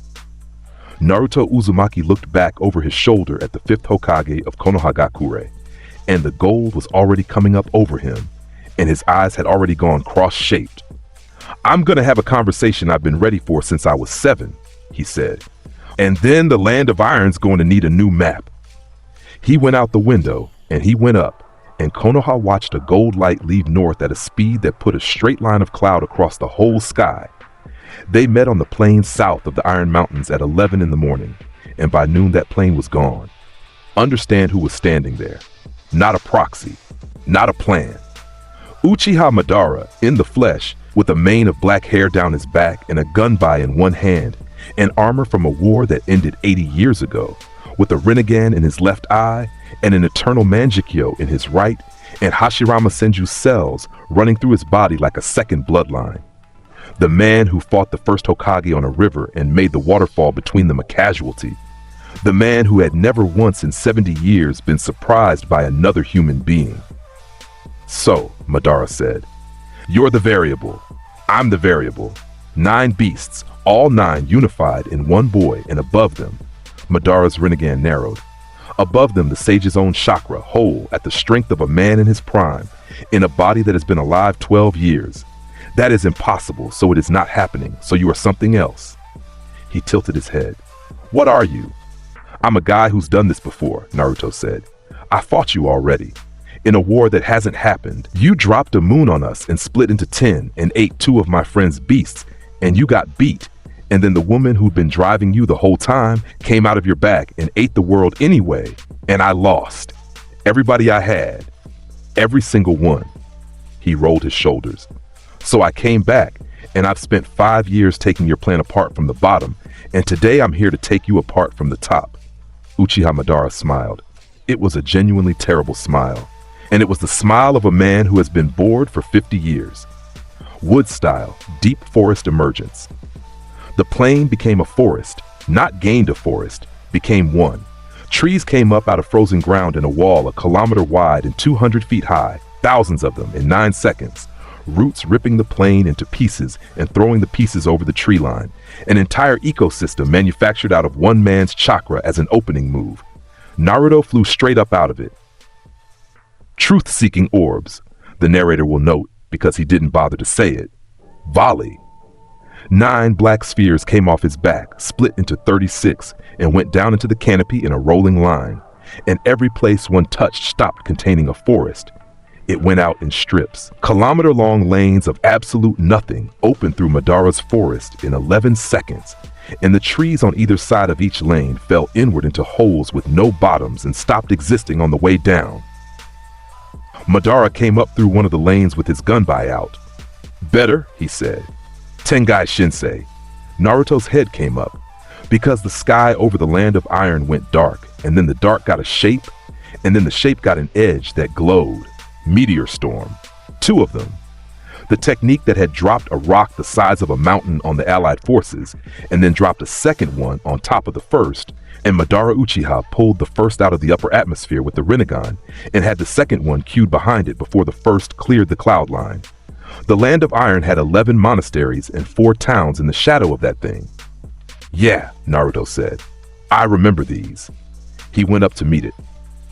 6 paths. Ultra Big Ball Rasen Shuriken. It formed above his hands at 400 meters altitude, and it was 300 feet across. Understand the scale of what that is. 6 paths chakra, senjutsu, wind release, and the unified output of 9 tailed beasts spun into a disc of blades the width of a village, and it screamed loud enough to be heard in 3 countries. Genuinely. That's documented. There are records from Kumogakure of a sound at 11:40 in the morning that nobody could source. He threw it into the first meteor. The mountain came apart, not into chunks, into dust and then into less than dust. A rock the size of a small country's capital city taken out of the sky in one shot, and the blast of it lit the underside of the cloud deck orange for 200 kilometers, and the shock waves stripped the snow off 4 mountain ranges. The second meteor came through the fire of the first. Naruto Uzumaki flew up into it and put both hands out. Planetary Rasengan. He caught a mountain with his hands and spun it. That's what the technique does at that level. The rotation went into the rock, and the rock came apart from the inside in a great grinding turn that fed on itself, and it opened up into a ring of debris 11 kilometers wide that burned out in the upper air and came down over the land of iron for the next 2 days as warm gray ash that farmers in 3 provinces would be finding in their gutters a decade later. 2 meteors, 2 techniques, 40 seconds. Uchiha Madara stood on the ground with his head back and watched a 12-year-old delete his sky. "Ah!" he said, and then he stopped playing. Susanoo. What came up out of Uchiha Madara was a kilometer tall. Understand that this is a completely different object than the thing Sasuke Uchiha made in the rain a year and a half earlier. That was 190 feet of armor and a sword. This was a cathedral. Perfect Susanoo, complete, 4 arms, 4 blades, a helm with 9 rings on the brow, and a face out of an old religion nobody remembered the name of, black and shot through with veins of purple, standing on a plain in the land of iron, with its shoulders in the cloud layer. The pressure of its existence pushed the weather around it. It had its own wind. It raised one blade, and the blade was longer than the Hokage monument is wide.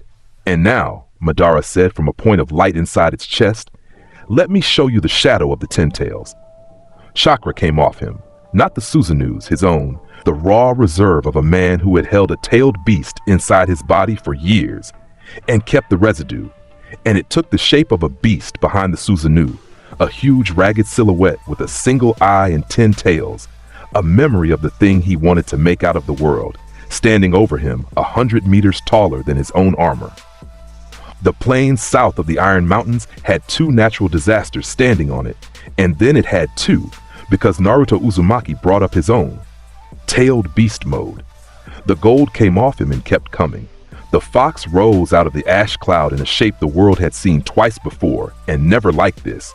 A 9-tailed fox of solid gold chakra with 6 magatama across the collar of it, and black 6-paths markings running the length of every limb, a kilometer at the shoulder, its head level with the Susanoo's, 9 tails going out behind it across 40 kilometers of sky. Truth-seeking orbs sat above its back in a row of 9 like a second spine. The 2 of them looked at each other. "Kurama," Naruto said. "Yes. Sorry about your other body. He was Madara's puppet for one afternoon 80 years ago, and I have wanted this specific fight since before your grandmother was born," Kurama said. "Do not apologize to me. Bite him." The fox and the cathedral hit each other, and the plain stopped being a plain. Here's what a fight between 2 of those things does to the ground under it. The first exchange, a gold forepaw against a black blade, put a crater in the frozen soil 900 meters across and 40 meters deep, and the displaced earth left the crater at a speed that took the top third off 2 hills 11 kilometers away. The second exchange split the bedrock. The third exchange redirected a river. There is a river in the southern land of iron that runs east now, and it used to run south, and this is the reason. Madara cut 2 of the tails off with 2 blades at once, and Naruto grew them back in a second and a half, and put the fox's jaws through the Susanoo's left shoulder. Limbo, border jail. 4 invisible bodies came off Madara at once, out of a space nobody living had ever been able to see into, and they hit the Kurama avatar from 4 blind angles simultaneously. The technique that had made him untouchable in the war, the shadows nobody could perceive, let alone block. Naruto's avatar caught all 4. Because the 6-path chakra sees limbo. It always could. That was the one gift Hagoromo gave that Madara never had accounted for, and Naruto Uzumaki had spent 30 years learning to use it, and 11 months on a ruined continent with nothing to do but think about it.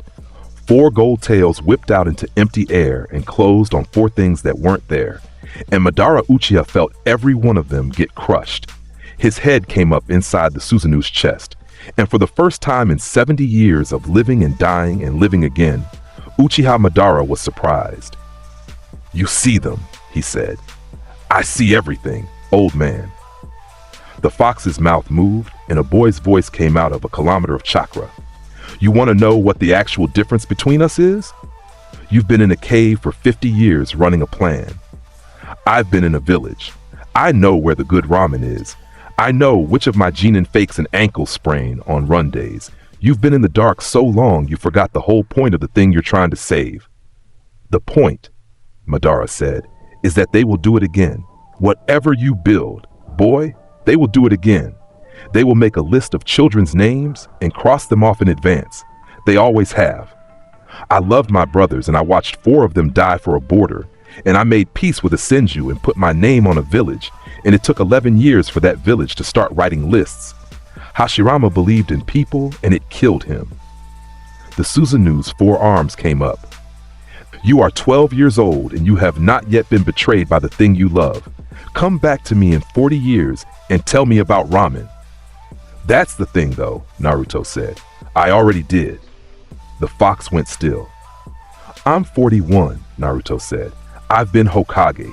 I got up at 5, I signed forms, I broke up an argument about a fence between the Hyuga and the Inuzuka 4 times in 1 year, and then a woman came out of a moon and I watched all of it burn. Every single person. Wife, kids, best friend, teacher, village, 5 villages, everything. 11 months of ash and a white eye in the sky and me on my knees in it, and I had your argument in my head the whole time. I had it for 11 months with nobody there to hear it, and I lost it, and here's what I came out the other side with. And Naruto Uzumaki said the thing he'd had ready since he was 7 years old, standing barefoot on a lumpy mattress in a room with chipped orange paint. It's going to keep costing, every time, forever, and I'm going to keep paying it, and I'm going to keep getting up in the morning and doing it again anyway, because that's who I am. I am Naruto Uzumaki. Uchiha Madara looked out through a kilometer of black armor at a mountain-sized gold fox with a boy inside it, and something in the oldest part of him went very still, because he had heard this before. He had heard it across a river 80 years ago, from a man with long dark hair and a stupid open face who wouldn't shut up about a village. Hashirama, he said. Yeah, Naruto said. He'd have liked me. He'd have hated my paperwork. Then you had better be right, said Uchiha Madara. And he came in with everything. 4 blades, the 10-tailed shadow behind him, the whole 100-year argument in one swing, because he was never going to be talked down. And he had made peace with what he was decades before he died the first time. And he wanted the moon, and he wanted the eye, and he was going to go at it until somebody stopped him. Naruto stopped him. The Kurama avatar caught 2 blades in its jaws and 2 in its forepaws, and the 9 truth-seeking orbs above its spine came down all at once and went through the Suzanu's chest cavity in 9 places, and a kilometer of the most perfect defensive technique in the history of chakra came apart into fragments of black light that went out before they hit the crater floor. Madara fell out of the sky. He landed on his feet, which was obscene, and he was already coming forward on foot with the gun by up and Hashirama's cells knitting his ribs back together as he ran. Tailed beast bomb. The fox's mouth opened and a black sphere formed between its teeth and compressed, and Uchiha Madara ran toward it, and the fox, the Biju Dama, hit the plane and the plane went white. The crater from that one is 11 kilometers across, and it has a lake in it now. The flash was seen from 3 capitals. The mushroom went up 40,000 feet and put ash in the jet stream and made the sunsets red in 5 countries for a month. And there is a stretch of glass in the southern land of iron that they eventually put a fence around and charged tourists to look at. Naruto let the avatar go and came down out of the sky in 6-path sage mode and landed in the middle of the glass. Madara Uchiha stood up out of it. His left arm was gone. His armor was gone. Most of his hair was gone and the skin on his back was a wound, and Hashirama's cells were crawling over the damage doing what they'd always done. And he was upright, and his Rinnegan was open, and he was laughing. Izanagi, he said, understand what that technique is.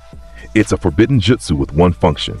For a short time, the user's Sharingan turns reality into a dream and the dream into reality, which means the user gets to decide that the thing that just happened to him didn't. It costs the eye. Madara Uchiha had spent his entire second life with a spare, and he had been holding that card for 80 years. He played it. The wound closed. The arm came back.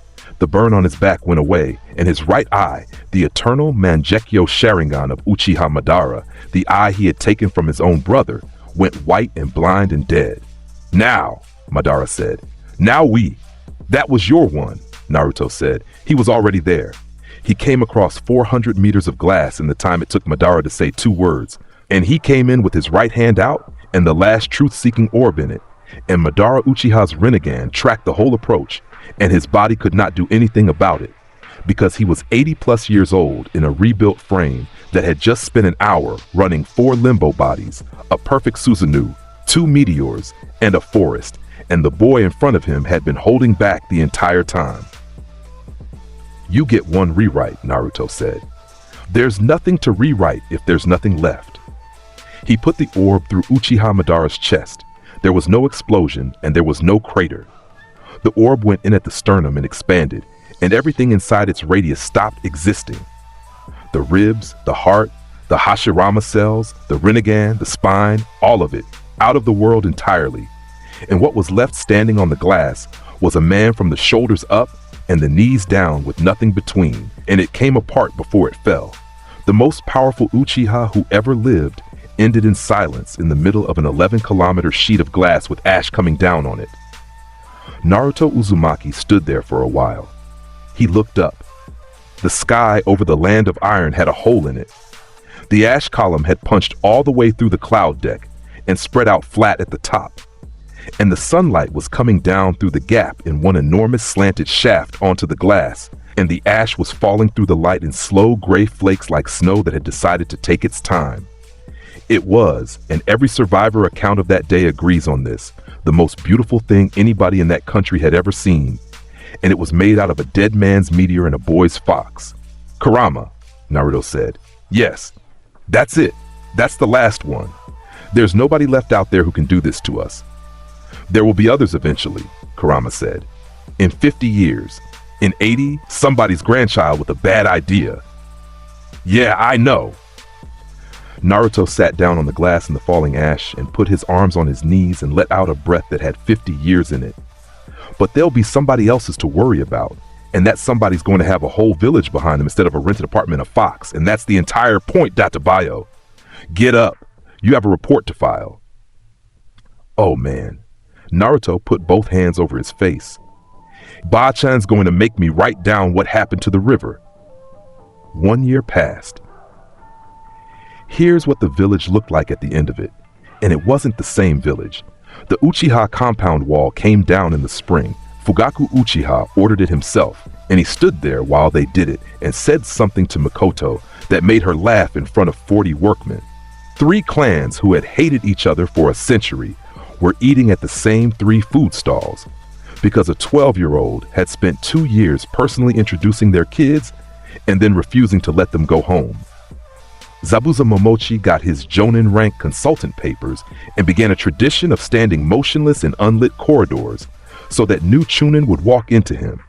And Haku let him, because Haku was the most competent person in the building and knew it and had decided that Zabuza-san deserved a hobby. Itachi Uchiha came home in full. He walked in the front gate on a Tuesday with a cloak over his arm instead of on his back, and he got a trial, and he got a commendation instead of a sentence, and he took the Genin team back. Tenma solved the bell test in the 4th week of the 2nd attempt by asking the other 2 for help, and Itachi went home that night and sat on his mother's porch for an hour without saying anything, smiling like an idiot. Orochimaru ran a research division with an ethics board, 3 layers of oversight, and a very thick rule book. He read the rule book every morning before he started work. He did this because Naruto checked, and because after the 4th month, he'd started to find it soothing, which was the single strangest sentence anybody in that building had ever had to say out loud. Nagato Uzumaki's letters came in every 3 weeks, and Omegakure had a sun problem now, and the letters complained about sunburn in a tone that Naruto found extremely funny. Gaara of the Desert was named 5th Kazekage in the autumn, and cried in his office with the door shut and told exactly nobody, and Temari told everybody. Tsunade Senju sat the Hokage chair while 3 years of history caught up with the paperwork, and she did it well. And every so often, she'd look at the hat on its stand and think about who was going to wear it, which was not a mystery to a single person in that building, or in that village, or in any of the other 4. Naruto Uzumaki was 13, By the standards of every previous generation's paperwork, he was nowhere close to ready. By any other standard available, he was the most qualified person who had ever stood in front of that desk.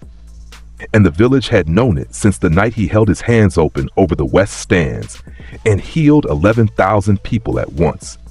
They did the ceremony on the roof of the academy because the tower roof wasn't big enough and the stadium was too big. And somebody pointed out that he painted graffiti on the academy wall 6 times as a kid, and it seemed right. The village came. All of it. 130,000 people in the streets below, on the rooftops, on the water towers, up in the trees on the monument slope. And there was a sound coming off that crowd for an hour before anything started. Up on the roof, the front row was people. Kakashi Hatake, in a full-dress uniform he had complained about for 9 days, standing with his hands behind his back and both eyes uncovered. Sakura Haruno, chief of the trauma unit at 19 years too young for it, with her arms crossed and her chin up and her eyes already going. Sasuke Uchiha, 13, standing with his weight on one hip and a face like he had been dragged there, holding a folder because he'd had a council session that morning and had made 2 people cry in it. Itachi Uchiha and Shisui Uchiha, side by side, one eye patch between them, both trying to look like this was procedure.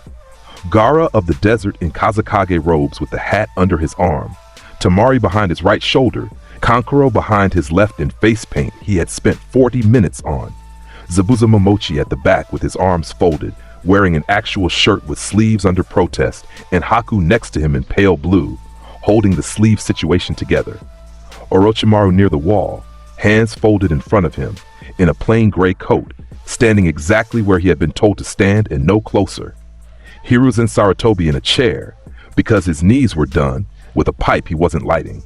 And in the second row in the middle, Iruka Umino, Chunin, academy instructor, 34 years old, with both hands over his face and his shoulders going, because he had known this child when the child drank expired milk out of a carton and stole 2-day-old ramen off a back shelf and painted all 4 Hokage faces on the monument in one night and got caught and got made to scrub it and got taken out for a bowl afterward anyway by the only adult in the village who'd sit at a table with him.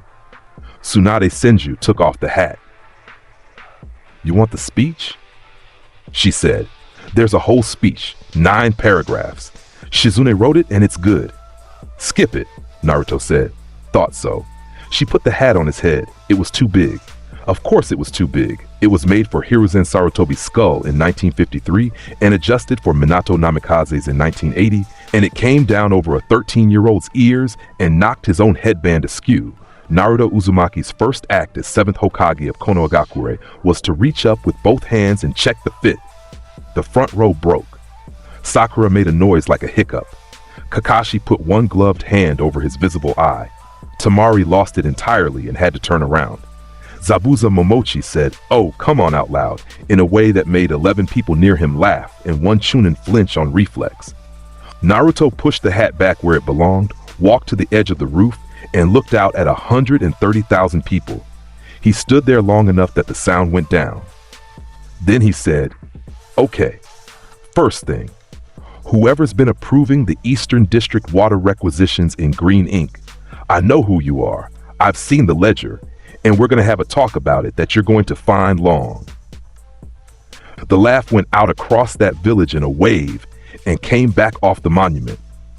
"Second thing," Naruto said, and the laugh went out and the whole place got so still you could hear the flags on the tower. "I grew up in this village, and for a long time it didn't want me. That's true, and it's in the record now, and I'm not going to stand up here on the best day of my life and pretend otherwise, because we don't do that anymore." He put his hands on the rail. "And this is also the village where a man who taught the academy bought me dinner every week with his own money when he didn't have any. Where an old woman who used to charge me triple for expired milk now leaves a bag of rice outside my door on the 1st of the month and won't admit it's her. Where 11,000 of you stood in the street and shouted my name when I was 7 years old, and I had to go home and sit on the floor for an hour because I didn't know what to do with my face." Iruka Umino, second row, took his hands off his face and sat up. Both of those are this village, Naruto said. Same walls, same people. That's the one I'm taking. All of it, both halves, no editing. He looked out over them. I'm not going to promise you nothing bad happens. I've tried that. It doesn't hold. His hands tightened on the rail. So here's what you get instead. And it's the only thing I've got, and it's the biggest thing I've got. From today in these walls, nobody carries it alone. Not the kid who eats by himself. Not the clan everybody's watching. Not the guy who came here from a village that hurt him. Not you. And not the one you can't stand. And not me. If you're in here, you're mine, and I will come get you. Then he grinned, and it was the exact grin from a mattress in a rented apartment with a bare bulb swinging over it. Also, I'm 13, so I'm going to be doing this for like 60 years, Databayo. Get comfortable. The village came off the ground. Understand what that sounded like. 130,000 people in a valley, in a bowl of hills, all at once. And it went on for so long that the birds didn't come back to the trees on the monument slope until after dark. Somebody in the Western District started ringing the fire bell for the wrong reason, and then everybody in the Western District started ringing everything they had. Shinobi went up onto the rooftops and stood there yelling his name at a boy in a hat that didn't fit. Iruka Umino sat in the second row with his hands in his lap and did nothing at all for a while. He wasn't sobbing anymore.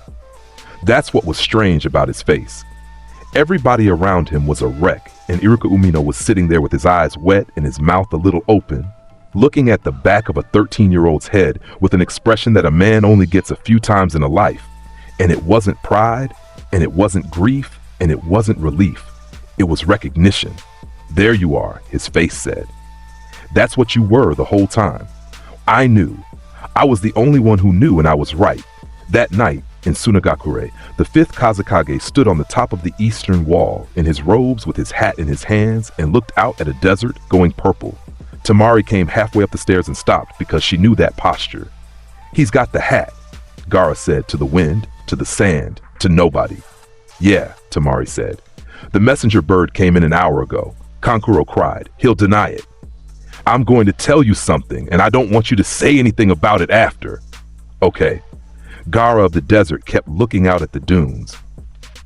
When I was 7, he said, a boy came in through my window and walked through my sand and put his arms around me, and he sat on the floor next to my bed all night so that I could sleep, and he had absolutely nothing to gain from any of it. I didn't know that people did that. I didn't know it was a thing that was available. His hands turned the hat over. I have spent 6 years trying to work out what he wanted. There's nothing. I've checked every year. The wind came up the wall and moved his robes. Every hard thing I have done since that night, I have done because he sat on my floor in the dark and meant it, Gaara said. The village is safe because he sat on my floor. 12,000 people are alive in this village who would not be, and none of them know it. And that's correct. They shouldn't have to. He put the hat on.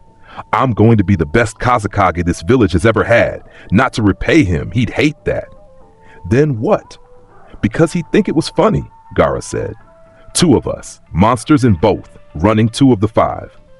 Tamari Sabaku sat down on the stairs and put her forehead on her knees, which is what she did now instead of crying in front of him. Sure, and she'd been doing it for 6 years, and he had never once mentioned that he knew. Back in Konoha, it was almost midnight, and there was a ramen stand on a side street in the market district with a cloth banner and 12 stools. Every stool was full.